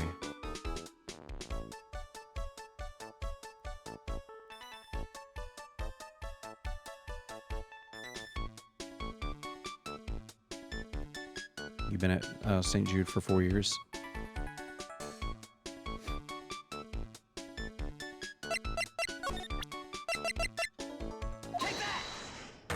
I've heard really good things about St. Jude.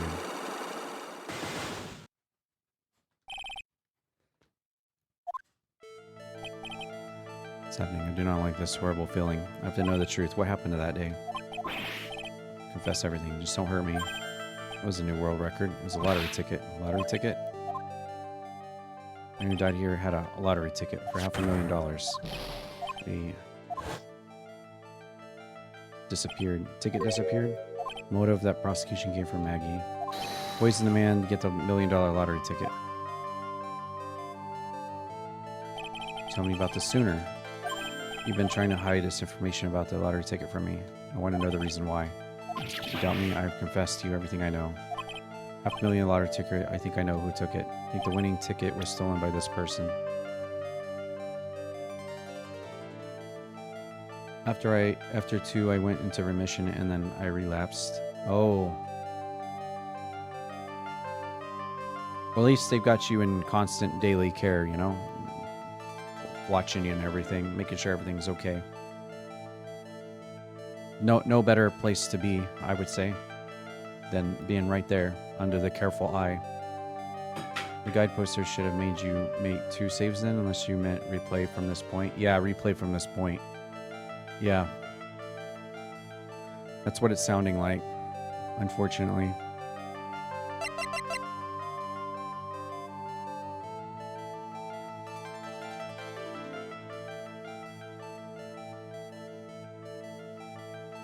If by the end of this episode it hasn't unlocked, come back to the first save and talk through the options again.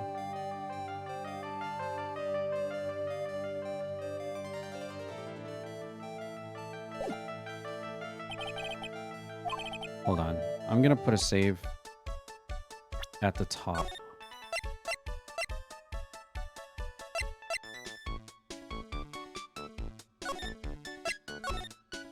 Okay, there. Message retracted on YouTube. Why does it do that?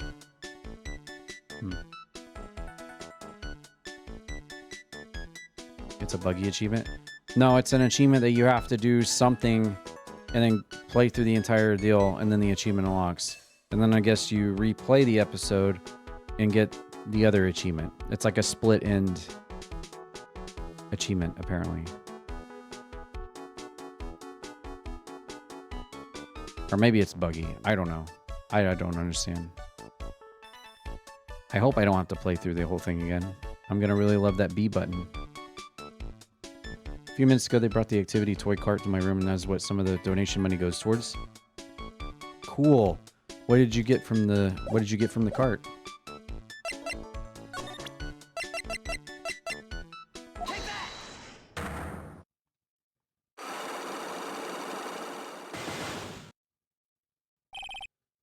Model cars. Cool.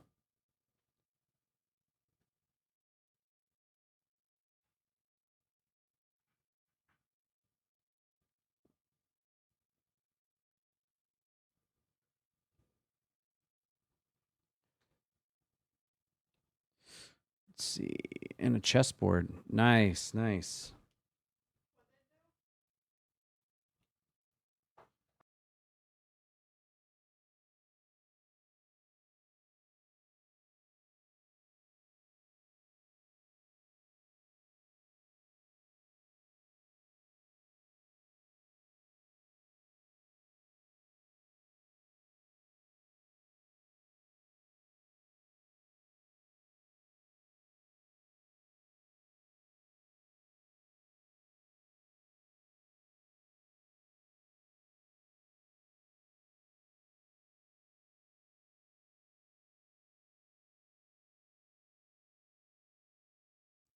All right. I'm just double looking into this achievement because it seemed, I don't know.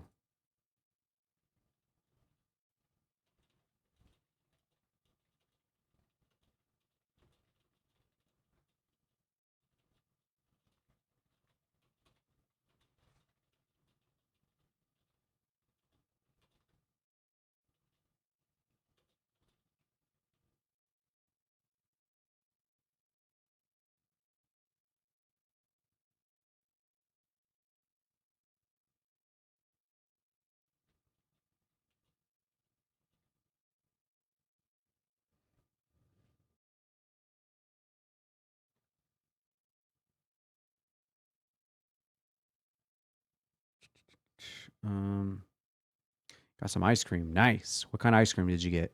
Sounds good. Take some ice cream right now. So it says present every piece of evidence and profile you have, the gene. And then after that, make a new save here. This is all part of the genes foreign language course achievement. If by the end of this episode it hasn't unlocked, come back to the first save and talk through the options again. And then it says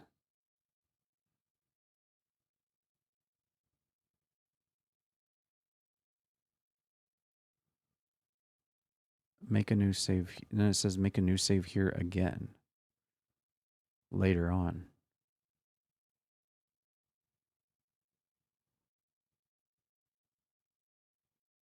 Let me see what the actual guide says.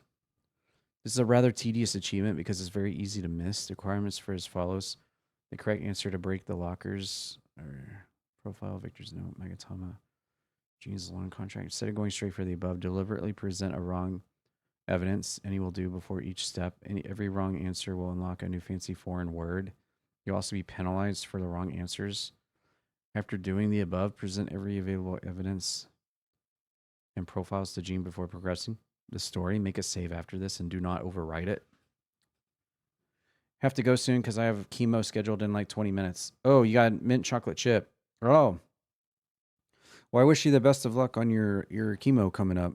Wish you all the best. Thanks for coming by the channel. Yeah, my community loves raising donations for St. Jude for 3 years now. And I'm glad that we can help out everybody there. Thanks for coming by. It's nice to meet you. What is your name?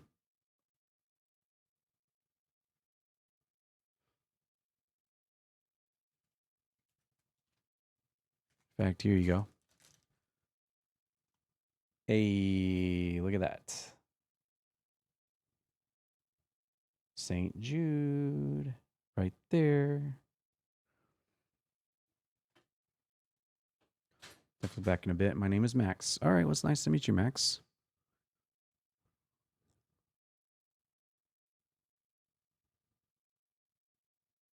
Which kid's art is that? I don't know.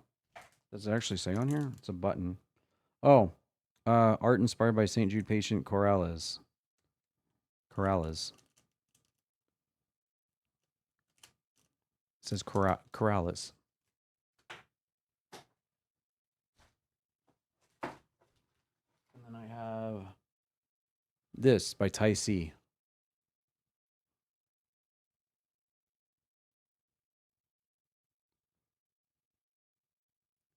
Artwork by St. Jude patient Tai C.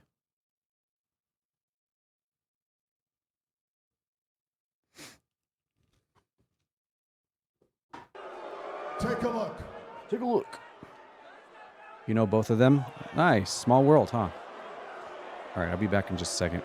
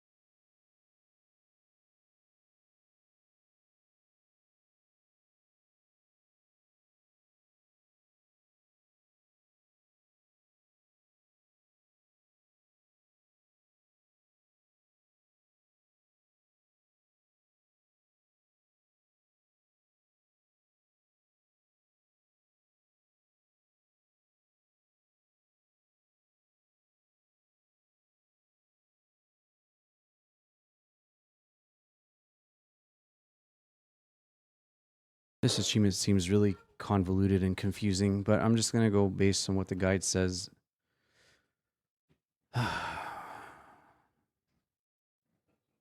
Okay, I made a save.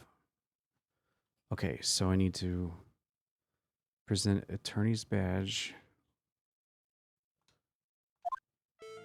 What's happening? Okay.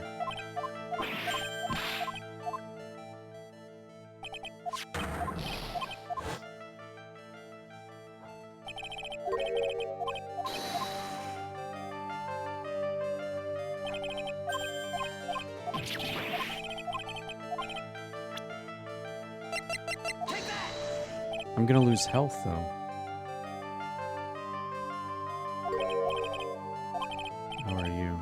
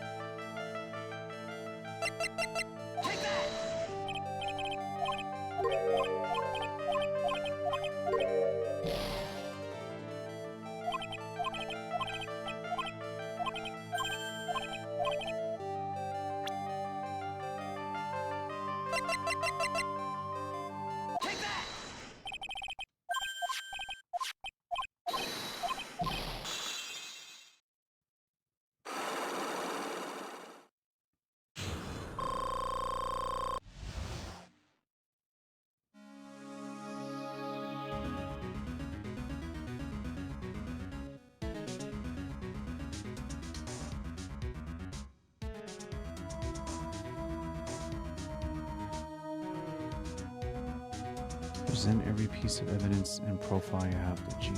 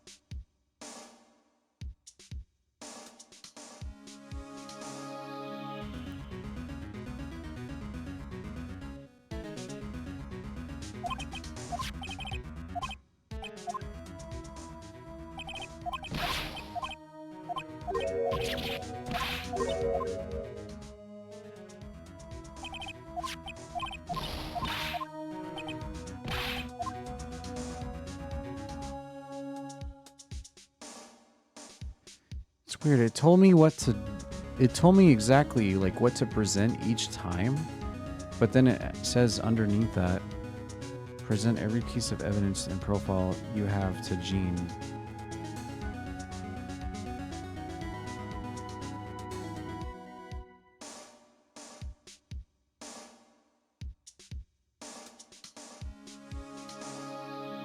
Make a new save. Wrong dialogue options are going to say the dialogue that's needed for the achievement. It's kind of like the lunchbox achievement, I assume. Hey, Amy, what's going on?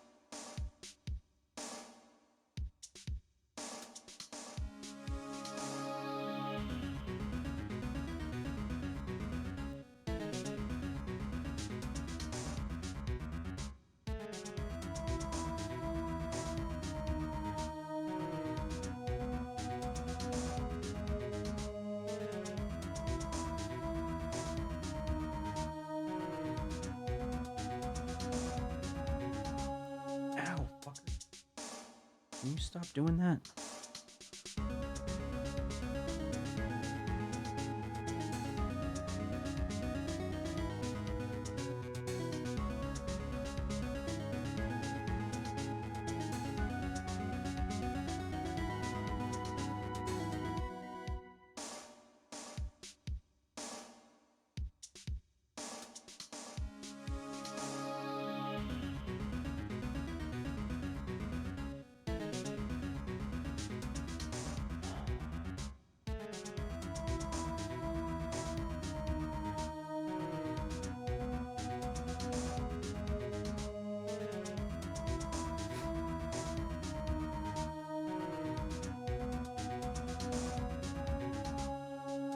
Can I just, after we talk, can I...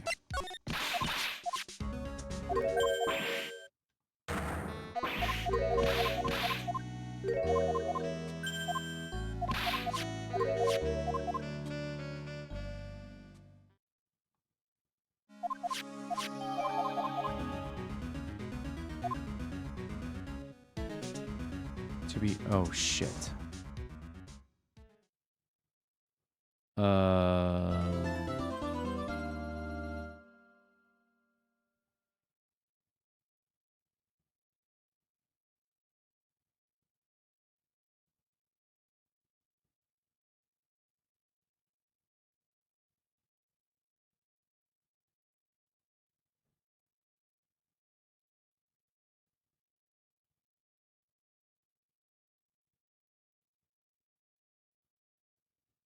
Present every piece of evidence and profile you have to Gene. There's like 30 options.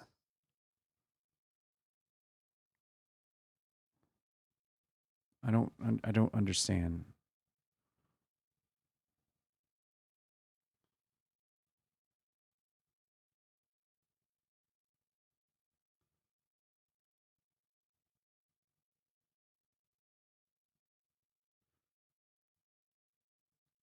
Not a big deal. It's presenting things to him during part 1. Doesn't affect the achievement. Just make sure you present everything to him in part 3. As others have mentioned, it should pop after you follow the above steps and correctly progress the story after the in the end the restaurant testimony.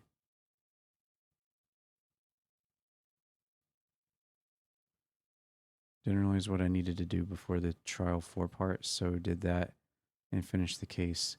Then reloaded at the start of save of 3 and presented all then when I could to him. Then I did a save, restarted the case and went through until I got to the end of 1 and could do Psylocks. I picked a wrong answer each time before the correct one. You can just manage this without running out of life, and it unlocked. So if you get it wrong, you don't have to replay the whole thing, just the bits you didn't get the right word on. You have chapter select 2. Just select the game where you didn't unlock the achievement. Then you can choose the chapter. I can confirm that the game tracks your unlocked foreign words across different games in the same profile. You don't have to get them all in one complete playthrough of that chapter. During my first playthrough, I made the mistake to show him only one wrong piece of evidence during the psych lock instead of one for every step. When I restarted the game on chapter replay, the achievement popped the moment I got through the psych lock conversation without me having to replay the rest of the chapter. I can debunk the theory that the achievement doesn't only include dialogue options that cause him to show new aromatherapy bottles. He doesn't do this in psych lock convo, and those 4 bits of mistake dialogue on every step of that conversation are definitely part of the achievement. Um,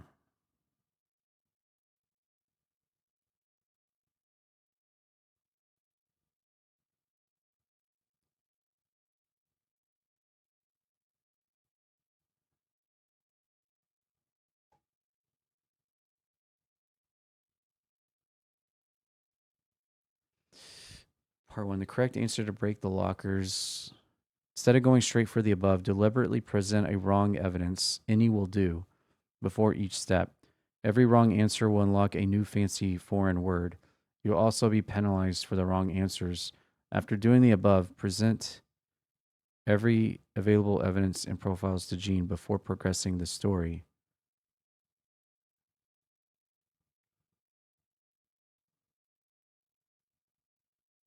Make a save after this and do not overwrite it. What?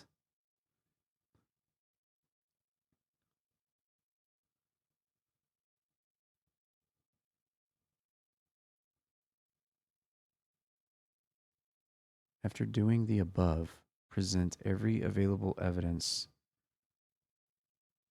and profiles to Gene before progressing the story.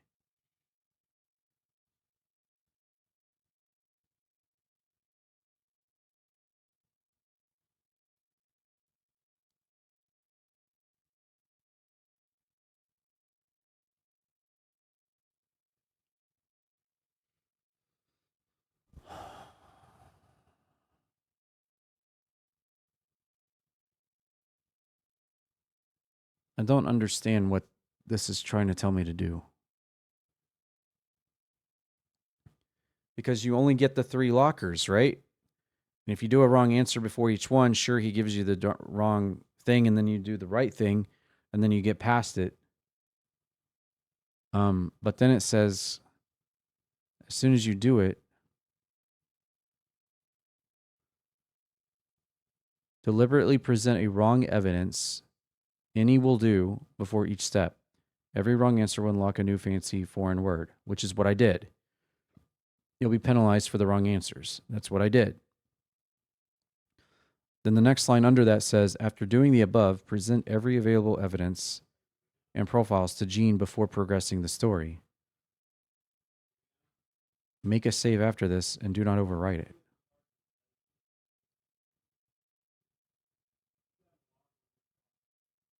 So I'm really confused. By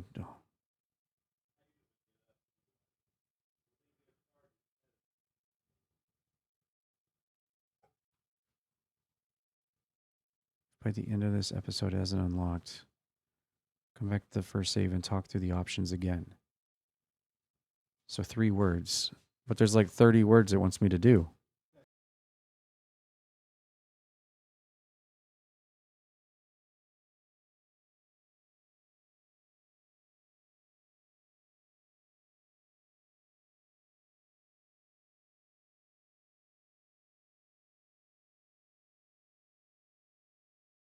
Each profile will be per word. Each profile will be per word. Each profile will be per word.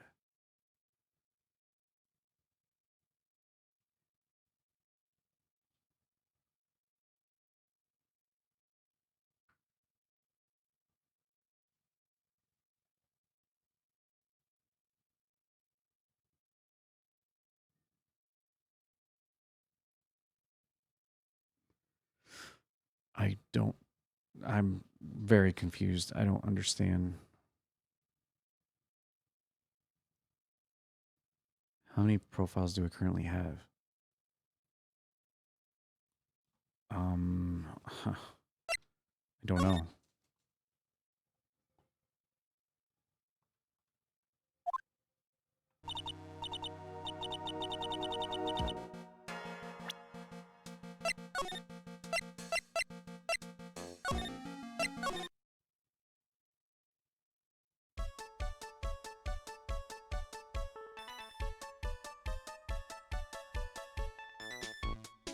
Wait. I can present it to him here, right? Before I start the cyclock. Is that what it means?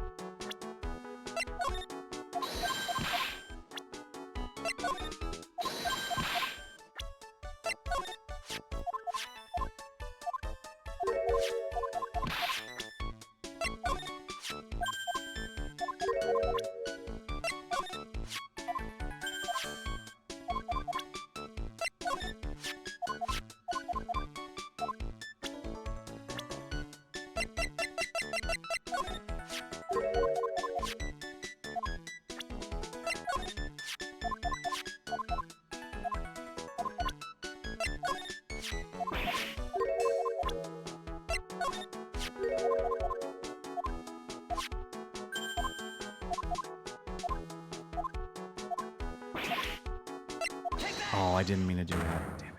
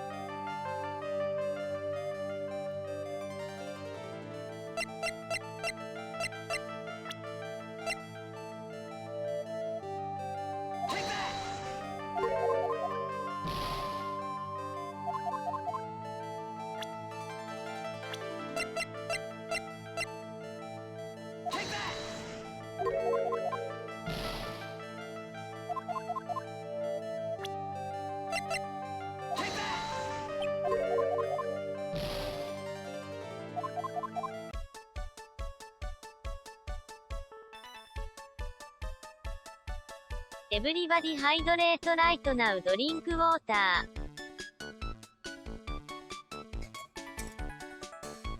Thank you.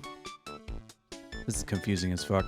I think at this rate, I'm just gonna skip through the rest of this case, because when you have an achievement like this tied to this, and it's so, like, open-ended on what you're supposed to do, I'm not gonna spend 2 hours on this case and not have it unlock, and then I have to play through it again. So I'm just gonna skip through everything, get right to the end. I don't care. I don't care that much about the lore. I'm more care about the achievement unlocking. So let me grab something to eat real quick, and then we're just gonna speed run through this shit.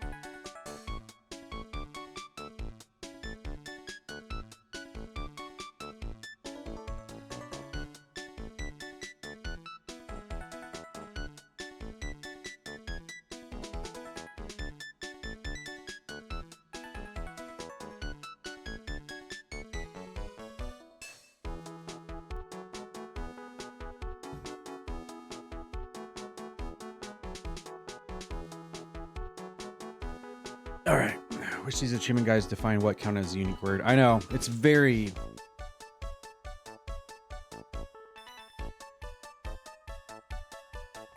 What's throwing me off is it says... It's giving me direct options to go to the lock thing. And it's telling me step for step which one to do. Ending with Gene's loan contract. Which one lock the locks. Right? At that point, you unlock the dialogue with him. So, hold on. Let me just do this in order again. Maybe I fucked it up. So it says to start with this.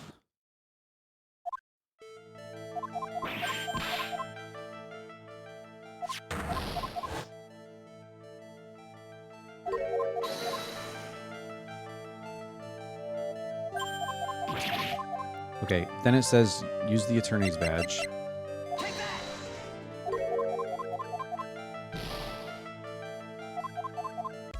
Wait. Wait, did I die?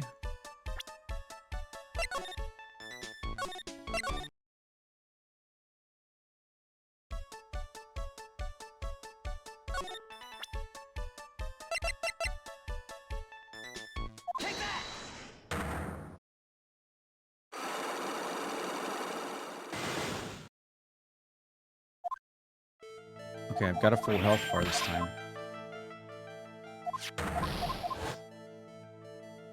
What a weird achievement.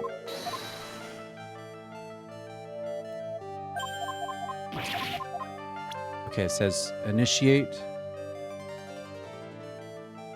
the thing. Then go with this.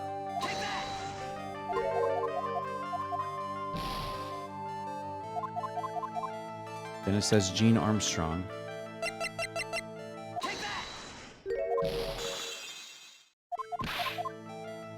Then it says attorney's badge.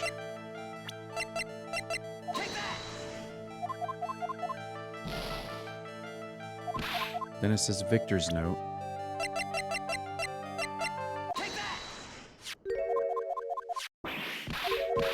Then it says attorney's badge.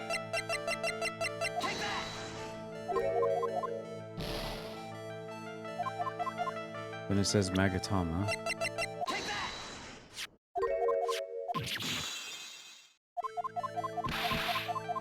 Then it says attorney's badge.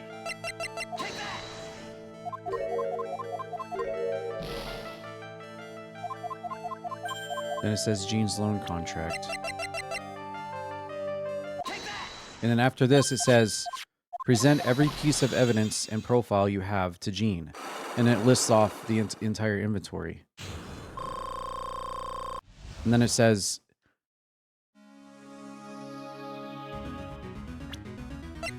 But I can't present it to him here. It says present every piece of evidence profile you have. And it lists everything I have. And then the next paragraph down it says make a new save here. This is all part of the Gene's foreign language course achievement. If by the end of this episode it hasn't unlocked, come back to the first save and talk through the options again.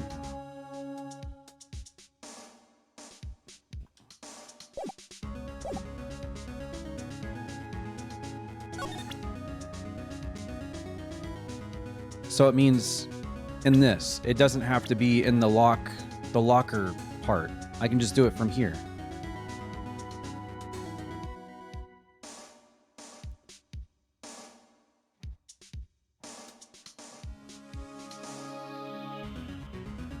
Alright. I think I'm still gonna skip through this shit though, because I don't trust it. Alright, I'll just go through the whole list. So, attorney's badge, magazine clipping. Next is job listings. Next is lunch special. Next is Magatama.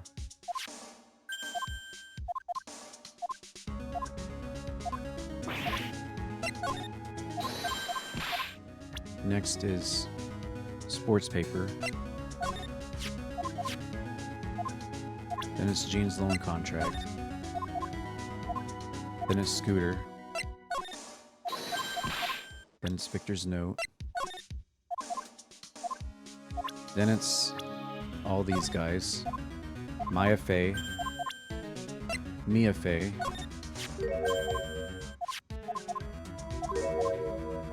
Then it's Godot. Then it's Gumshoe. Maggie Bird. Gene Armstrong. Then it's Glenn Elg. Then it's Victor Kudo. And then it says, after this, make a save here.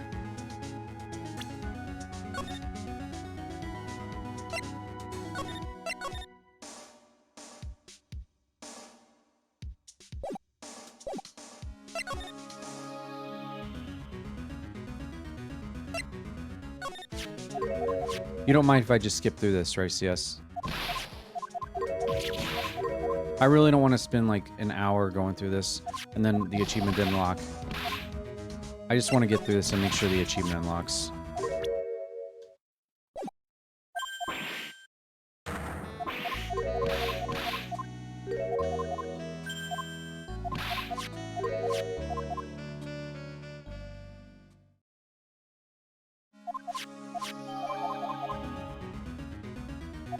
It's their fault for putting an achievement like this in here.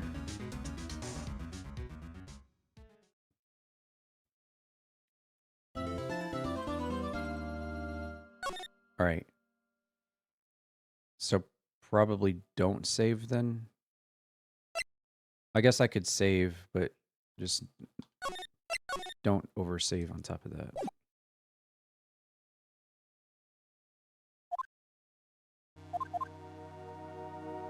I mean, I want to see what the punchline of the case is, but at the same time, I also want to make sure I unlock the achievement too. That's obviously important. Honestly, that'll... Ow, you fuck! Stop doing that. You need to stop doing that. No. No. Bad. No, no.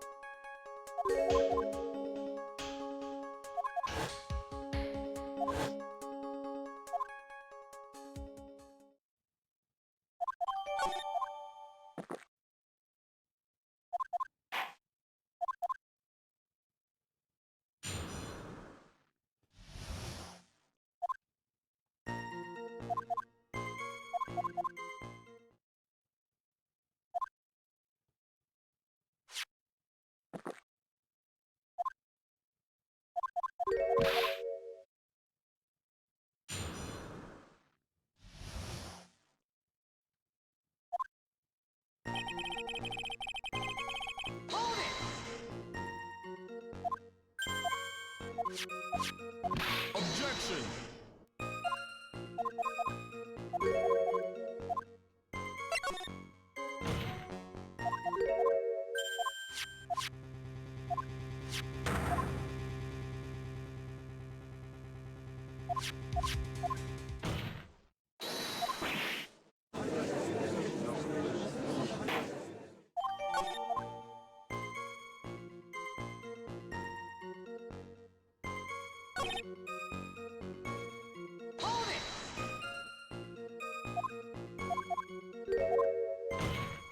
Objection!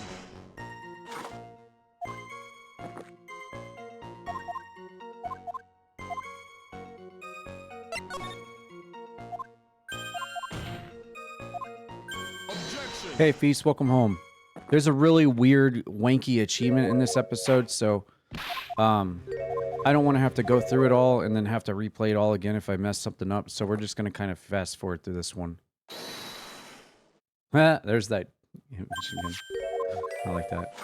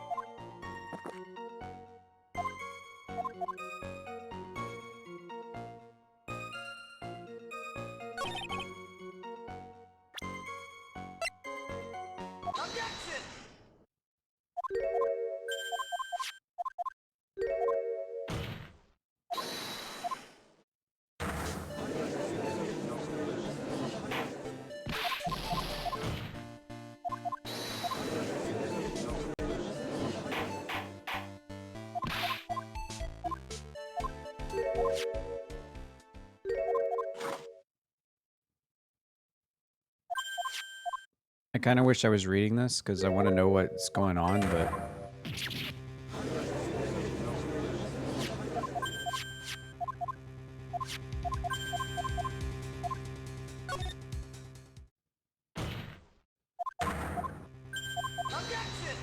Objection.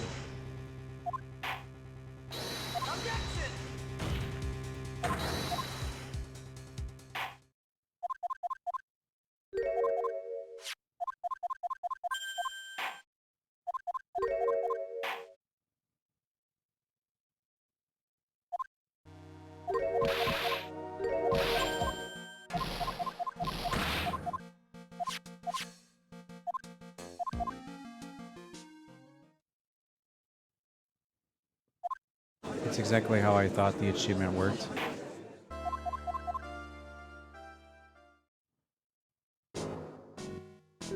So as long as you give them wrong answers for the unlockable things, and then just make sure you make them look at all the rest of the stuff in your inventory, then it'll work.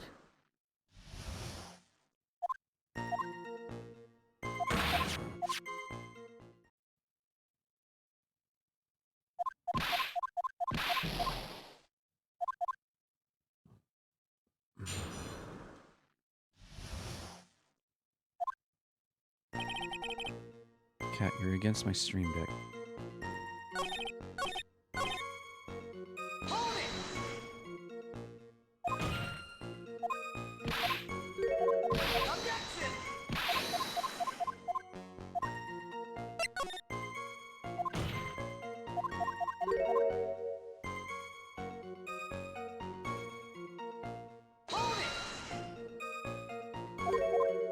Objection.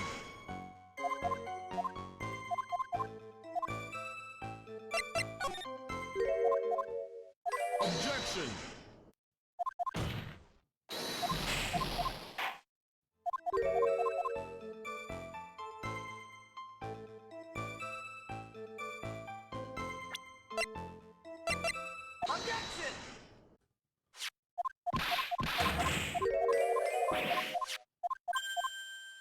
There was no reason to save. Those are just for entrance, in case you missed one. Oh. There's 3 points in the story, then it'll pop.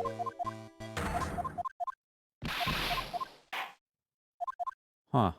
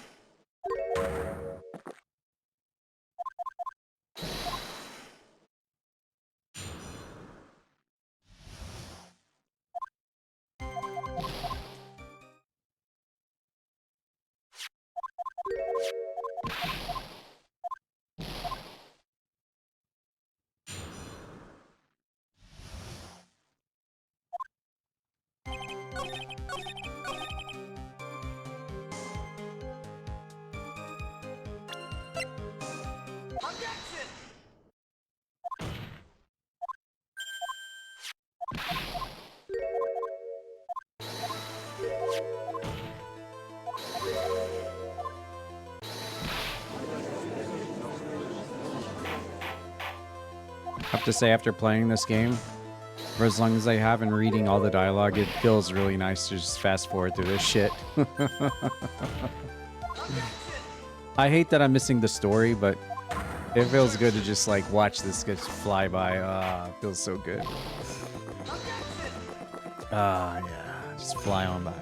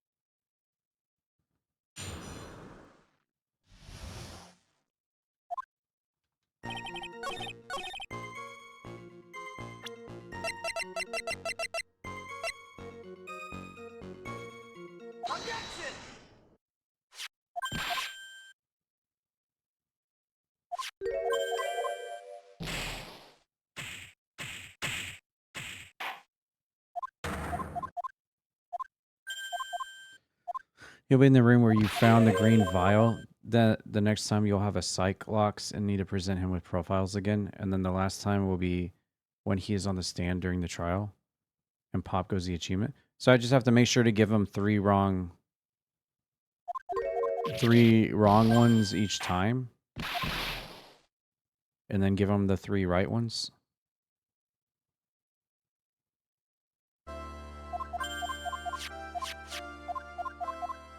I wish it was better explained. Because even fast forwarding through all this stuff takes a while. Apparently, you can pick you can pick this episode and start from a certain chapter. Like I could start from like right here if you go chapter select or whatever. So that's nice. I've never done that because I've just one and done it. Excuse me. I've just one and done them. You can't? Weird. They were saying that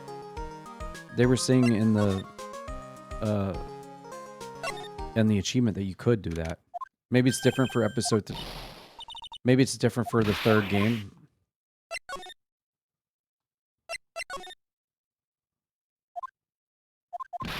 Hey Onyx, what's up, man? How you doing?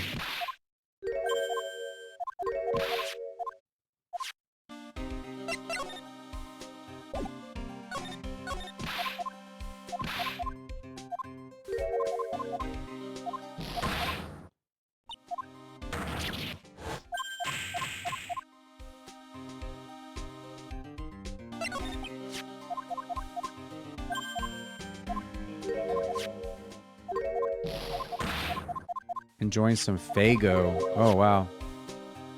I haven't seen or heard about Fago in a while.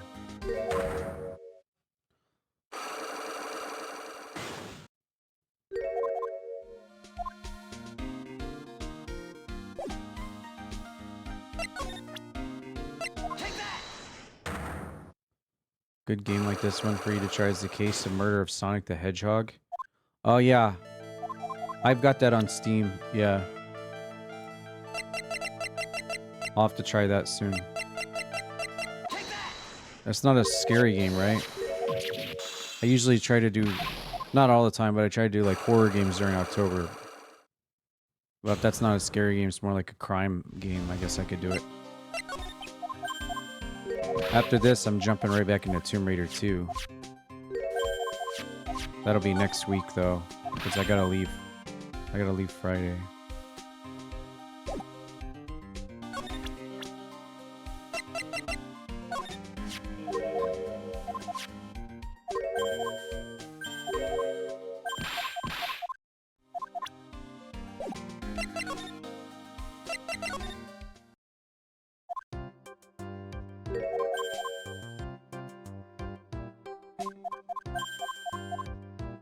Basil?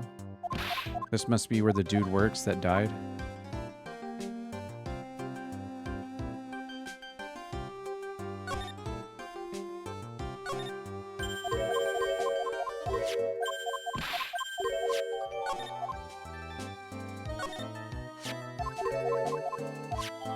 He plays as Tails.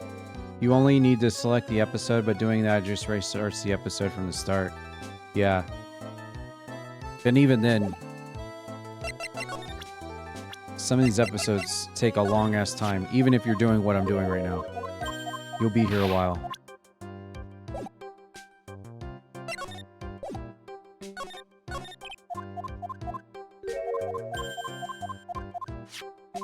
Who is that? Was that Otacon? Need to make saves during the episode. Oh, yeah. Well, I've been making saves, so...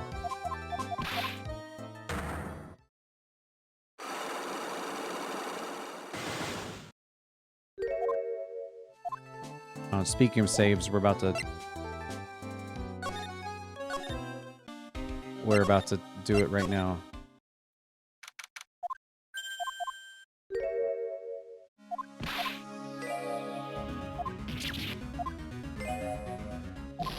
Who is this?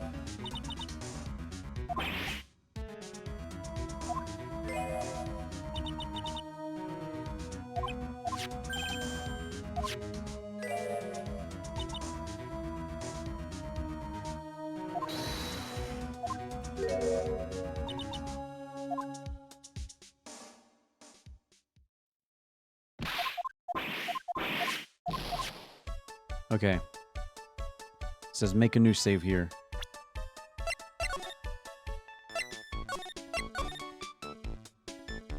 Okay. Talk.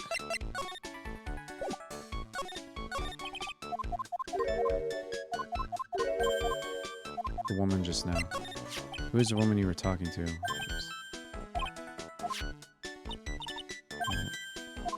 Raw meat and fires.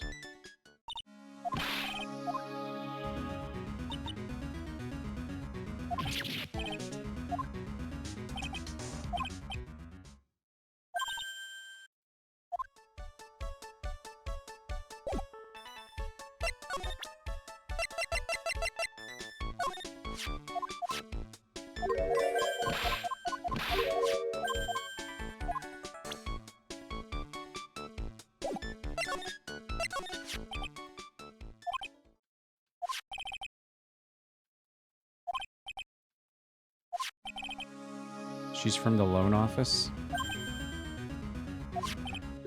Tender lender, the loan office.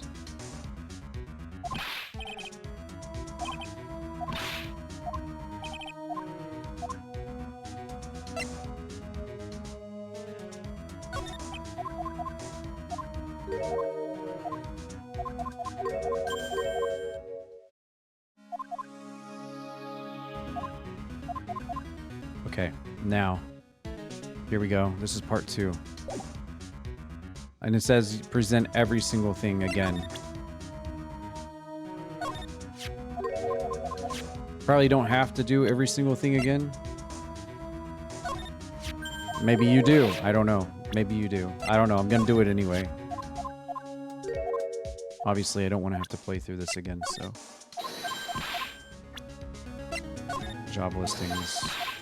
Lunch special.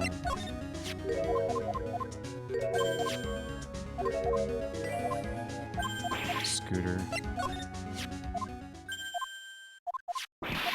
Someone's contract. Can I just say this guy's jacked, by the way? He's pretty jacked, man. First testimony. Wynn's autopsy report. They've been floor plans. Crime photo.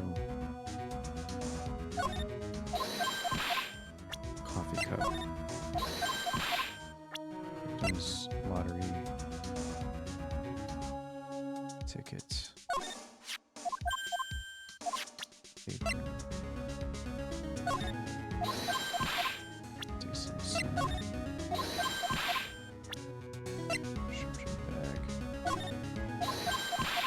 Millionaire radio player. Lynn's calendar. Losing horse race tickets.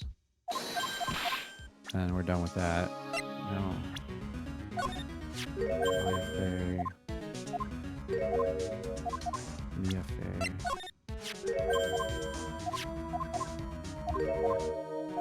Codots. You only need to present the new evidence you picked up from last time you saw him, but it's safer to present both and old new, yeah. Glenn Eld. Gumshoe. Victor Kudo. Gene Armstrong. Lisa Bezil. Okay, that's everything. Make a new save here.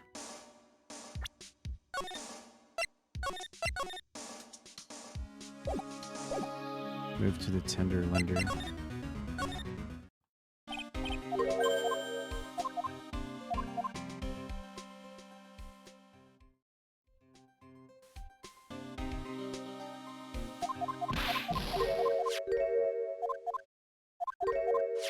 Oh, I remember what you mean by the lunchbox now.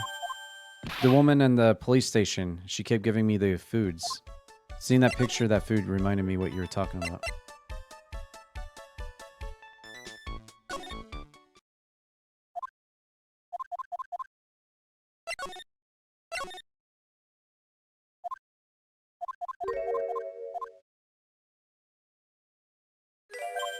Yeah, I bet if Ash saw that character, she would love this character.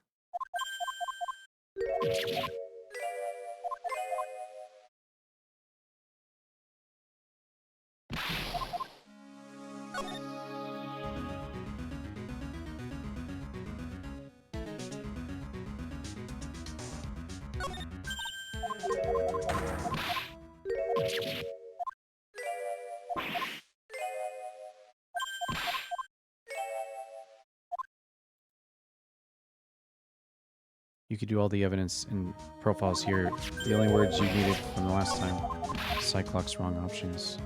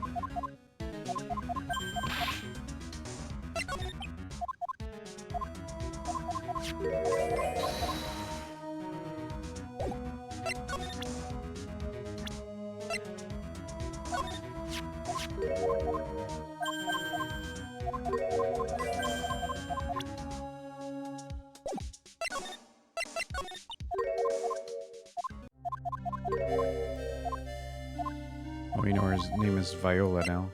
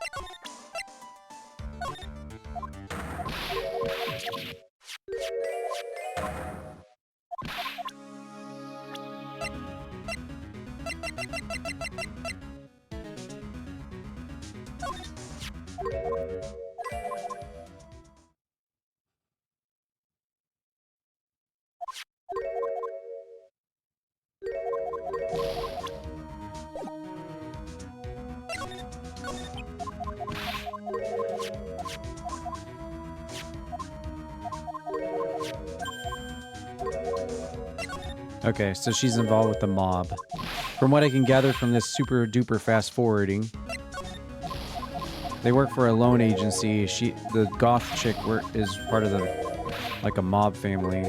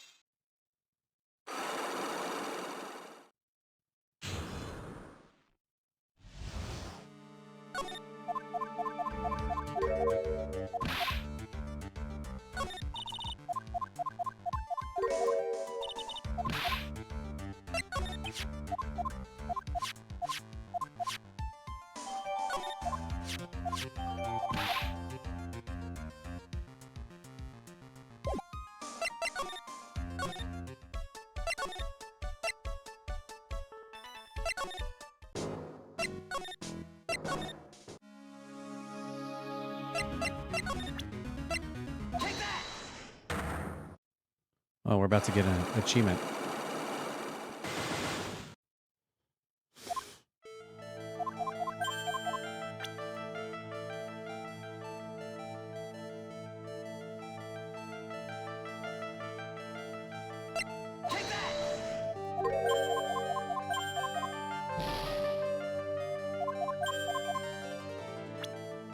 Should have. Okay, I was gonna say that should have been an achievement there.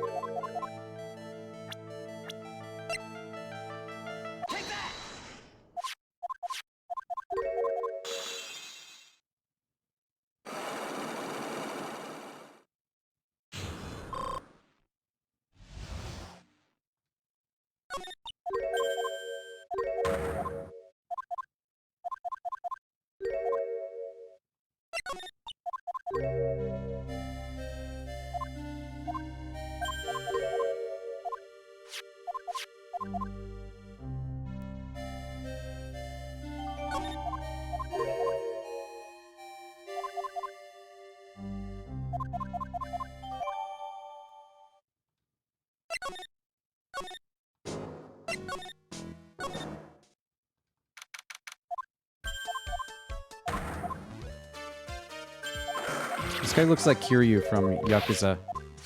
Kind of.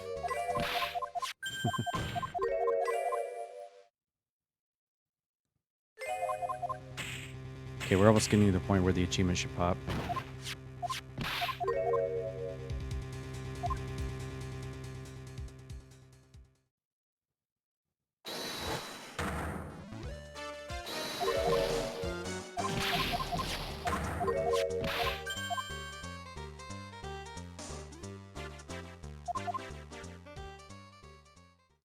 So the loan company is dirty.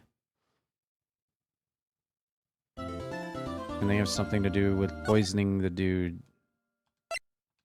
Murdering the dude that was drinking coffee at the shop. Sounds like he was far in depth with the loan agency and he couldn't pay it back. So they just killed him. That's what I'm gathering from this fast forward situation.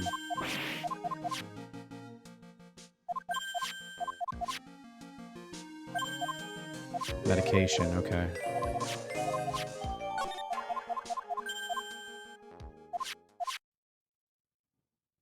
Yakuza Kuwimami one. Needs to happen.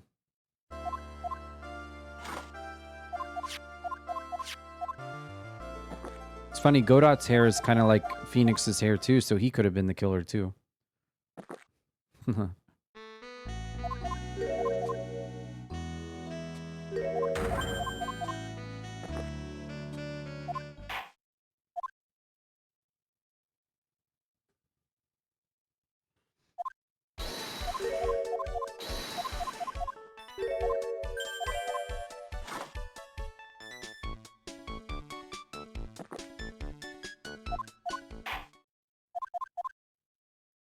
Yep, here we go. I gotta get through 2 testimonies first, and then we get to the... Alright, no, it starts here, doesn't it?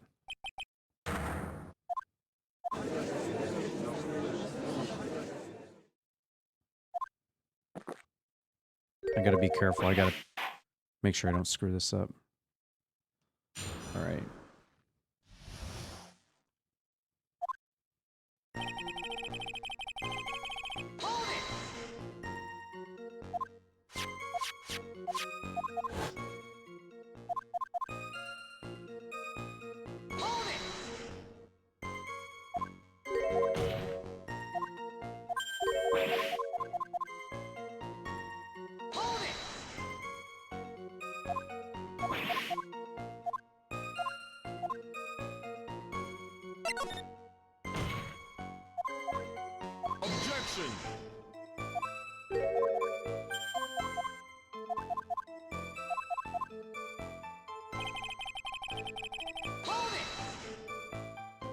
Objection. エブリバディハイドレートライトナウドリンクウォーター。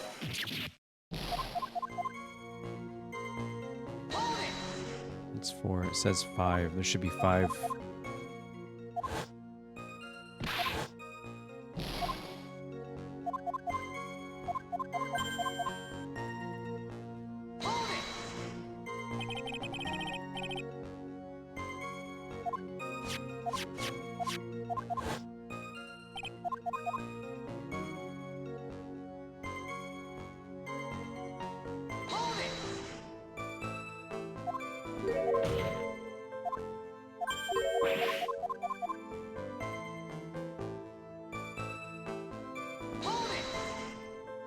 I think I've already done this.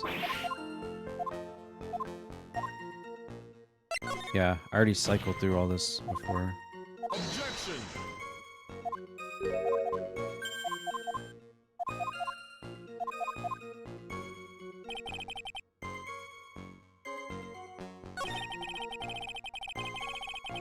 Yeah.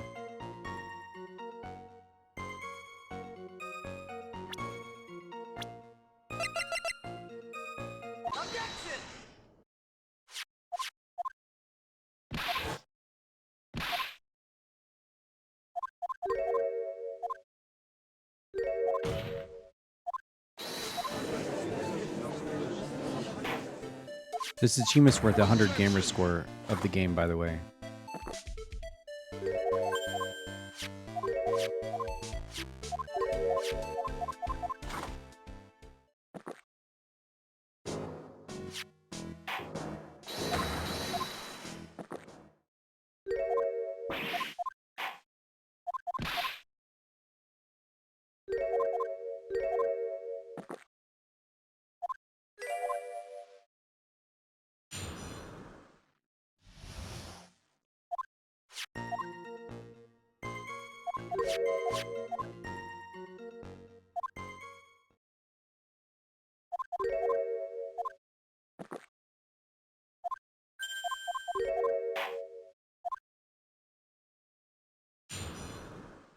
Almost there, yeah.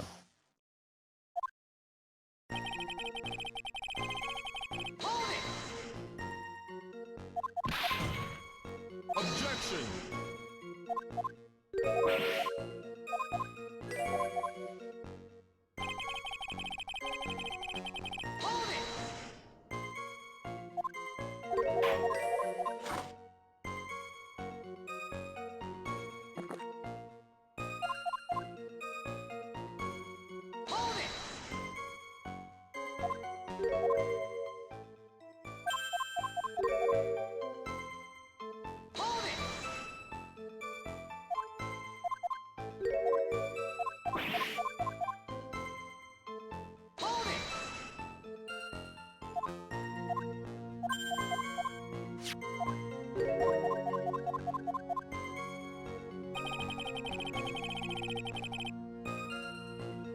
I think I've already done these.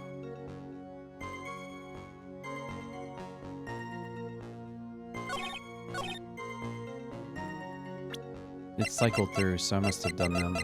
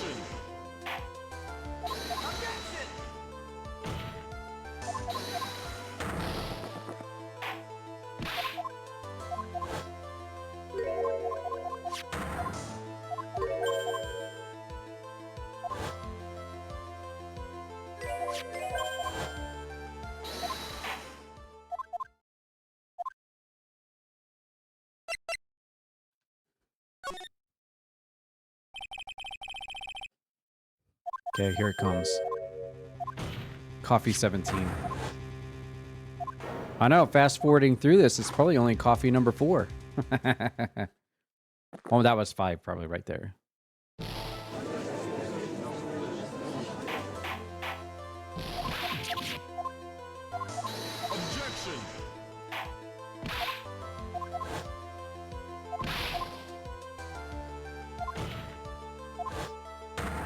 Objection. Objection.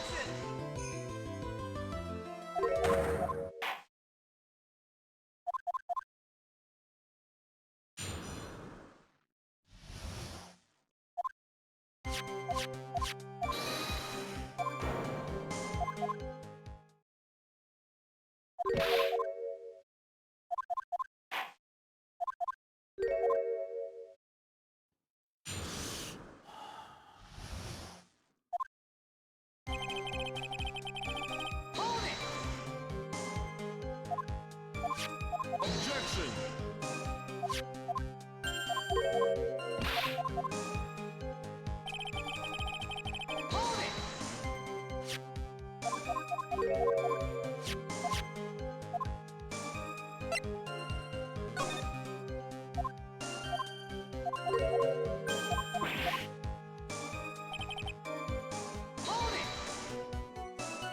Objection. This music's cool.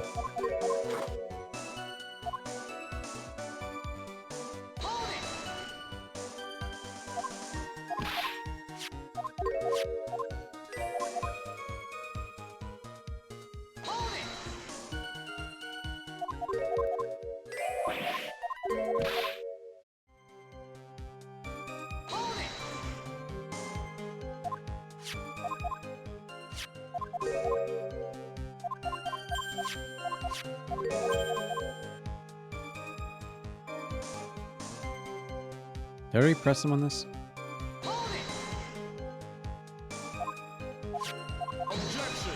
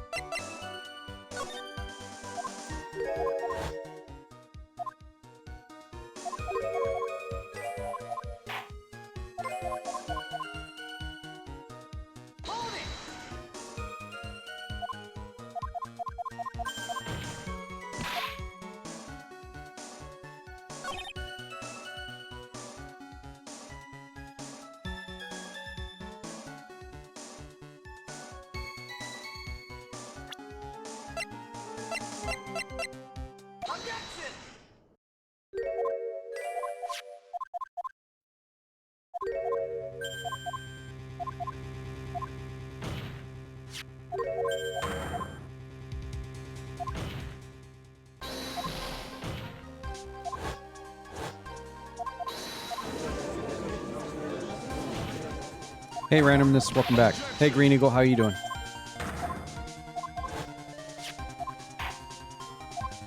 Oh no, not another migraine. No.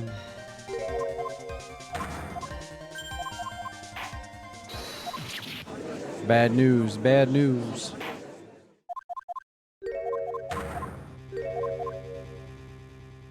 I'm zipping and flying through this one because I want that achievement.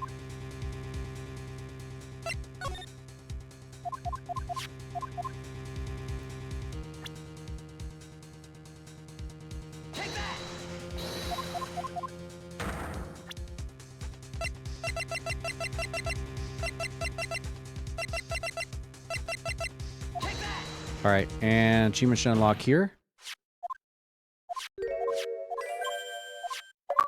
There it is. All right, there we go. All right, we got it.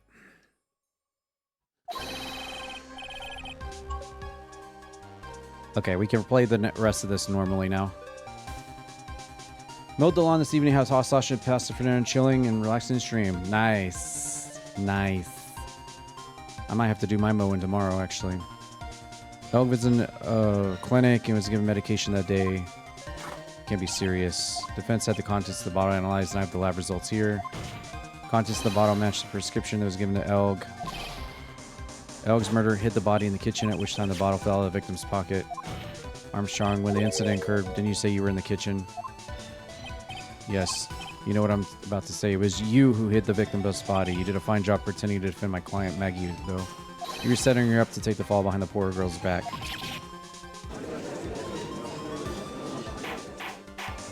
Order. Witness. Did you murder Glenn Elg? Never. Cannot do such a thing. No. What's happening? Mr. Godot? Bitterness. Every time I get lied to, always down a mug. That's one of my rules. Slightest idea how many cups you've had by now. I like to do the same to the person who lied to me. I like to take them down with my empty mug. Listen up, Chef. How about a brand new flavor in your ear of deficient? It's a trap. Song in por favor in Spanish. Only going to ask you once. Did you do it? No. Simply. Let's hear it. You got one shot. Lie under oath again. Godot's coffee mug awaits you, as does my gavel. It's clear.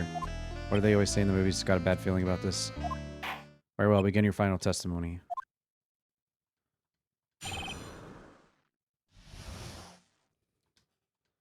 It is true. I hid the body in the kitchen. A man forced me to do it. I had no choice. I had to go along with him because there was a reason why I could not refuse. Did not kill him, I swear it. Okay. You were forced by who? Cannot say. I'll be erased. Let's try a different question then. When Elg died, was he really the only person at the table? There was. There was another man. I knew it. Maggie was telling the truth. You may cross-examine the witness. Gotta break this guy and get him to tell us the name of the real killer.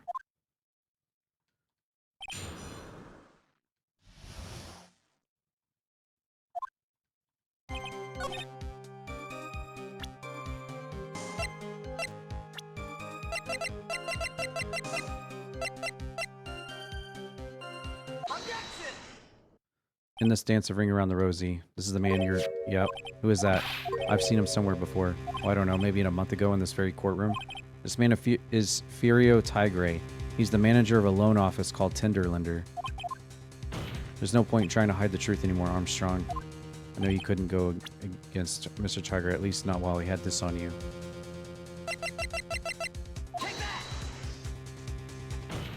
$500,000 loan from a black market loan shark. You had no way of paying it back, did you? That's why you're forced to do anything this man told you. Armstrong. Tiger told me he was going to use my restaurant for a business rendezvous. On the day in question, he was meeting a victim to repay his loan.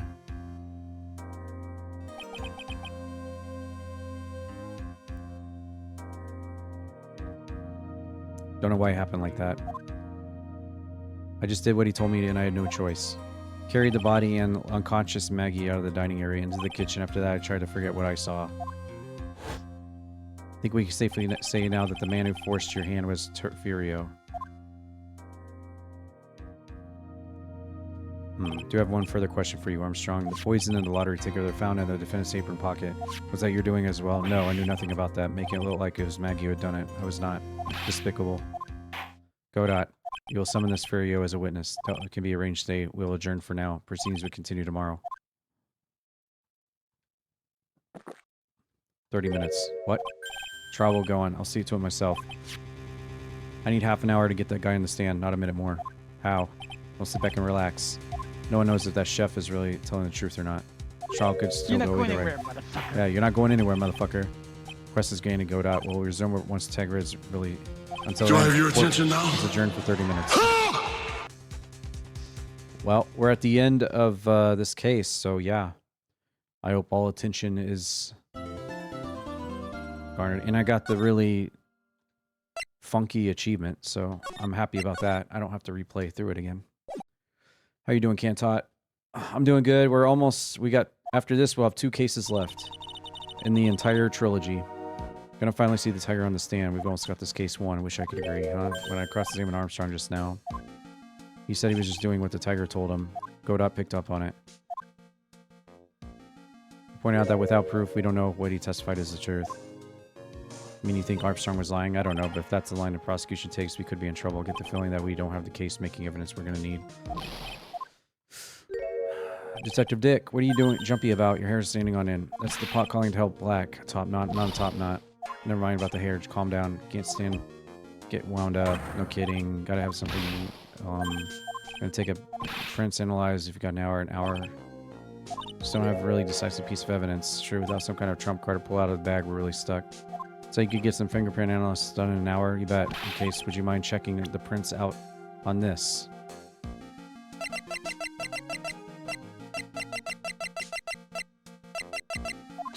Take that. Going back to the station, find prints on this. Mom bottle I gave you back this morning. I think it's time we solve the last mystery who the prints on it belongs to. Sure thing. That's been gnawing at me too. Okay, get this off to the lab right away. Make sure you don't lose the case. Boom. Tough acting and acting right there. How's the game? It's all right. I'm on the 3rd game, yeah. Yep, I'm on case 3 of 5. I think I might do case 4 as well. It's really short, the one right after this. And then we'll save case 5, the last one, and the entire game for tomorrow. Pretty much the final showdown. Time to separate the phonies from the real guys. Because we're right at the end of this one, and then the next one looks super short. So we'll do that one next. And then all we'll have left is the last case in the whole game tomorrow. To finish it off. Court well convened. Godot, you find this Furio Tiger. I even tamed him for you. 3-cup job, no problem. Tamed him. Guy's name is Furio Tiger, but come on. Pretty lively. Careful, he still bites. Very well. Tiger to the stand. Tiger uppercut to the stand. There he is. Look, it's evil Kiryu. It's evil Kiryu. Rah. Don't hide under the table, Maya, unless there's room for me. What'd you say to me? Nothing. Don't say anything. Who could have guessed that fear would induce a bad Brooklyn accent in the judge? Got business to take care of, you hear me? Who the hell called me in this hole? What's it you, Spiky? Of course not. I was the judge, Your Honor. Don't mind me. I'm carrying on proceedings as normal. That's it. We're doomed. Well, you didn't hear me. I said, who the hell was it that called me in here? There's no need to shout. We can all hear you. What'd you say? There's no point in struggling. You're caught in a snare, the relentless snare of the law. Now we're going to see Godot and this guy go at it. I'm the one that hauled you in. Grr. Too cool. Don't let him get the better of you, Nick. Let's start with the basics. You know about the incident in question, right? Incident? I don't know nothing about. Stinking incident. You mean didn't attend the previous trial of Maggie Bird? Maggie who? I got more important things than watch courtroom dramas, of course. Perhaps you could give your testimony then? The judge is under the table. Tell us about what you did on the day of the murder. Phoenix Wright. You just wanted to set this up, didn't you? You're just going to regret the day you ruffled the tiger's fur. Hear what I'm saying? Maybe I should have brought a diaper with me today. Get a grip.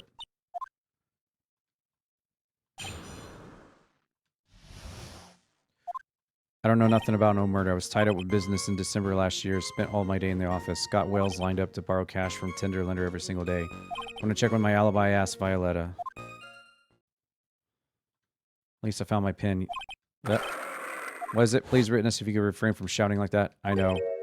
Lowlife ain't no lawyer. He just punches away his stupid details. Lowlife? Me? Listen up, Smarty. Every time you ask me something that doesn't relate to this case, I'm going to bill you $50K. You're just going to borrow the cash from me.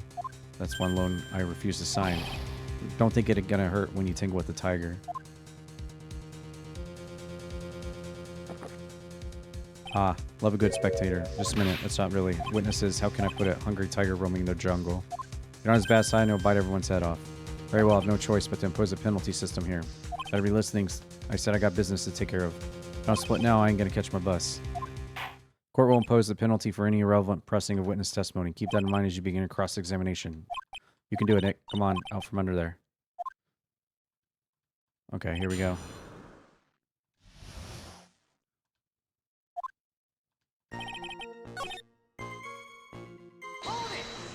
Are you sure about that? We're talking about 1 month ago, you know. You see these teeth? That's how sharp my secretary is. Sharp? She writes everything in my scheduler. December, mainly in the office. That's what it says. That's where I was. Seems like a rather sketchy schedule. There he goes again. Tiger did all December wasn't the issue. What's important is what he was doing on the day of the murder. So now what? The character designs look cool. Yeah. What's up, Wasteland? Welcome back. The tiger. He looks like Kiryu from Yakuza. What do you want? If you wouldn't mind being going into a bit more detail. Objection. This is a dead end, try it, you know it. Remember the rules. No, as essential we establish the witness's alibi. I agree. Victim was killed on December 3rd. Were you in the office that day? Maybe you ain't listening. Of course I was. I never set foot outside. I had meetings all day with a bunch of cats wanting to do business with me. I ain't never seen that young kid before. I believe the witness's last statement was important. Mr. Godot, if you please. The court asked you to add the last statement to your testimony. Don't let an animal beat you. Be a man. Let's see.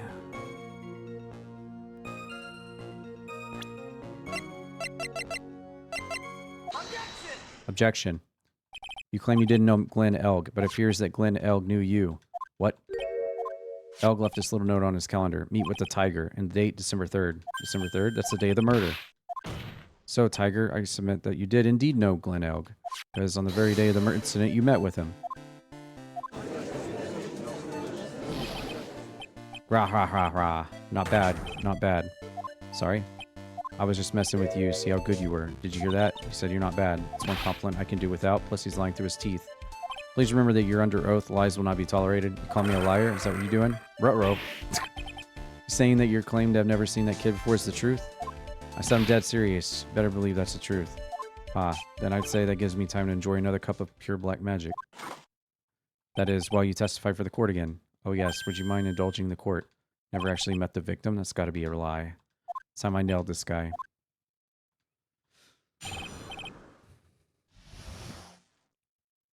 I ain't no liar, never met Glenn Elg. There was some lame guy with that name, though, wanted to borrow cash from me. I set up a meeting with the guy at my office, tender lender. Waited around for him, but he ain't never showed. I ain't never been to that Trey Bond joint, you hear? I see. That all seems perfectly logical. You had arranged to meet with the victim, but he didn't show up. Or it's pretty hard to keep appointments when you're dead. Very well, you may begin your cross-examination. Yes, Your Honor? Didn't I tell you I had a big deal going down today and gonna make my bus now? I'm gonna have to take the express train. That bill's going straight to you, right?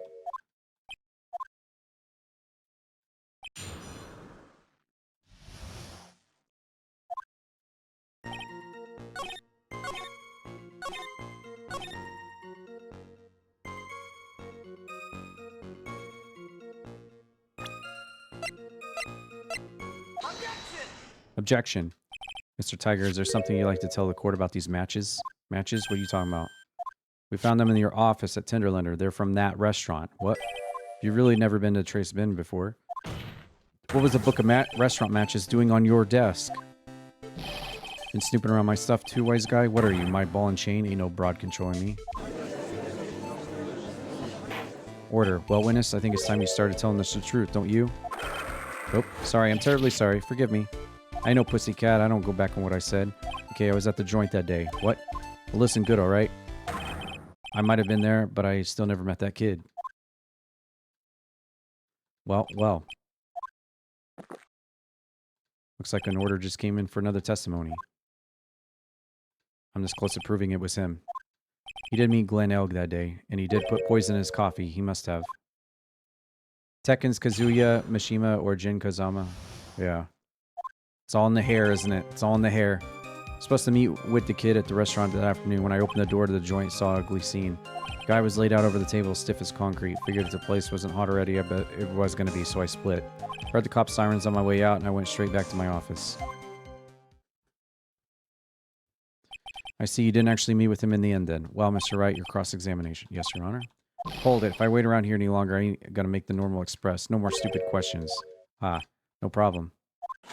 Anytime the tribe presses you on something irrelevant, I'll see he pays a penalty. Godot, that's my job. Your job is to slam that little hammer of yours and call a guilty verdict. So do it. Yes, sir.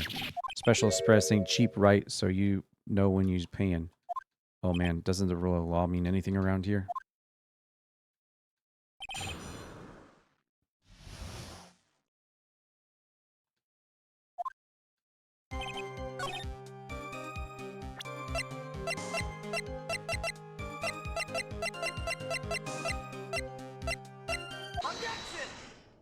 You're something of a loan collecting pro, aren't you, Tiger?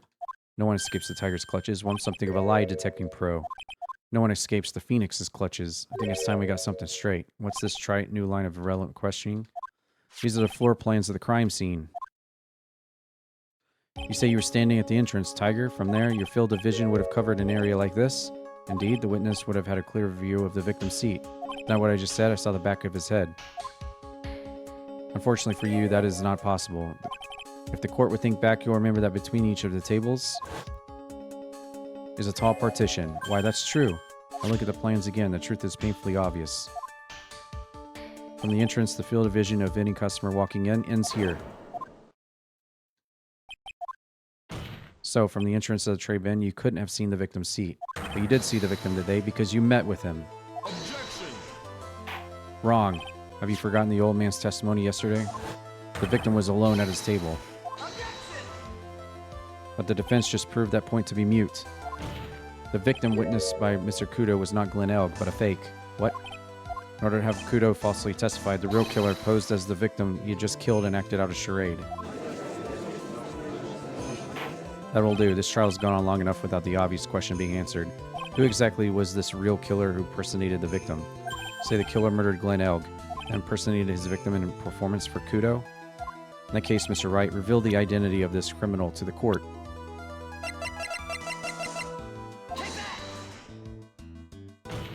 Obviously, it's the person you least expect. What's the matter, Your Honor? Oh, nothing. I just dropped my pen again. Don't mind me. Carry on. Wait, what? Gotta think again while he's down there. Guess he should have picked the obvious choice. Very good. So I found my pen now. Allow me to pose the question again. Say the killer murdered Glenn Elg and impersonated his victim in a performance for Kudo? In that case... Wait, what? Oh, I did fuck up. Whoops.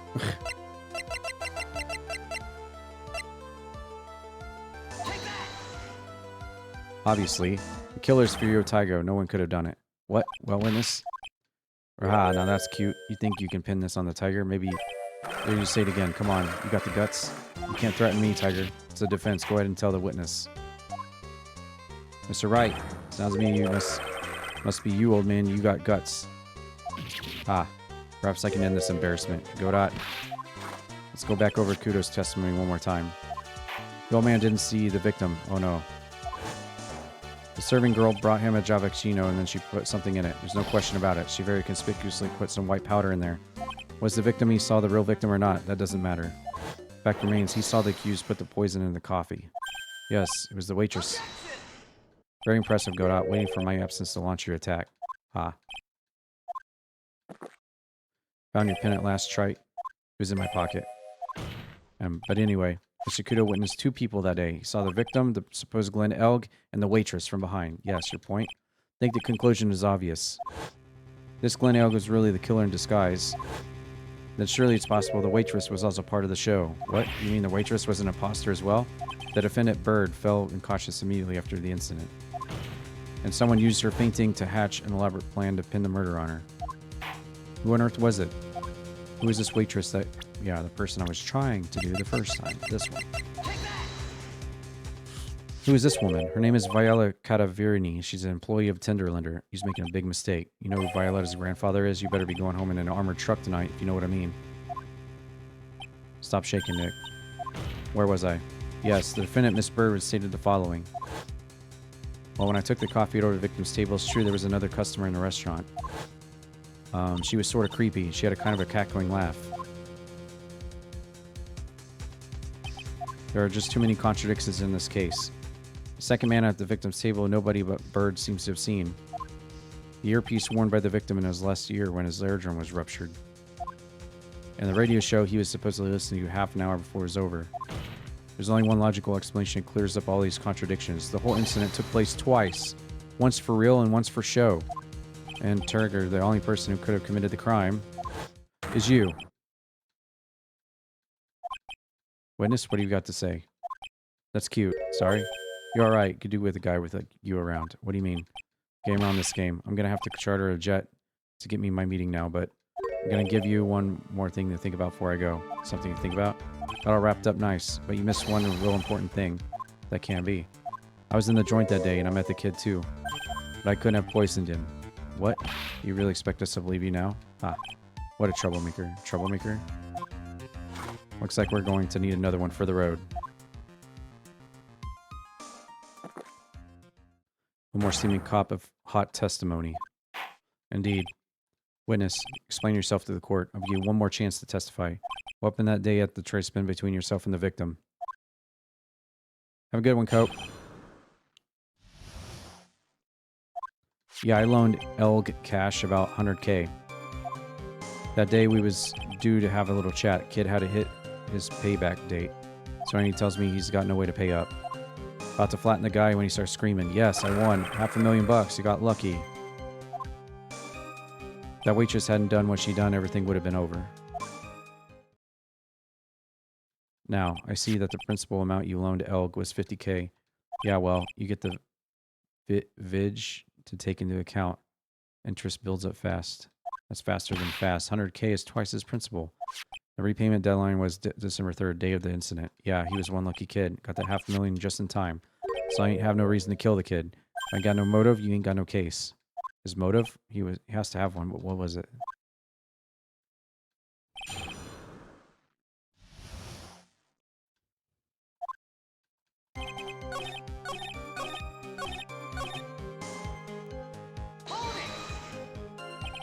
The waitress? You mean the girl with the glasses in the defendant's chair? Who else could I mean? If she hadn't gotten in the way, things would have been bada bing, bada boom, over and done. Maybe I should push a little harder. What do you mean things would have been over and done with?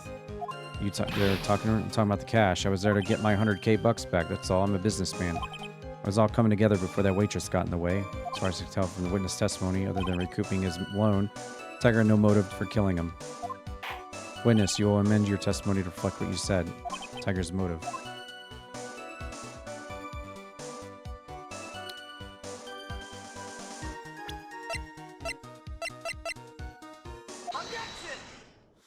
So you just intended to get back the $100K Mr. Elg owed you, correct?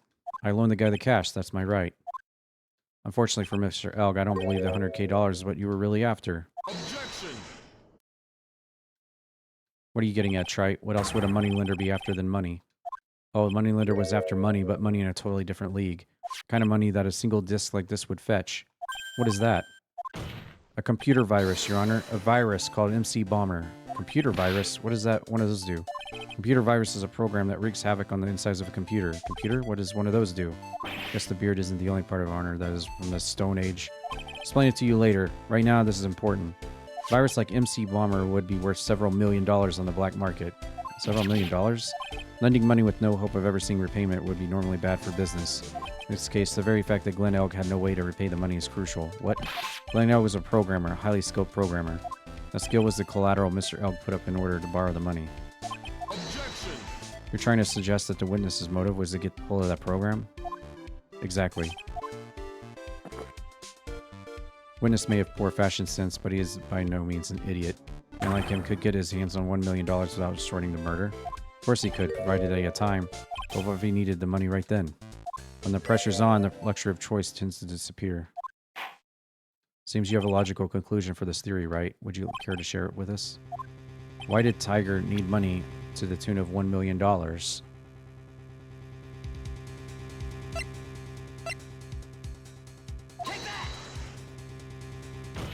December of last year, you found yourself in need of a huge amount of money. About 6 months ago, you were involved in a traffic accident, weren't you? Accident involving a car and a scooter in which a young woman was injured. She was taken to hospital where she underwent surgery. How much of this do you know? These medical papers document the treatment of the young woman in question. According to these, her operation cost $1 million. And yet, when the payment was due last month, you somehow managed to pay it in full. $1 million, a preposterous sum. Someone should sue those HMOs. Ah, no one would pay a bill like that. The medical association got wind of it. The hospital would end up as dead as a morgue. But Mr. Tiger had no choice to pay because his very life depended on it.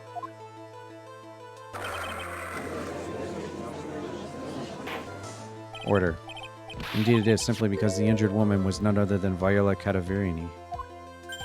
Did you say Cadaverini? Fruto Cadaverini, the mob boss in charge of all the underworld activities in the city, and doting grandfather to his precious Violetta, also known as Viola. Your life was in danger unless you paid compensation to the boss, correct? It makes sense. You were desperate to acquire that $1 million Bruto demanded of you. So desperate, in fact, that you decided to sacrifice Glenn Elg's life to pay your debt.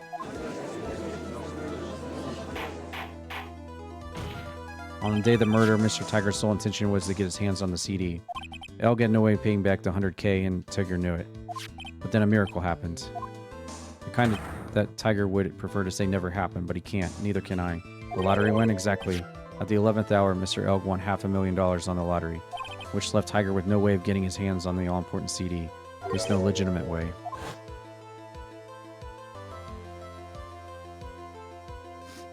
So he resorted to a little illegitimate means. That's crazy.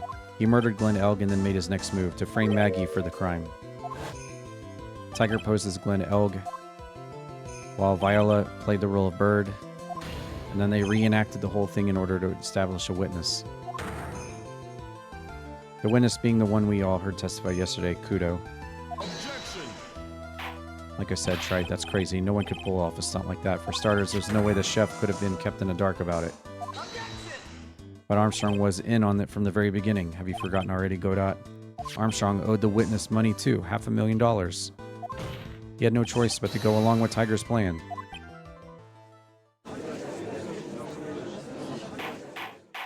Order. Put on a good show, Spiky. You want to stay alive in the loan shark business, you gotta be careful.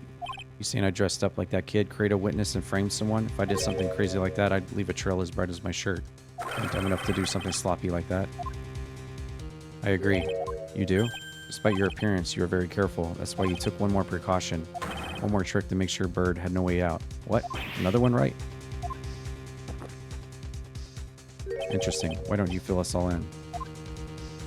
What was this trick you say Mr. Tiger performed to frame the accused?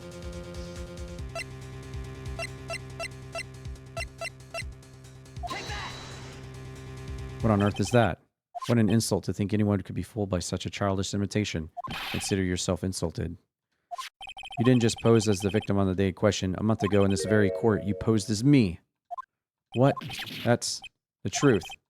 But the witness looks nothing like you, Mr. Wright.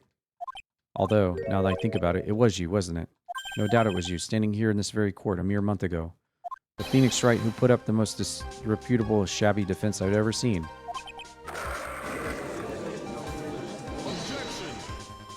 Can you prove that, Gramps?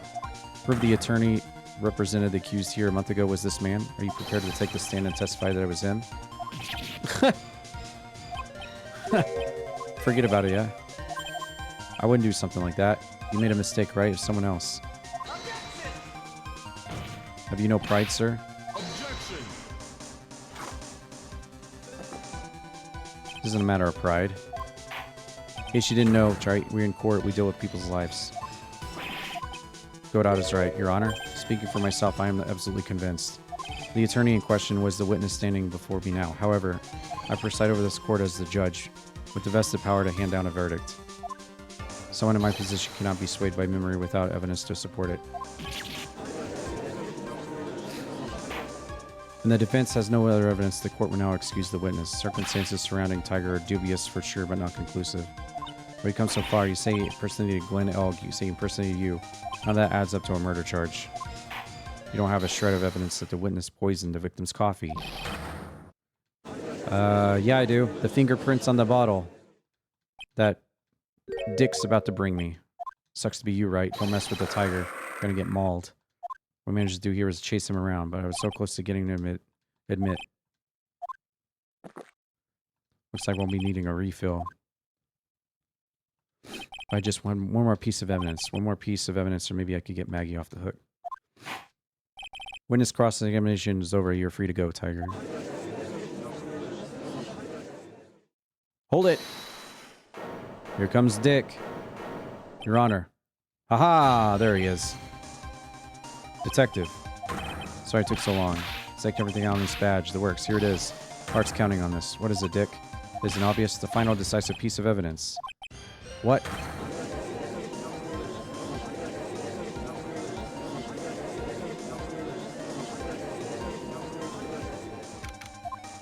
So, finally got the results back from the lab. The results about the prints, pal, from this medicine bottle. So you know who the prints belong to? Do you think I'm some kind of hack detective? Of course I know. So tell us. They're the Tigers. You bet. Clear as crystal all over the bottle. They're Furio Tiger's paw prints. It's great. You got them now. What's wrong with you? You've hardly said a word since Dick got here. He's laid everything on the line.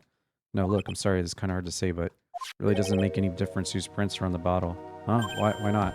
Need to produce that stage in the trial. It's irrefutable evidence that the tiger put poison in Glen Elk's coffee. He's already admitted that he met the victim. That really doesn't make any difference now. I knew it. Hey, don't be so hard on yourself. This was our last chance. I've been working on some useless evidence the whole time. It's alright, I'm a real loser, not breaking news. Detective Dick, Maggie, you've been working on something for me? Sorry, I let you down. No, you didn't do it. I'm a detective. We're supposed to be able to prove stuff like that. I'm really sorry. Get out of your hair now. Dick, wait. He's gone. Is there anything we can do now? Wish there was. Dick worked so hard to get that evidence. Small bottle.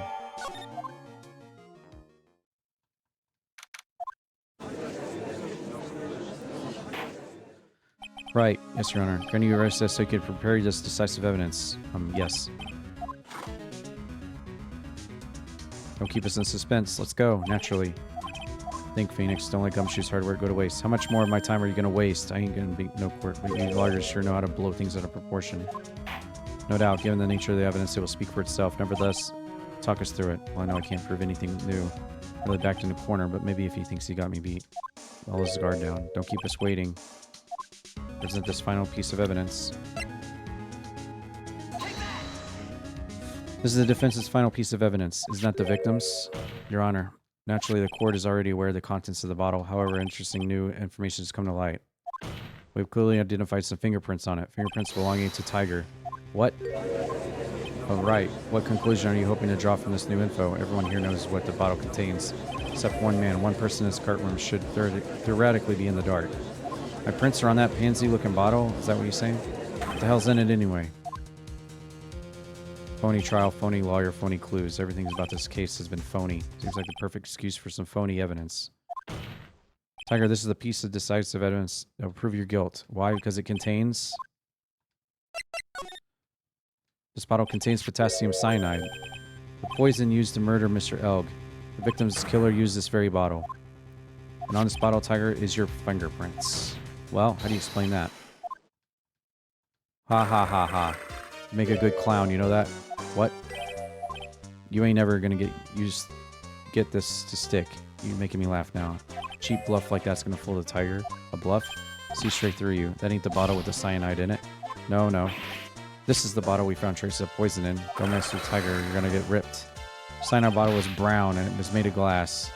A cheap piece of trash. No. Oh, ha ha. Wow, what an idiot.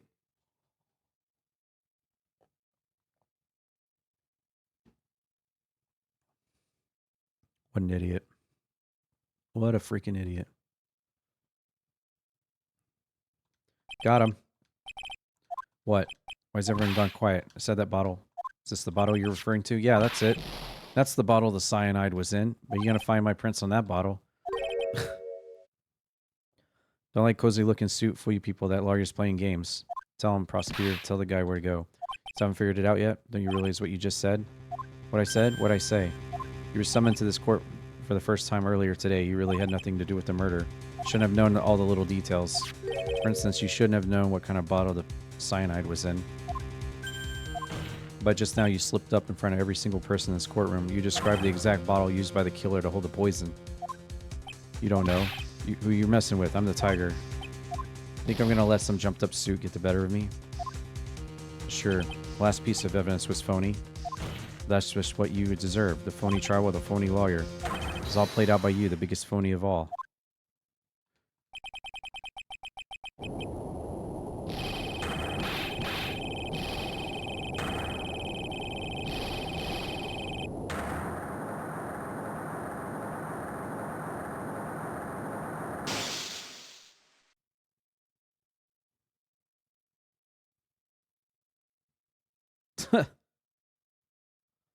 What's going on? It's like a blackout. Well done, Trite. See my 17th cup of coffee just for you. Oh, thanks. Savor it.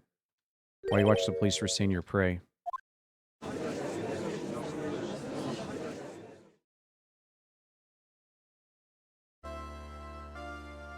Mr. Wright, you caught a tiger by his toe, but if this one hollers, he won't be let go. Now then, how are things going for Godot? He's being arrested on the suspicion of murder. Fortunately for us, we managed to rectify a very grave error. Bird was found guilty in absence of a genuine defense attorney. Yes, she was. In the absence of a genuine evidence. But the Tiger made one mistake, indeed.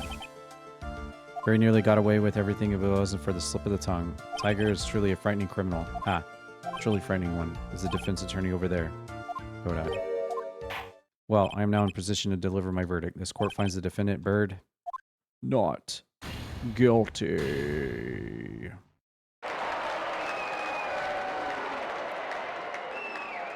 Yes. That's all. Court is adjourned. And another one down. Another one down. Right, I'm at a loss for words. Congrats, Maggie. I was so mad when Wright landed me in all that trouble a month ago, but now I feel like I can forgive him. Hey, that wasn't me, Maggie. That was Tiger. Look, I'm in the doorway. Detective Dick. Oh, guess I'll be heading... Oh, wait. Oh, he came back again. Oh yeah, congrats, Maggie. Thanks. You were innocent all along. Why didn't you say that in your testimony, huh? Oh, well, guess I'll see you, bye. Wait up. He just ran off. Maggie, why you be so hard on him? He busted his butt for you. Thanks to him that we got the medication bottle. It wasn't any use. It's only because Wright used it so cleverly. Dick was just running around in circles. Poor guy. Looks like she still isn't ready to forgive him. Can't you put a good word? Yeah, Mike is right. Should help Gumshoe out. He needs it. Maggie, you know, Dick's really been worried about you through all this. I wanted to believe that. But on that first day of the trial, he practically gave the judge a free pass to lock me up. Didn't have any choice, Maggie. He's a detective. He has to report facts. He doubted me. That's why he thought I might have done it. Gotta prove to her that Gumshoe really cares about her. I know. I'll give her a little present to celebrate her freedom. Gotta love that they come up with the smart plans but end up being an idiot. Yeah, exactly. Here you are, present to celebrate your freedom. That's a present from Dick made with a ton of love. He said you lost weight and he was worried about you. Detective Dick. I actually really like weenies, you know? Did you guys hear that? I'm pretty hungry myself. Time for burgers, right? Trial dragged on a bit today. Okay, feed us now. Weenies and rice. How is it, Maggie? It's really good.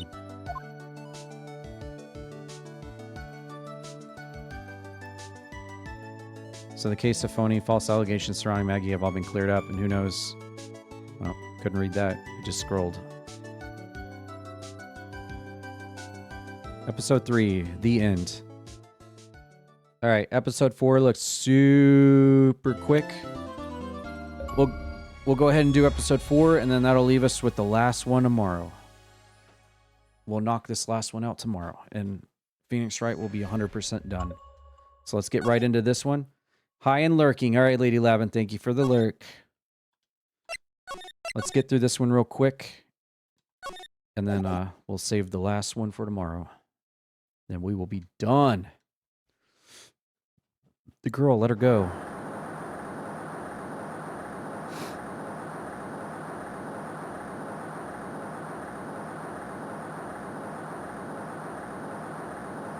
Shut up. Come closer. And I kill her. Are there any extra achievements on this one? Nope. Just finish it. Okay. Not gonna get the chance. How many achievements do I have left anyway? 5 more? Okay. After beating this, there'll be 4 achievements left in the entire game. 1 for beating every case, 1 for beating the last case, 1 for the ladders, and then some side achievement probably. Reading through the file of old court case. It was the first case of my longtime mentor, Mia Fey. Fugitive data. Picture. Oh, is this like another kidnapping, murder, death penalty? Is this like another flashback case or something? Wells met with and murdered Sergeant Valerie Hawthorne. I've shown Eagle Mountain about 8 hours after escape. Wait, Valerie Hawthorne. Who had a last name Hawthorne? Someone had a last name Hawthorne earlier. Who was that? I forgot.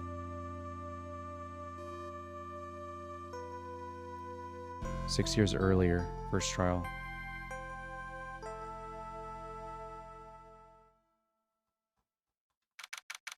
Phoenix's girlfriend, Hawthorne. Ah, yeah. That's right. Geek. Good morning. Don't be so jumpy, Mia.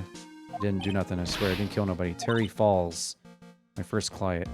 Sentenced to death 5 years ago, now a prison escapee. Just relax me and make small talk and relax. Why did you escape anyway? Sorry. Didn't do nothing. Never lie. Escape. Saw as the police just recaptured you 2 days ago.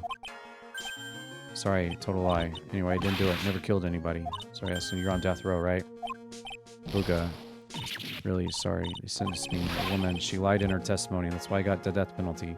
I swear, I didn't kill her. Could never do it. 2 days ago, he escaped from the police wagon when it crashed. Then about 8 hours later, a policewoman was murdered before the police could recapture him. Police believe that Terry Falls did it. After you escaped, did you meet a policewoman? Yeah, I did. She's the reason I escaped. So that much is true. How... He did meet with the victim, but I didn't kill her. She was alive when I left. She was alive. I can trust him, right? Oh, there's Godot without the mask. You're not going to figure out the truth by staring at the guy. Who are you? Came to see how our little kitten was doing alone in the big scary lion's den. Thought maybe you liked someone to play with. Where's Grossberg? Ah, that old man is probably still in bed. Bet he's clutching an empty bottle, mumbling in his sleep. Aren't I good enough? After all, it's me, Diego Armando. You say Diego Armando, the finest attorney at Grossberg Law, is here for me? No. Got it wrong. Today, you're the finest. After all, it took an amazing amount of guts to take this case. Imagine an escaped death row convict for first client. Thanks. Sure I should get out of it, though. Relax, I heard some good news. The prosecutor for today is fresh out of his diapers as well. Really? However, unlike a certain somebody who I won't mention, he's earned a reputation of a genius since beginning his law career. Genius? About time. Sharpen those claws. It's time to go in. So we got a so we're a young Mia with a young Godot, and we're gonna be going against a young Edgeworth, maybe? Solitary confinement cell for the condemned must be world's loneliest place. That's why my client ran away from him. Every other lawyer gave up on him, but not me. When I saw those overflowing eyes and heard that simple childlike voice, I just had the feeling that he was telling the truth.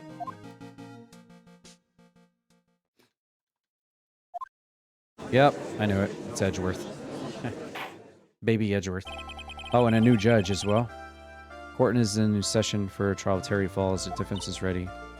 Prosecution has been ready for a while. I understand the lawyers are both sides are newcomers. Yes, I'm Mia Fey. Miles Edgeworth. You're a new prosecutor everyone's talking about. They say you joined the prosecutor's office quite an early age. 20, Your Honor. Guess our little kitten hasn't earned reputation yet, huh? I mean, I can't lose. Not to someone younger than you. Young people running a trial. Not too sure how I feel about that. Now then, the defendant in the case is currently on felon on death row. 2 days ago, he escaped from a police wagon. Is that correct? Precisely. Defendant is not on trial for escaping prison.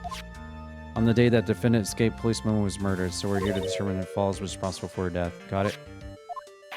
Well then, Edgeworth, let's hear your opening statement. Yes, Your Honor. It's 5 years ago. Defendant Terry Falls was sentenced to death in this very court. His crimes were kidnapping, extortion, and murder.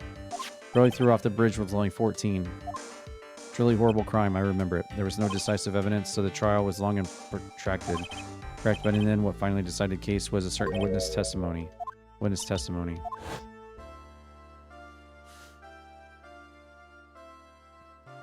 The testimony of Detective Valerie Hawthorne, the person who confronted this criminal. She arrested Falls at the scene and later testified against him. She said she witnessed Falls throw his young victim into the river. His outfit is similar to Von Karma's design. Edgeworth was on the cover, yeah. For those who are not aware, Eagle River is well known for its powerful current. Most bodies that fall are never recovered. Hawthorne's testimony was the only one that put him away. The policewoman you mentioned, that wouldn't be exactly. The victim, the same woman that was killed 2 days ago. Police Sergeant Valerie Hawthorne. I see. The man who was sentenced to death based on her testimony escaped 2 days ago. Only one thing on his mind, to take a revenge against the woman who convicted him. The truth is becoming clear to me now. Yes, yes. Quite obvious that the defendant is guilty. Objection! Wait a minute. That's not right. At least hear the case before you decide on the outcome. Watch yourself, Faye. I'm not sure I care for your word of choice or your tone of voice. Young people these days simply don't know how to respect their elders. Well, you're even younger than me, you hypocrite. Now then, Edgeworth, please call your witness. Call the detective who is in charge of the initial investigation of the case. Ah, it's Baby Gumshoe. State your name and occupation. Gumshoe, Dick Gumshoe. I'm the homicide detective. Finally got promoted to detective division half a year ago. Don't believe anyone asked you that. Hey, ma'am, you got any idea how much work it takes? What is it? You're really gorgeous. Excuse me? No, seriously, my heart is aching for you. Detective, pull yourself together and try to be professional. Write you up on contempt so quick that something other than your heart will ache. Okay, I got it. Detective, tell us about the incident. Yes, sir, right away. The victim was Sergeant Valerie Hawthorne, a veteran on the police force. She was stabbed in the back with a knife and died from excessive blood loss. That much is already stated in the autopsy report. Court would like to hear more details about the incident itself. Yes, sir, I got you. Let's take a look at this aerial map of the area. There's a sketch of Dusky Bridge, an old suspension bridge, and a river that runs under. There's Eagle River. Victim and the defendant met there on top of the bridge. After stabbing her in the back, the killer carried the victim back to his car. He was recaptured at a police checkpoint as he was trying to make his getaway. I see. Was the victim's blood found on the bridge? The victim, Hawthorne, was wearing a thick coat. Fortunately, no traces of blood were found on the bridge. Edgeworth, I warn you that I absolutely despise conjecture. There was no blood on the bridge, and you have no proof that they even met there, Your Honor. If you would listen to the testimony we have prepared, I'm sure you'll be convinced. The two of them most certainly did meet on the bridge that day. Why, Edgeworth, I'm not sure I like you wagging your finger at me as though I were some hoser. Detective, proceed with your testimony. Yes, sir. Here we go. Hang on. Okay, listen carefully. One little mistake and this guy will drink you for morning tea. Trust me and get ready.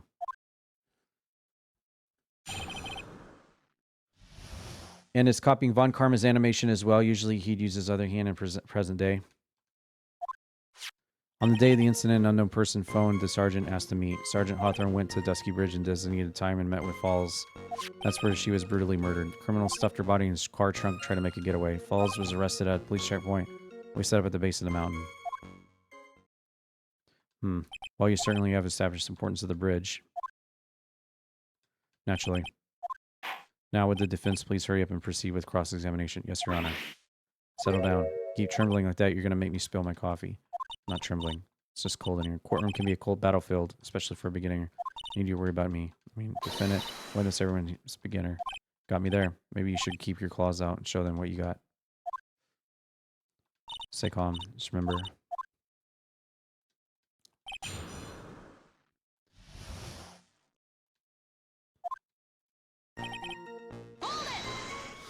Unknown person. You have no idea who it might be, right? Sorry, but I'm afraid I do. What? The one who called Sergeant Hawthorne was the defendant, Terry Falls. What? The defendant? Hawthorne was a very thorough person. She left a note about her phone with Falls. A note? Yeah, a top secret memo that she left in her desk. According to this note, it seems the one who called her at the bridge was indeed the defendant. Whose right was it to keep that note from me? Looks like the judge is even more sure of this verdict now. Listen up, never ask a question if you don't already know the answer. It's that detective's fault. He's the one who said unknown. Hey now, don't make the face at me. I just said it was the way because the prosecutor told me to. Was that a trap? That cute face, I didn't expect him to be so sneaky.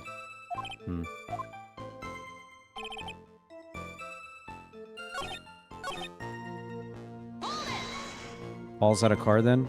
Well, that bridge is way up in the mountains, man. The defendant and the victim both went up there by car. I mean, how else? What? You mean the defendant drove his own car? No, of course not. It was stolen. He stole it from a young couple that had been waiting at a red light. Car thieves. I'm not sure how I feel about car thieves. There's a photo of the stolen car's trunk. Actually, that's the body of Valerie in there. Whoa, that doesn't look too comfortable. Victim, she was stabbed in the back, right? Yeah. For some reason, men always seem to get stabbed in the back. I'm talking about a woman here. Can't tell from the photo, but the knife was stuck in her back nice and firm. Is that Ada Wong? Condition of the body when it was discovered is very important info. Detective, was there anything strange or noteworthy in the trunk of the car?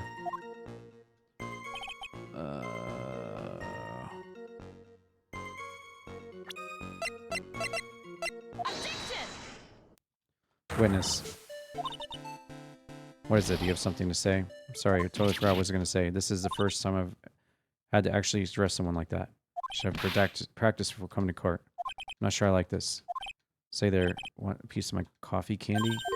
So young as you can roll coffee. Detective. Yes, this photo. You said that there was nothing peculiar about her. Is that correct? Yeah, that's what I said. Well, then I suggest you take a look at the note. Very clearly says wear white scarf for identification. The caller must have forgotten what the victim looked like. Thus, special request. I have one very simple question for you, Detective. Where's the white scarf? I can't seem to find it in the photo. Well, to be honest, we didn't find it in the trunk. And you stopped there? You should have looked for it.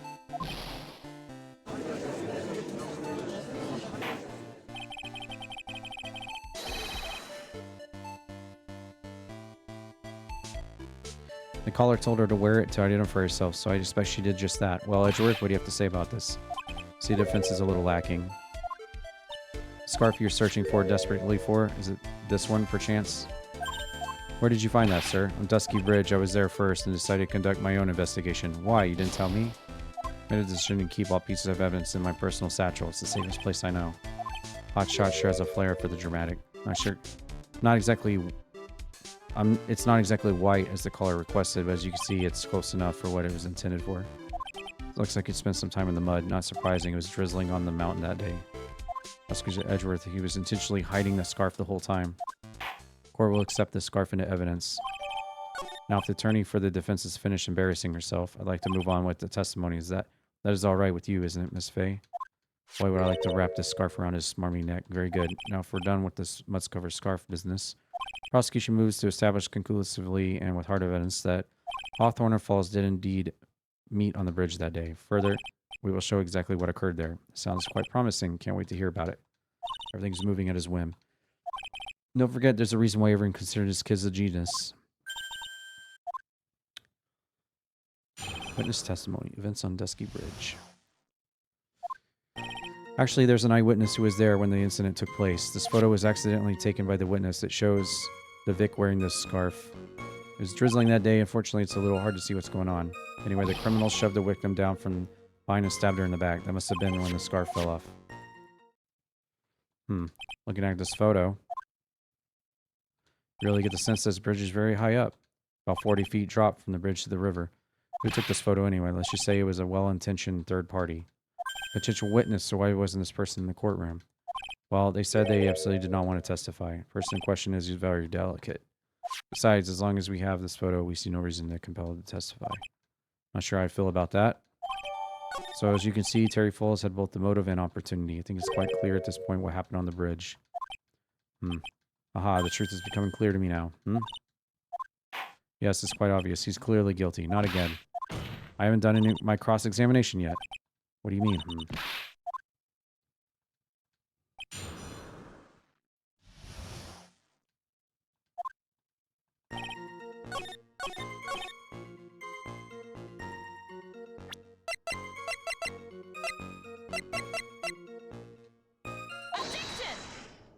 So at the time of crime, there was a light drizzle coming down, correct? Yeah. And fog too. Generally soggy atmosphere. Well, I have evidence that doesn't go with the soggy atmosphere. This is a photo of victim's body that's found in the car trunk. Considering the conditions at the scene of the crime, something isn't right. Well, by all means, please enlighten us to what isn't right. What is about this photo of the trunk that doesn't fit?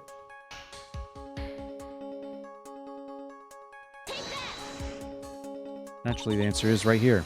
The victim's coat. As far as I can see, there's nothing strange about it. That's exactly what's strange. We call it testimony. What were the conditions on the bridge that day? Drizzling and foggy. Dusky Bridge was all wet. Victim had really fallen down on his stomach on top of the bridge. Front of the coat would have been covered in mud. That's exactly right. The other day I fell on a muddy street and my gorgeous playoff beard was befouled. Do admit that the crime scene was quite wet that day. However, that doesn't mean that the top of the bridge itself was muddy. If Your Honor had fallen in a shower instead of a muddy street, the glorious hockey beard, the pride of legal league, would be wet but not muddy. Fortunately, I've yet to test that. Still, your point is well taken. Can you prove that the surface of the bridge was muddy that day? Surface of the bridge. Real man wouldn't stand for a taunt like this. Neither would a real woman. Of course I can. Here's the evidence that proves the surface of the bridge was muddy.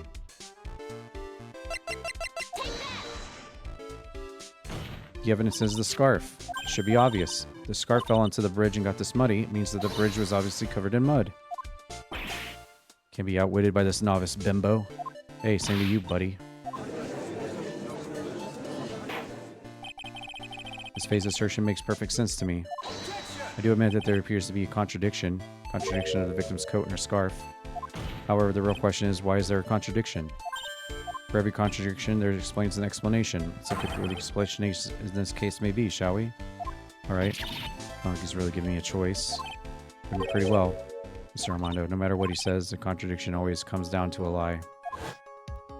It's either the victim discovered in the trunk, the witness's photo showing the defendant and the victim, But the witness's testimonies stated she saw the moment of the murder. Just relax and think it over. False evidence is one of these three. Not sure I like that. It wasn't me. The court is not in the habit of accepting false evidence. Blame it on him, Your Honor. He's the one trying to slip false evidence into court. Well, you won't let him. We'll expose his evidence as the flimsy scam it really is. False evidence in this case is... It's a no-brainer. Obviously, it's the witness that's testimony. During his early testimony, the detective pointed out the crucial fact. The criminal shoved the victim down from behind and stabbed her in the back. Now, is that testimony exactly what the witness claims to have seen? Yeah, that's what the witness told us. That testimony has holes. After all, the victim's coat isn't dirty at all. It's true. It's not just true, it's the truth. There's a truly decisive witness in this case. Certain that that boy wonder over there would have called them in the first place. Your Honor, defense requests to cross-examine the witness. Testimony presented so far is not vague, but contradictory as well. Well, Edgeworth, appears you will need to hear from your mystery witness after all. You should brace yourself for the brutal truth. Your Honor, the prosecution has no intention of hiding the witness from the court. We are prepared to present our witness at any time. Very well. Please bring forth your witness. Edgeworth said, kind of worries me. What does he mean by the brutal truth? Is it Phoenix Wright? Let's proceed with the testimony. Edgeworth, go right ahead. Thank you, Your Honor. Prosecution summons a woman that saw the events that day with her very own eyes. This is it, Mia. Battle begins here. Witness, what's your name and occupation? Oh, God. Well, we knew that she was going to be involved at some point, right? Everyone's silent. I can hear their hearts going pitter-patter. When I look at you, how can I put it? You look as scrumptious as a double-double and a dozen donut holes. I want to hurry up and hand down a verdict, just have a bite. Not so fast. As I said before, when it's very sensitive and delicate, I would ask the court to please exercise care when addressing her. Thank you, Edgeworth. You're a true gentleman. Miss Faye, you can learn a lot from this man. Such a gentleman, he sure doesn't act like one. Sir? Yes, my dear, this is my first time, so I'll make a lot of mistakes. Anyway, just wanted to say I'm sorry for all the trouble I might cause. Oh, it's no trouble at all. Now then, maybe please have your name and occupation. My name is Melissa Foster. I'm a college student, a freshman in the literature department. You're on the scene when the unfortunate event occurred, correct? You were the one who took the photo, is that accurate? How can you be so mean? Now see here, what are you doing shoving that in her face like that, huh? But it's just a photograph, it's not like something dangerous. Next time I'll be forced to penalize you. It's like taking... So this is before the case with Phoenix Wright. This is her first experience with this woman. Mia's first experience with her. She's staring at me? And you would be? Huh? I'm the defense attorney, Mia Faye. I see, so you are... Now then, young lady, can you please give us your testimony? Yes, Your Honor, I'll do my best.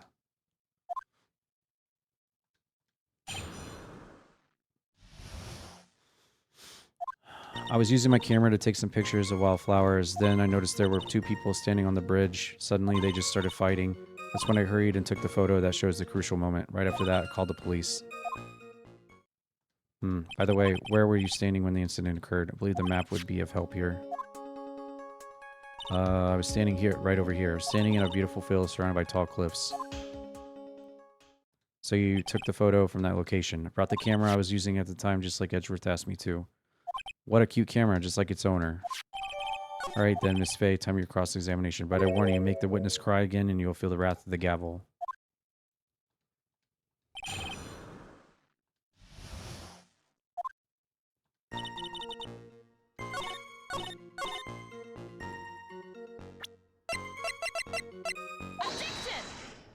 Witness, when you said you took a photo of the crucial moment, is this what you meant?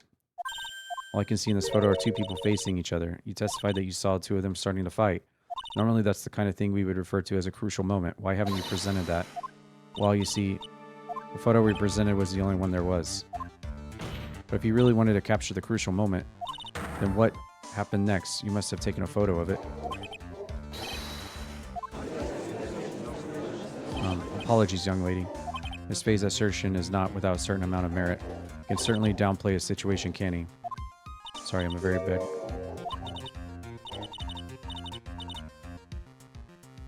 Use the film, I mean, you ran out of film? This photo was the last one. What? Unfortunately, that is the truth. I personally examined all the photographs she took that day. All the other photos of the witness herself are playing among wildflowers. Witness herself? Then who took the photos? Well, you see, your camera has a filter. You took photos of yourself? Remember taking some photos of myself once, too.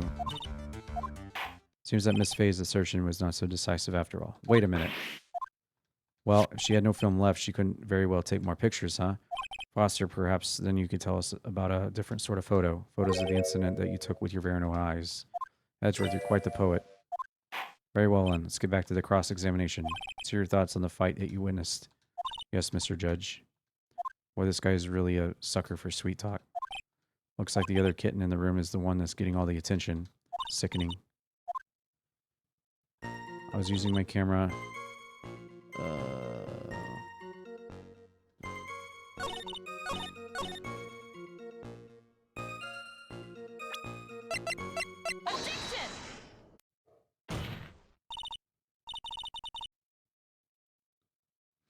Witness, your testimony's a joke. Huh? What? Faye, I thought I warned you not to make the witness cry.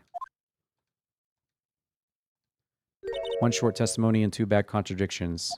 There's no possible excuse. You say there were two contradictions? It's simple. Take a look. According to her testimony, two of them were in the middle of the bridge. But if they were, and the victim had turned around to try to run, well then, she would have hit a dead end. You said 10 yards, but she couldn't have ran even 5. Because Dusky Bridge is collapsed on that side.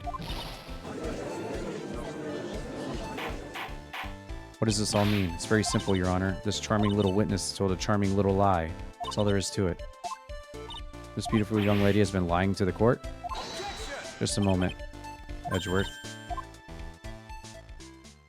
Your Honor, allow me to personally apologize for the confusion. What do you mean? There's one major mistake in this diagram. What did you say? What are you referring to? It's all because this diagram was made after the incident occurred. It's a very old bridge. We couldn't find any official blueprints of it. So you're saying that even though this bridge is currently in disrepair, there's no evidence that can prove that the bridge was broken during the incident. That's ridiculous. You can't actually tell the condition of the bridge from the photo. Apologies to the court for not being more clear when I presented the evidence. That guy is good. What do you mean? He planned it from the beginning. He's a genius, alright. The diagram of the bridge was his insurance policy. What, the coward? Well, Miss Faye, it seems you once again made a reckless accusation. I'm sorry, I should have been more careful myself. No, it wasn't your fault. Now then, shall we go on to the trial? I'd like to establish once and for all what it was the witness actually saw. Indeed. Alright, young lady. May I ask you please proceed with your testimony? But it's hard to go on. We're on your side, Foster. There's no need to worry. Just tell me what you saw. Yes, sir. So she's lying about her name, too, right? She's not Foster. That's a lie. After he stabbed her in the back, he quickly picked her up in his arms, then carried her over to the car. I suppose that was the only way he could make sure the body stayed hidden. He couldn't leave the body on top of the bridge. Sorry, I'm only supposed to talk about what I saw. Since she was arrested, this is basically showing you what she referred to before she left the courtroom. Witnessing such violence must have been difficult. Yes, sir. I'm still shaken up. If you accept this testimony as it is, we're finished. Don't say that. Maybe I'll stop off at my favorite cafe on the way home. They make a really good mocha latte. This trial isn't over yet. That's what I like to hear. All right, Miss Faye, cross-examination. Contradiction is staring you right in the face, Mia. Go on it.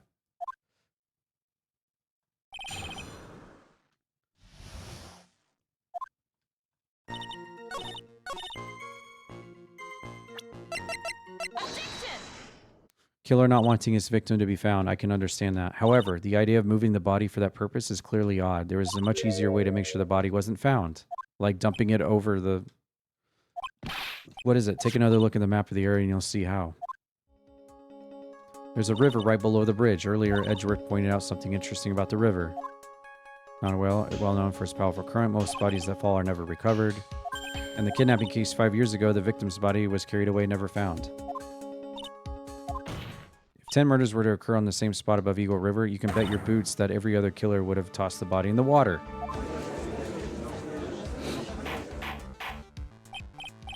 Ashley, what's up? Welcome back. We're on the second to last case in the entire trilogy. Not sure if I care for the way you put that, Miss Faye. I must admit that it does seem odd not to have thrown the body in the river. Well, Edgeworth, how sad. Perhaps Miss Faye would do well to try taking a dip in the river herself. After all, you claim to be such an expert in the ways of nature. What are you talking about? My point is that no matter how odd you may find the killer's method of body disposal, the fact is that this is what the killer did. None of your arguments have anything to do with what the witness saw. Quite true. Hey, it seems that your assertion is without merit after all. But what the witness claims to have seen is totally ridiculous. Surely you can't deny that the body was found in the trunk of the car. It's certainly consistent with what the witness has told us. Ugh. Please, witness, go on with your testimony. I'll try. All you have to do is tell us what you saw. Otherwise, the mean lady might yell at you again. Who is he talking about? All right, I'll do my best. All right.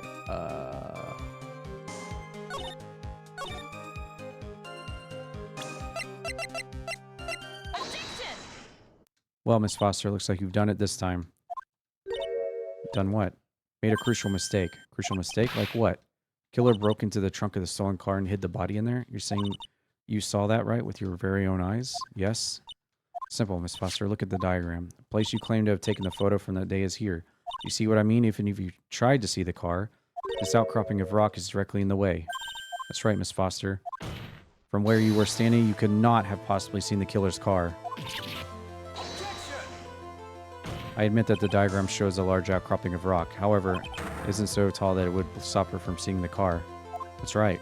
It's not high at all. It's just able to see his car just fine. I'm so sorry, but that just doesn't wash. I believe it was the witness who presented this as evidence to the court, yes? This was the location that the photo was taken from? Your own photo tells the whole story. You can clearly see the left side of the bridge, but the outcropping that is referred to is more like a cliff.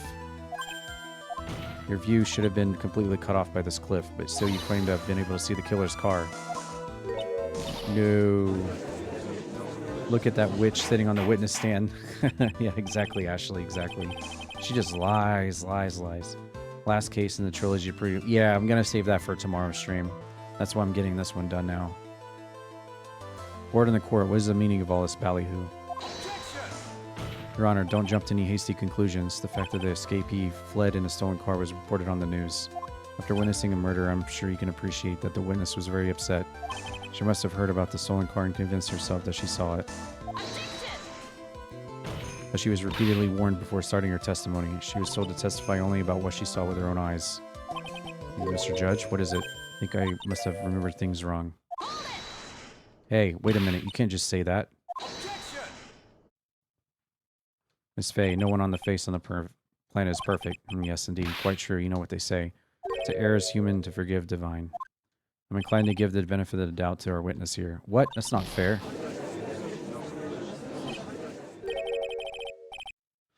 Save the tears for later. Armando, don't look back until the trial is over. Now is the time to go forward. That wasn't fair. You need to relax, and you need to remember the other kitten's testimony. Killer broke into the trunk of the car and hid the body in there. Tell me, how did she know that? How would she know that they broke into the trunk? Miss Foster, until you can explain how you knew that, you're going to have to lot of very sussy people on the side of the courtroom. Well, witness, I'm certain that he broke into the trunk because there were marks left on the trunk lid. I'm certain there were scratch marks from when he broke into it. What? Let me see that photo. It's true. There certainly look like scratch marks around the keyhole. It's obvious that this trunk has been broken open. Well, Miss Faye, are you satisfied? The judge is on our side. I can't make any mistakes here. What she just said, is there a contradiction in there somewhere? Doesn't work. Doesn't work for me, brother. Melissa Foster, looks like you finally betrayed yourself. What? You said you were in a field taking photos of wildflowers. Even so, you knew about the scratches. The question is when? When did you get a chance to see those scratches? Finally, I finally got her. Ha! Getting pretty tired of waiting over here. Perhaps it would be faster if Faye explained herself. Your Honor, there's only one possible explanation. The reason the witness had seen the scratches was... There's only one way that the witness had the chance to see the scratches. Yes, what is it? Naturally, when she opened the trunk and stuffed the corpse in herself. The person who really hid the body in the trunk of the car was Melissa Foster. It was you that... wasn't it? That's ridiculous. I could never. It was the man in the prison garb. He's the one that... I don't think so. If Mr. Falls had been the one that put the corpse in the trunk, he would have simply used the car key. There was no need to break it open. But he stole the car. He stole it from a young couple that had been waiting at a red light, which means that the key would have still been in the ignition. Oh, I see. Hey, Tony's Game Lounge. Thank you for the raid. Hello, welcome in. Thank you for telling us about the scratches, Miss Foster. Without that, we would have never uncovered the truth. Hello, how are you doing? Welcome in. Let me give you a shout out here.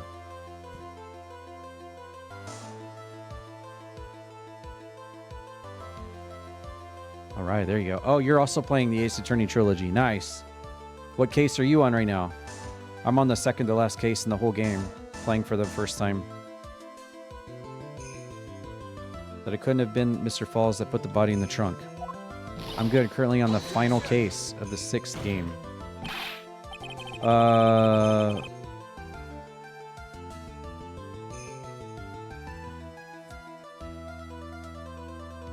Okay, so you're on the one after this one? Preposterous. You even suggest that the witness put the body in there. If that were true, then how do you explain the photo that she took? The corpse could only have been put in the trunk when the incident occurred. And we already know that at the time she was taking photos. He's playing the Apollo. Oh! Oh, that's a different trilogy. Oh, okay. Got you. Okay. How are you liking that one? This is my first Phoenix Wright game ever. Apollo Justice trilogy. Okay, okay. I think that's the one that I should play after this one, if I'm playing it in order, right? That'd be the next one for me to do. How are you liking it? It's the second trilogy of mainline games. It's great. I find the second trilogy super great. Oh, cool. And yes, it would be the next one. Okay. All right. Cool, cool. Yeah, thanks so much for rating. I'm Crocotoad, variety streamer. I play literally everything. As soon as we're going to do the last case of this game tomorrow, which looks like it's super long. Thank you for the follow. We have anonymous follows here. And then after that, we're going to be jumping into Tomb Raider 2 on the Tomb Raider Remastered. But I play literally everything, every game. We play Overwatch, Phasmo, Diablo, Legend of Zelda, Mario, Phoenix Wright. I literally play everything on this Twitch channel. I'm all over the place, but right now I've been playing this and trying to get all the achievements on the Xbox. And we got this case, this short case, and then the last one in the trilogy that I'll be doing tomorrow. But I hope you had an awesome stream, and it sounds like you did with the Apollo series. Yeah. I have to say, in my opinion, some of the cases kind of drag on a little too much for my taste in this one so far. It just kind of like drags on, like get on with it. But some of the cases feel like good, a good length.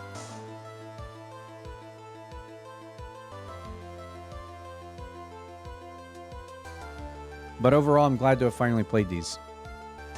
Francesca von Karma is my favorite character. Francesca von Karma is my favorite character in the game franchise so far. Positive affirmation. I will do that for you tomorrow. Just remind me that you did that, and I will take a rain check on that one. Edgeworth and the fourth prosecutor you meet are my faves. Are you talking about Godot?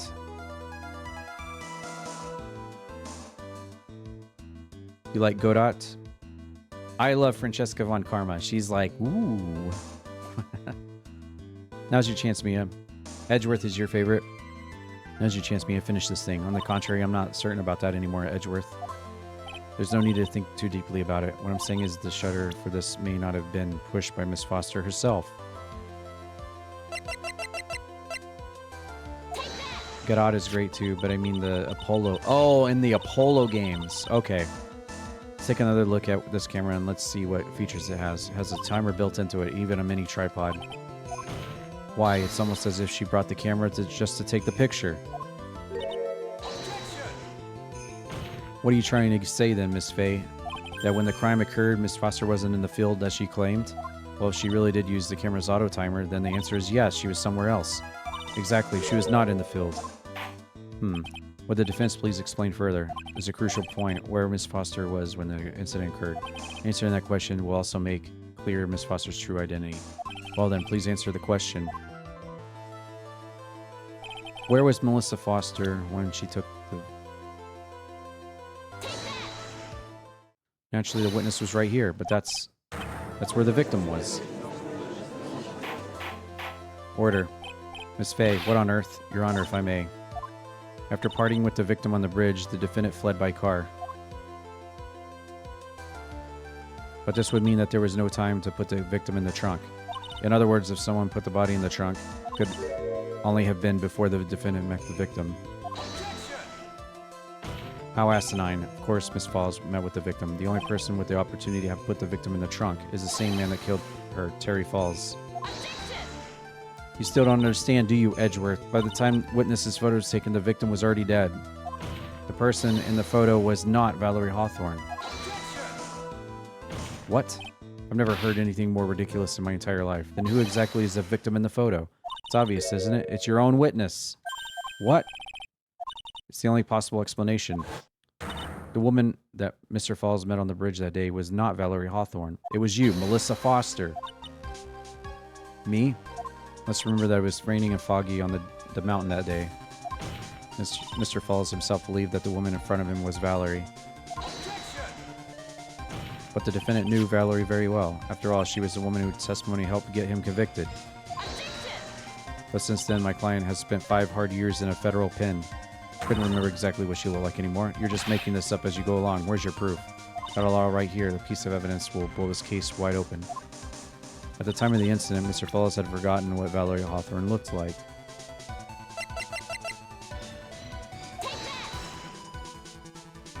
Mr. Falls had forgotten the victim's face. That's why he needed some piece of ID, namely this muddy scarf. It was Mr. Falls who requested that she wear this scarf to identify herself. It's already been proven by the note the victim left. In other words, as long as you were wearing the scarf like he asked, anyone could have pretended to be Valerie. Well, what do you have to say to that, Miss Melissa Foster? Oh, she's about to blow up!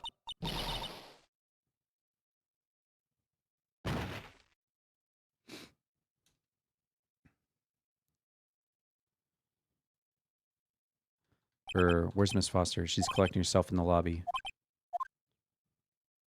It's obvious that Foster did it. She hid the body in the trunk and disguised herself as the victim. She set up the camera on to snap a fake photo of them together. The only question is, why did she do it? Isn't that obvious? She's the real culprit. Huh.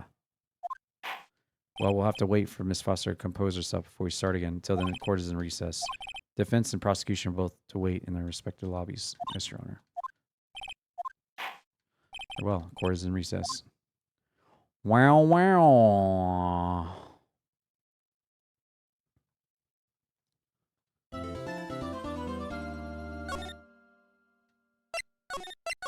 I'm interested to see what this last case in the trilogy is about, considering it's so long. Mr. Falls, sorry, I'm sorry. I want to say thanks. You're real good. You really hooked me up.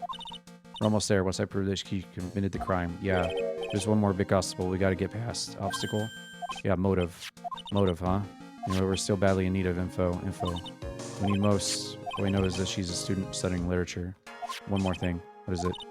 Incident that happened 5 years ago, of course. Kidnapping murder case that Zebra Boy is on death row for. I didn't do nothing. Tell us more about it. About what happened 5 years ago. I trust you. That day 5 years ago, I dream of it every day. This picture reminds me of everything. Bridge looks the same, just like then, 5 years ago. Like it could fall apart any minute. So it's been broken like that for at least 5 years. Sorry, buddy, but you sound like the one that could fall apart any minute. It's true, I did kidnap her. 5 years ago, I kidnapped my girlfriend, Dahlia Hawthorne. Your girlfriend? Hey, hold on, did you say Hawthorne? The victim's last name. Dahlia Hawthorne, Valerie's little sister. Wait. That's the same girl from the electrocution, Phoenix Wright. Dahlia. That is the same girl. That's her actual name, Dahlia Hawthorne. Okay. Come closer and I kill her. Sorry, but you're not going to get the chance.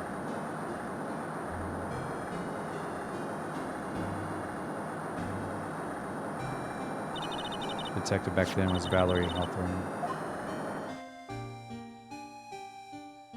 First I thought shooting someone for kidnapping was crossing the line, but If it was a protect her little sister, I can understand why she did it. Wrong. No protect sister. Valerie betrayed me. What do you mean she betrayed you? Everything all lies. All make-believe. Make-believe kidnapping? Dahlia, my girlfriend, my love, teen angel. Maybe she said teen angel? You've seen one too many soap operas. I do anything she says. Anything, Dahlia. What you're saying is that the kidnapping...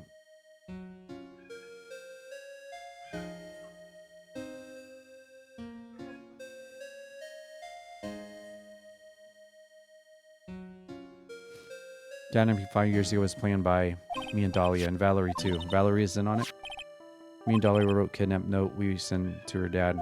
Asked for $2 million diamond, tell him to make exchange on Dusky Bridge. We tell him Valerie make transfer because she knew detective.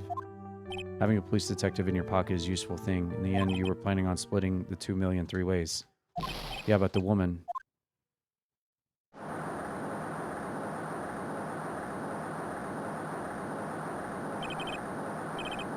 What, Valerie? She do it for real. She shooted me for real. Me and Dahlia.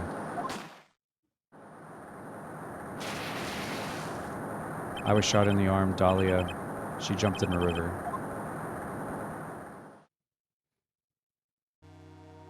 Jump? You don't mean she jumped on purpose, do you? Couldn't do it. I could never push her. Anyway, blacked out. Woke up police all over. That's when they decided to give you the death sentence. Couldn't believe it. She betrayed me. That man, Terry Falls, he killed her. He threw her off the bridge. He threw my beloved sister into the roaring river, 40 feet below.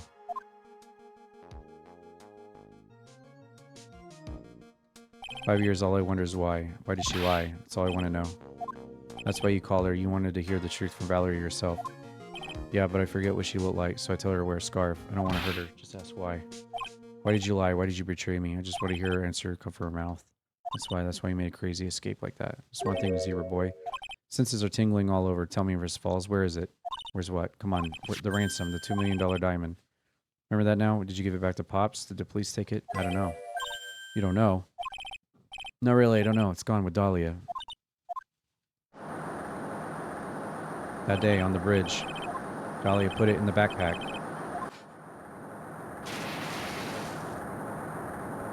Now gone with Dahlia. Gone forever. Into Eagle River.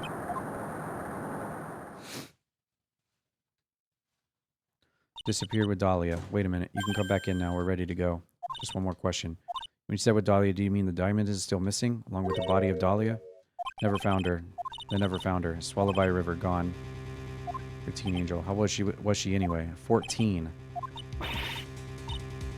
Guess you were robbing cradles before diamonds. Man, what's the deal with dudes dating very underage, wanting to get with very underage women in the Phoenix Wright games? She plans a fake kidnapping and disappears into the river with a rock worth 2 mil. Angels these days. I feel like Chris Hansen should be all over this game. Falls takes the fall and gets a one-way ticket to death row. Dolly Hawthorne and Angel. Time. Looks like we have a few more aces up our sleeve now, you bet. Training wheels come off now, Mia. You got to strike while the iron's hot. That's one of my rules.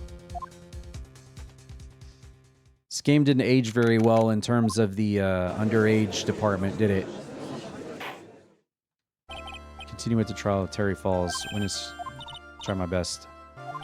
You're a brave young lady, not this again. I can understand a defense lawyer wanting to get her client off the hook. However, what are you talking about? My witness is not the person on trial here. She's an innocent bystander, witness of violent crime, that's all.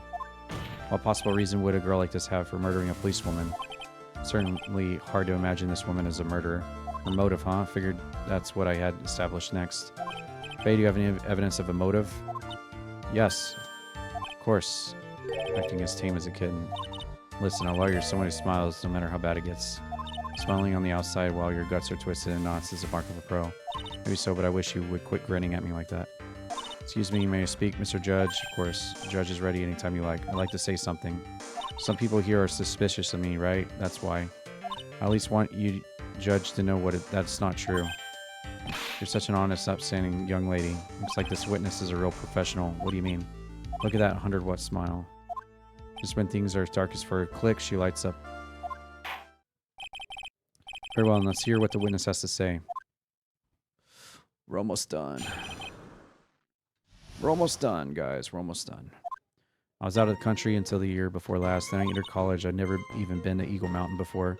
Certainly don't have any reason for wanting to hurt a police officer, holding a grudge and killing the officer who testified against you 5 years ago, or kidnapping a poor girl. I just think the defendant is a terrible, horrible monster.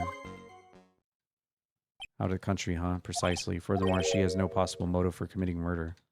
Indeed. You're up to bat, Sharp. You bet. Somehow I have to tie her to the case.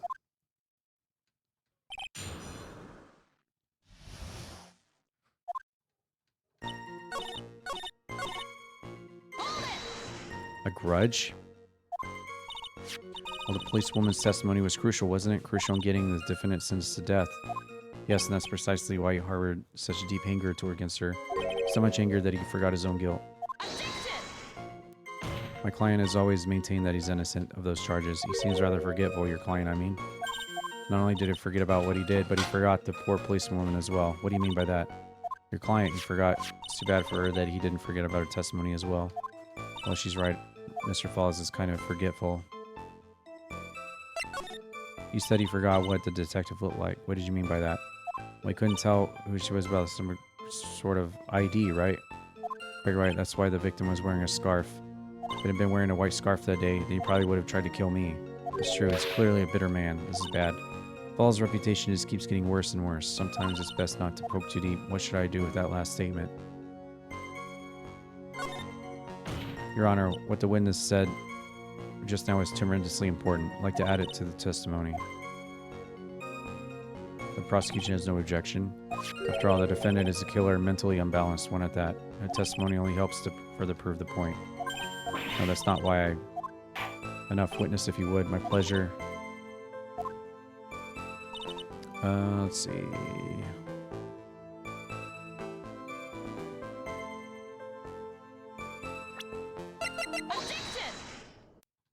Witness, I want you to take a look at this photo you took. It's hard to see in the photo, but look at the scarf in the victim wears ID. You're talking about the scarf right here, huh?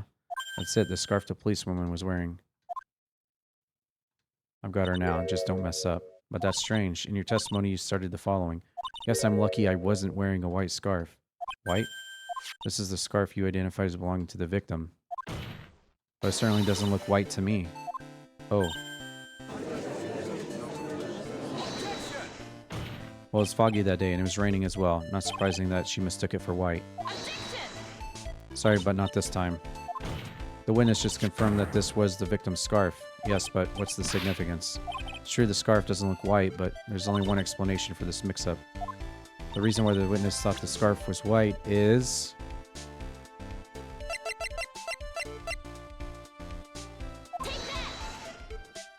Witness, have you ever seen this note? Nope, no, never. It's top secret evidence. There's no reason that you would have. I wonder about that. What do you mean? This note shows that Mr. Fall's instructions to the victim regarding their meeting. It says wear white scarf for ID. White scarf. Ah! You knew what this note said. It's because you knew you slipped up and mistakenly said white scarf. Well, Miss Foster? No! Gotcha. We got her. Edgeworth, I'm waiting explanation. Quite sure this note wasn't leaked to the public, and yet the witness knew exactly what the note said. At the time of the murder, the number of people that knew were quite limited. Terry Falls is one. The person who wrote the note, Valerie, is another. Finally, one more person. Did you say one more person? That's right, a person that no one would have suspected.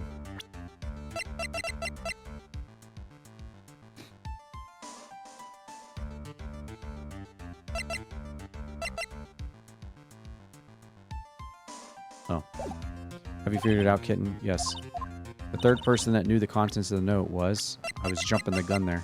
That person is Dahlia Hawthorne. Dahlia Hawthorne? Never heard that name before. Look at the victim's note. This is what it says. Talk to Dahlia. Tell her this time. There's her name right there. What's this? Who is this person? This Dahlia Hawthorne. Miss Faye must be desperate. She's trying to bring the dead back to life. The dead? Dahlia Hawthorne was the victim's deceased younger sister. She was killed in a crime 5 years ago. Killed in a crime? You don't mean...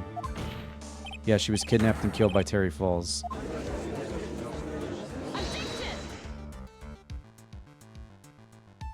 You said she was killed, but was she really? What are you implying? Of course, people thought she had died 5 years ago when she fell off Dusky Bridge and was lost in the Eagle River. However, her corpse was never found. She was declared legally dead 5 years ago. As far as the law is concerned, Dahlia is officially dead. All this Dahlia talk makes me want to play Silent Hill. The fact remains that her body was never recovered. Dahlia was 14 years old 5 years ago. If she were still alive now, she'd be at 19. Melissa Foster. I believe that's the same age as you. Even you couldn't, Miss Faye. You're not saying... But I am. That's precisely what I'm saying. This witness before us is the girl that was kidnapped and killed 5 years ago. This girl's in fact Dahlia. What? Nice work. That was a tossing a grenade and a 3-alarm fire. Unless you can tie it all loose ends together, you're nothing but a hit-and-run arsonist. If I can expose her true nature, I can turn this whole case on its head. Now's my chance to make Edgeworth squirm. Witness, who are you anyway? I didn't think it'd come to this. That's enough. You don't have to say any more, witness. Yes, I understand. What, Edgeworth? Explain yourself. Your Honor, I have an admission to make. I honestly never thought the defense would pursue the matter this far. You don't? You don't mean... Yes, the prosecutor's office isn't filled with fools, you know. Naturally, we conduct full background checks on all our witnesses. What did he say? Looks like the kid knew. He knew her true identity from the get-go. No way. But then why? If he hadn't revealed her secret, he wasn't going to say anything about it. All he wanted was her testimony, so he made a little trade. Let me introduce you to the victim's younger sister, Dahlia. But I thought she died 5 years ago. We thought so as well, but... Well, as you can see... Why? Why did she hide her identity for 5 years? It has nothing to do with the current case. She was merely an accidental witness to a crime. Accidental? I don't believe that for a minute. For the last 5 years, she's been playing the role of victim. Yeah, and for the last 5 years, the dude that went to jail for a crime that never happened, because she never died. He went to jail for murder, and she wasn't actually dead. Now we find her acting suspiciously at the scene of another murder. Really, Miss Faye, I must say your strategy here is painfully obvious. You're trying to pin your client's crime on an innocent witness in order to win. At any cost. How dare you? Please let me take a moment to think. 5 years ago, this girl was kidnapped and nearly killed. Even worse than that, 5 years later, Dahlia lost something much more precious, her big sister. Miss Faye must be insane to even suggest that she murdered her. What?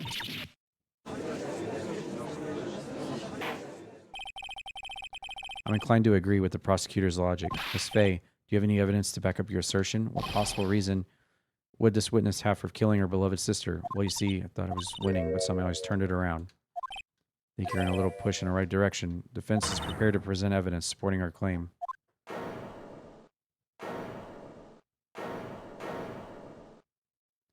That wasn't me. It was this guy, crazy coffee guy. I think we've heard enough empty threats from you, old man. Ah, what makes you think they're empty, boy? Because your protege looks like she's sweating bullets.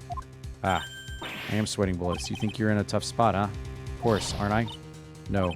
You've just arrived at the moment of truth, that's all. Leave my mouse alone. Stop it.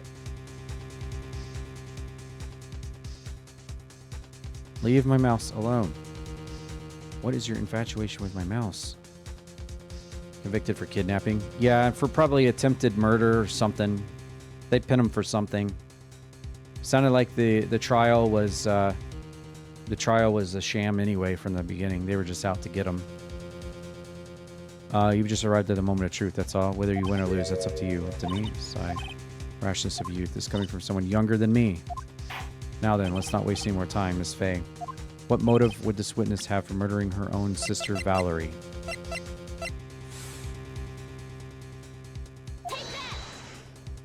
The story starts after Terry Fall's escape. He called Valerie and told her he wanted to meet. This is the note she left. It says, talk to Dahlia, tell her this time the whole truth must come out. Valerie gave Dahlia a warning. She told her she was going to reveal the world the whole truth. The whole truth? There's a dangerously important secret between Valerie and Dahlia. That's the reason Dahlia felt she had to kill her. Keep her mouth shut permanently. Terrific story, Miss Faye, if you like fiction. Enlighten the court, Miss Faye. What was the secret? What was so important? Where's your evidence? Dahlia and Valerie and Terry. There's only one important secret that connects them all. I know the secret. Your Honor, the defense would like to request further testimony. What testimony? Regarding the kidnapping 5 years ago, we believe it will explain a lot of things, such as the nature of the importance between the Hawthorne sisters. Very well, I'll grant your request for further testimony. I know it'll be painful for you, but can you enlighten us, my little maple leaf? Try, Mr. Judge. Putting on the old charm one more time. This be the last time you hide behind your womanly wiles. 5 years ago. We're almost done. 5 years ago, I was kidnapped by Falls. The ransom price was a raw diamond. My sister Valerie bought it to the bridge. After she made the exchange, she shot Falls in the arm. That's when Falls tried to kill me by shoving me off the bridge from behind. I survived, but I was afraid I might be kidnapped again for my family's money. So I decided to change my identity and start a new life. Kidnapping left her emotionally scarred. With her sister's help, she left the Hawthorne family and started all over again. We're to believe after all that, she murdered her sister? Preposterous. Preposterous. Thank you, Edgeworth. Faye? Yes, Your Honor. As you've heard, the witness is still traumatized from kidnapping. I ask you to be extremely gentle in your cross-examination. Edgeworth got the jump on me again. Listen up. We still got that info. Ace up your sleeve. What info? Come on. Don't say you've forgotten already. The fact that the kidnapping 5 years ago was staged. That's right. It was a fake kidnapping. Terry Falls told us in the lobby. Anything she says. Yeah, me and Dahlia, Valerie too. Yes. That's it. Fake kidnapping is your best shot. That's her secret. 5 years ago.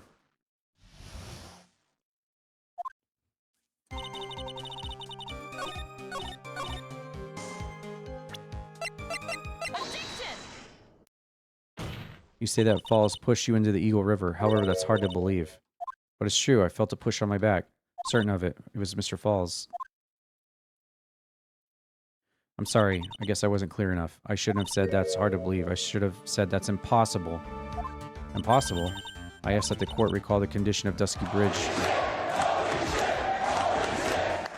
My cat just did that.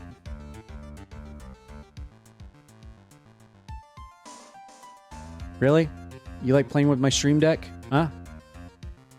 Huh? You like playing with my stream deck? Huh? Like pushing random buttons on it?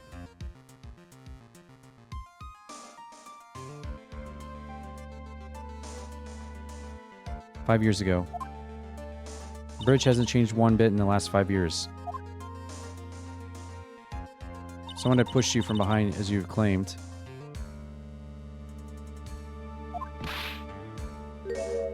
Instead of getting carried away the river, you would have been smashed by the bedrock below, most certain death. Minecraft style. Do you understand now, Dahlia? The very notion of my client... Oh, didn't mean to skip that. Ah! Your Honor, this event occurred 5 years ago. Why, for all we know, the water level in the river may have been higher back then. But it's 40 feet from the bridge to the river. Small change in the water level wouldn't have made a difference.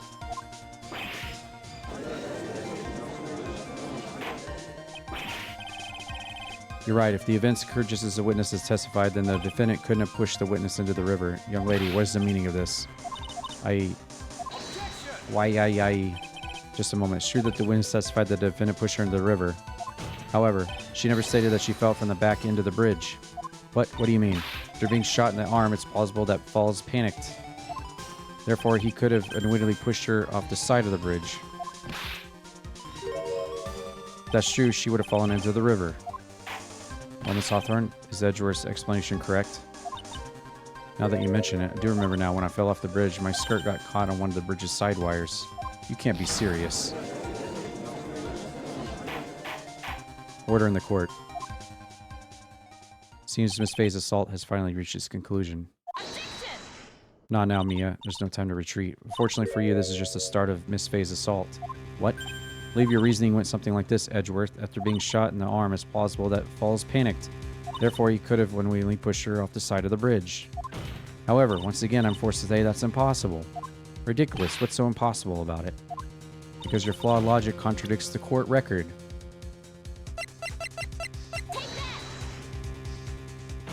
Your Honor, all of the answers are right here in the photo.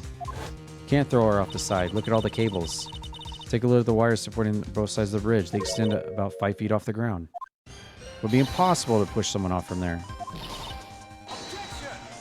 But let's remember the size and strength of the defendant. Wires like this wouldn't be a problem for him. Could have easily picked up a 14-year-old girl and thrown her over. She wasn't 14. She wasn't 14 at the time, right? She was less than that. So young and already so forgetful. Also been shot in the right arm. More importantly, Valerie had her gun trained on him at point-blank range. So, Mr. Falls throwing the witness off the bridge, that is clearly impossible. Order. What's the meaning of this? Dahlia Hawthorne, you jumped in the Eagle River intentionally. What is this? You think she was 14 at the time? Yeah, she was, because she's 18 or 19 now, right? Yeah, that's right. It's ridiculous. My sister was there to help. Well, cat just fell off my table. She had her gun in handcuffs. She could have saved me.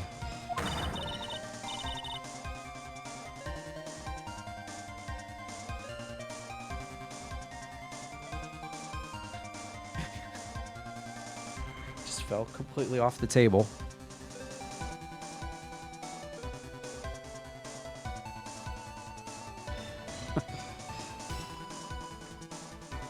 Doing cat things. That was a wake-up call, wasn't it? Jumping the raging river like that would have been suicide. Perhaps. So that's exactly what you did. You're probably confident that you could handle the swift current. Even more so, the witness had much more compelling reason jumping into the river. Oh, then what was it? What was so important that she'd want to jump into the river? The witness is still alive. The fact alone explains everything. This is why she risked her life by jumping into the rapids of the Eagle River. It's the diamond, right? 5 years ago, something else disappeared along with Dahlia that day. That item that Valerie brought up the mountain with her, a $2 million diamond. Ah, no, it can't be. Yes, Dahlia had it planned all from the beginning. The $2 million, she was going to keep it all for herself. She forced Mr. Falls to help her fake the kidnapping. Bang. At the last minute, she betrayed him and threw herself into the river, with the ransom tucked away safely in her backpack. Why is that simply ridiculous? Is it, though? Order. Your Honor, 5 years ago, the witness was only 14.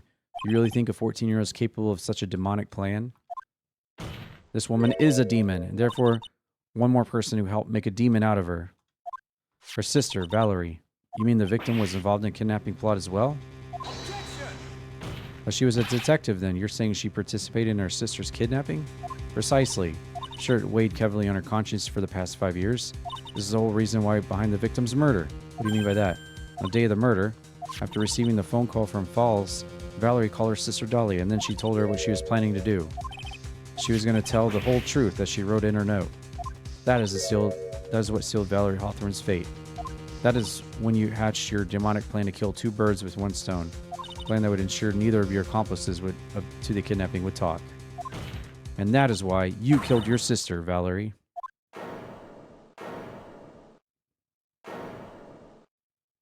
Damn. Hee hee. Who is that, laughing at a time like this? And the true face comes out. Forgive me, it's just hilarious. Witness, is that you? You amuse me, woman, Miss Mia Fey. You can certainly weave an inciting tale. Naturally, you have the evidence to back it up, don't you? Evidence? Evidence that I planned the kidnapping, of course. That at 14 I plotted it with Falls and my sister. Well, one more thing. What happened to the $2 million diamond? Can't provide evidence to at least show that. Oh, Miss Fey? I don't know. What a joke. You, Miss Fey, are you stupid or something? How can I prove a fake kidnapping that happened 5 years ago? I don't even have a decisive proof of Valerie's murder. Well, it seems that we come to the end. To be honest, the witness's behavior does raise certain suspicions. However, forced to reject the assertions made by the defense. Of course you are. Is it really over? That girl's made a fool of me and there's nothing I can do about it. Ha! Without evidence, the trial is over. Who decided that, Mr. Armando? Come on now. Haven't you figured out that you can make your own rules? For example, even if there's no evidence, there's still testimony. On the date in question, Dahlia murdered her sister, Valerie. She hid her body in the trunk of Fall's stolen car and then went to meet with him. Disguised as her sister, Valerie. That's what you think, right? In that case, there's only one answer, right? There's only one person left who can testify about Valerie's murder.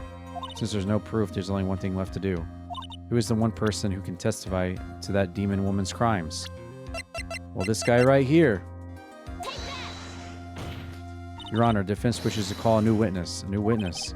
Yes, we would like to hear the testimony of Terry Falls. The defendant? There's only one person that can shed further light on this situation. Only one person that knows what Dahlia's role in the kidnapping was. Only one person that can say whether the person in the photo is Valerie, or whether it was in fact her younger sister Dahlia disguised as her. There's only one person who can solve this riddle once and for all. That person is Terry Falls. Valerie probably shouldn't have said anything about revealing the truth. Well, Edgeworth, what is your take on this? Why not? The prosecution has no objection. Very well. Bailiff, bring in the defendant to the witness stand. This is my last chance. Last chance to establish Dahlia's guilt. You're all I have left.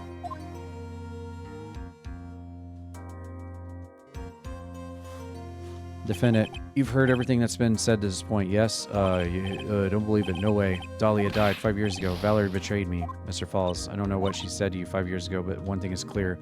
Dahlia is very much alive, and you were used for $2 million. That's not true. Falls, there's only one question I want the answer to. 2 days ago in Dusky Bridge, who did you meet? Was it Valerie or was it Dahlia?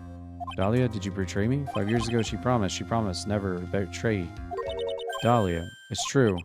It's true, you are alive. You don't trust me anymore. That makes me sad. Tell the truth. I believed in you. I shouldn't need to say it. You should already know. But there's one thing that I will say. My life is in your hands right now, Terry. Dahlia? I will allow Mr. Falls to testify once and only once. Well then, Falls, yours will be the final testimony in the trial. Witness. Eek. Sorry. I apologize. Water. Can't talk. Need water. Oh well, I guess it'll have to be coffee instead. Darker and bitterer than hell itself.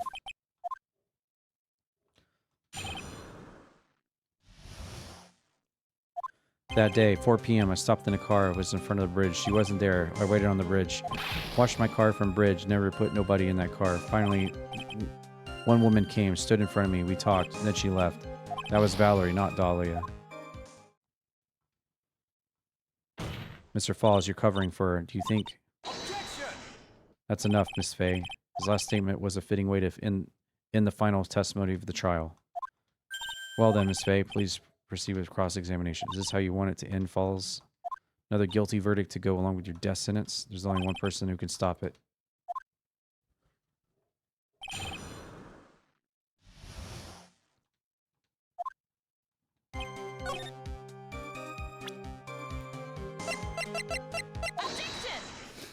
So when you got to the bridge, no one had arrived, huh? So you waited on the bridge, you're sure of that? Yeah, I'm sure. You're sure, huh? Well, then I'm sure too, Mr. Falls. I'm sure you're lying. Huh? What? Oh, I would love to hear your rationale on this, Miss Fay. You want to know who arrived at the bridge first? Just look at this photo. It's perfectly clear. Obviously, the person that came first would be on one end of the bridge, right? But that's the victim at the end of the bridge. Precisely my point. In other words, Mr. Falls, you must have arrived at the bridge after she did.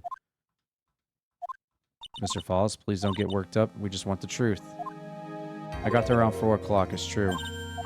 I had somewhere to go. Special place. Did you go to the special place before you went to the bridge? Yeah. It's an old temple about 15 minutes from the bridge. 5 years ago, me and Dahlia promised each other. We swore we wouldn't betray each other. She brought a memento to represent our love. A memento? 5 years ago, I hid it under the base of the tree there. It's a special memory for me. This is it. This is what I went to get. This little bottle on a necklace is your memento? Ah, and how we would find out years later that would be filled with poison. Am I right? Am I right? It's quite charming, but it looks empty. Your Honor, you heard what my client said. Arrived at the scene at 4 o'clock. But then he left his car unattended and walked away. He's gone for approximately 30 minutes.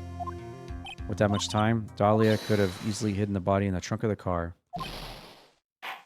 Indeed, there certainly was enough time for it. Still got a chance. Falls, there's no mistaking it. Or, huh? Mr. Falls? Oh, he's bleeding. The fuck?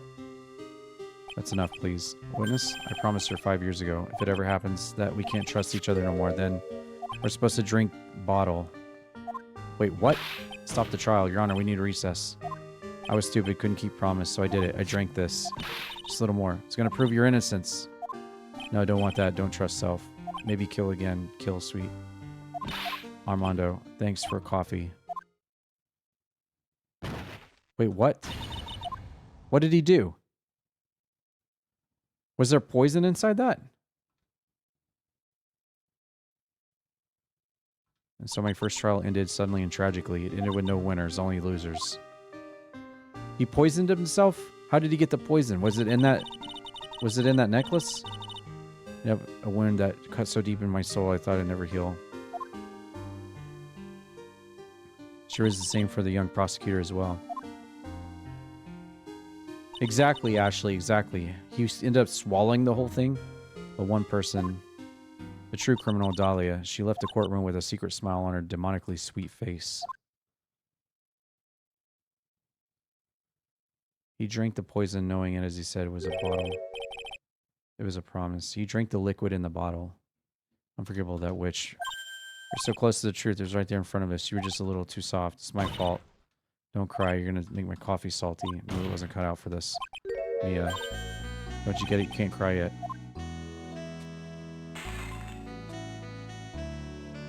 The only time a lawyer can cry is when it's over.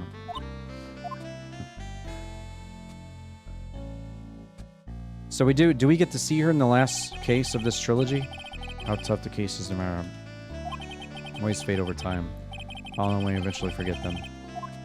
So his death is what caused her to meet Phoenix right there.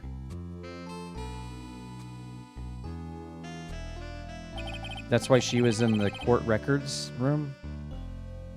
1 year later in this very same courthouse, I myself got wrapped up in that case. With the electrical wire. There's baby Phoenix. She didn't get actually put away in that case, right? Did Dahlia Hawthorne get put on trial for her crimes? Oh, she did. Okay, I can't remember. The verdict that was ultimately handed down to her was guilty, of course. Naturally, when the verdict was read, she had a perfect angelic smile on her face. I just hope the necklace came out the other end. I know, right? Yeah. I bet it was a little rough getting out, wasn't it? It's finally all over. At least that's what I thought at the time. Fortunately, couldn't have been more wrong. It's been 5 years, but now something has happened that's made me remember all this. Oh no. Is she back? Is the last case of this trilogy gonna be her coming back? Dahlia coming back? She somehow... There it is, the last case. The one that's gonna take 8 hours to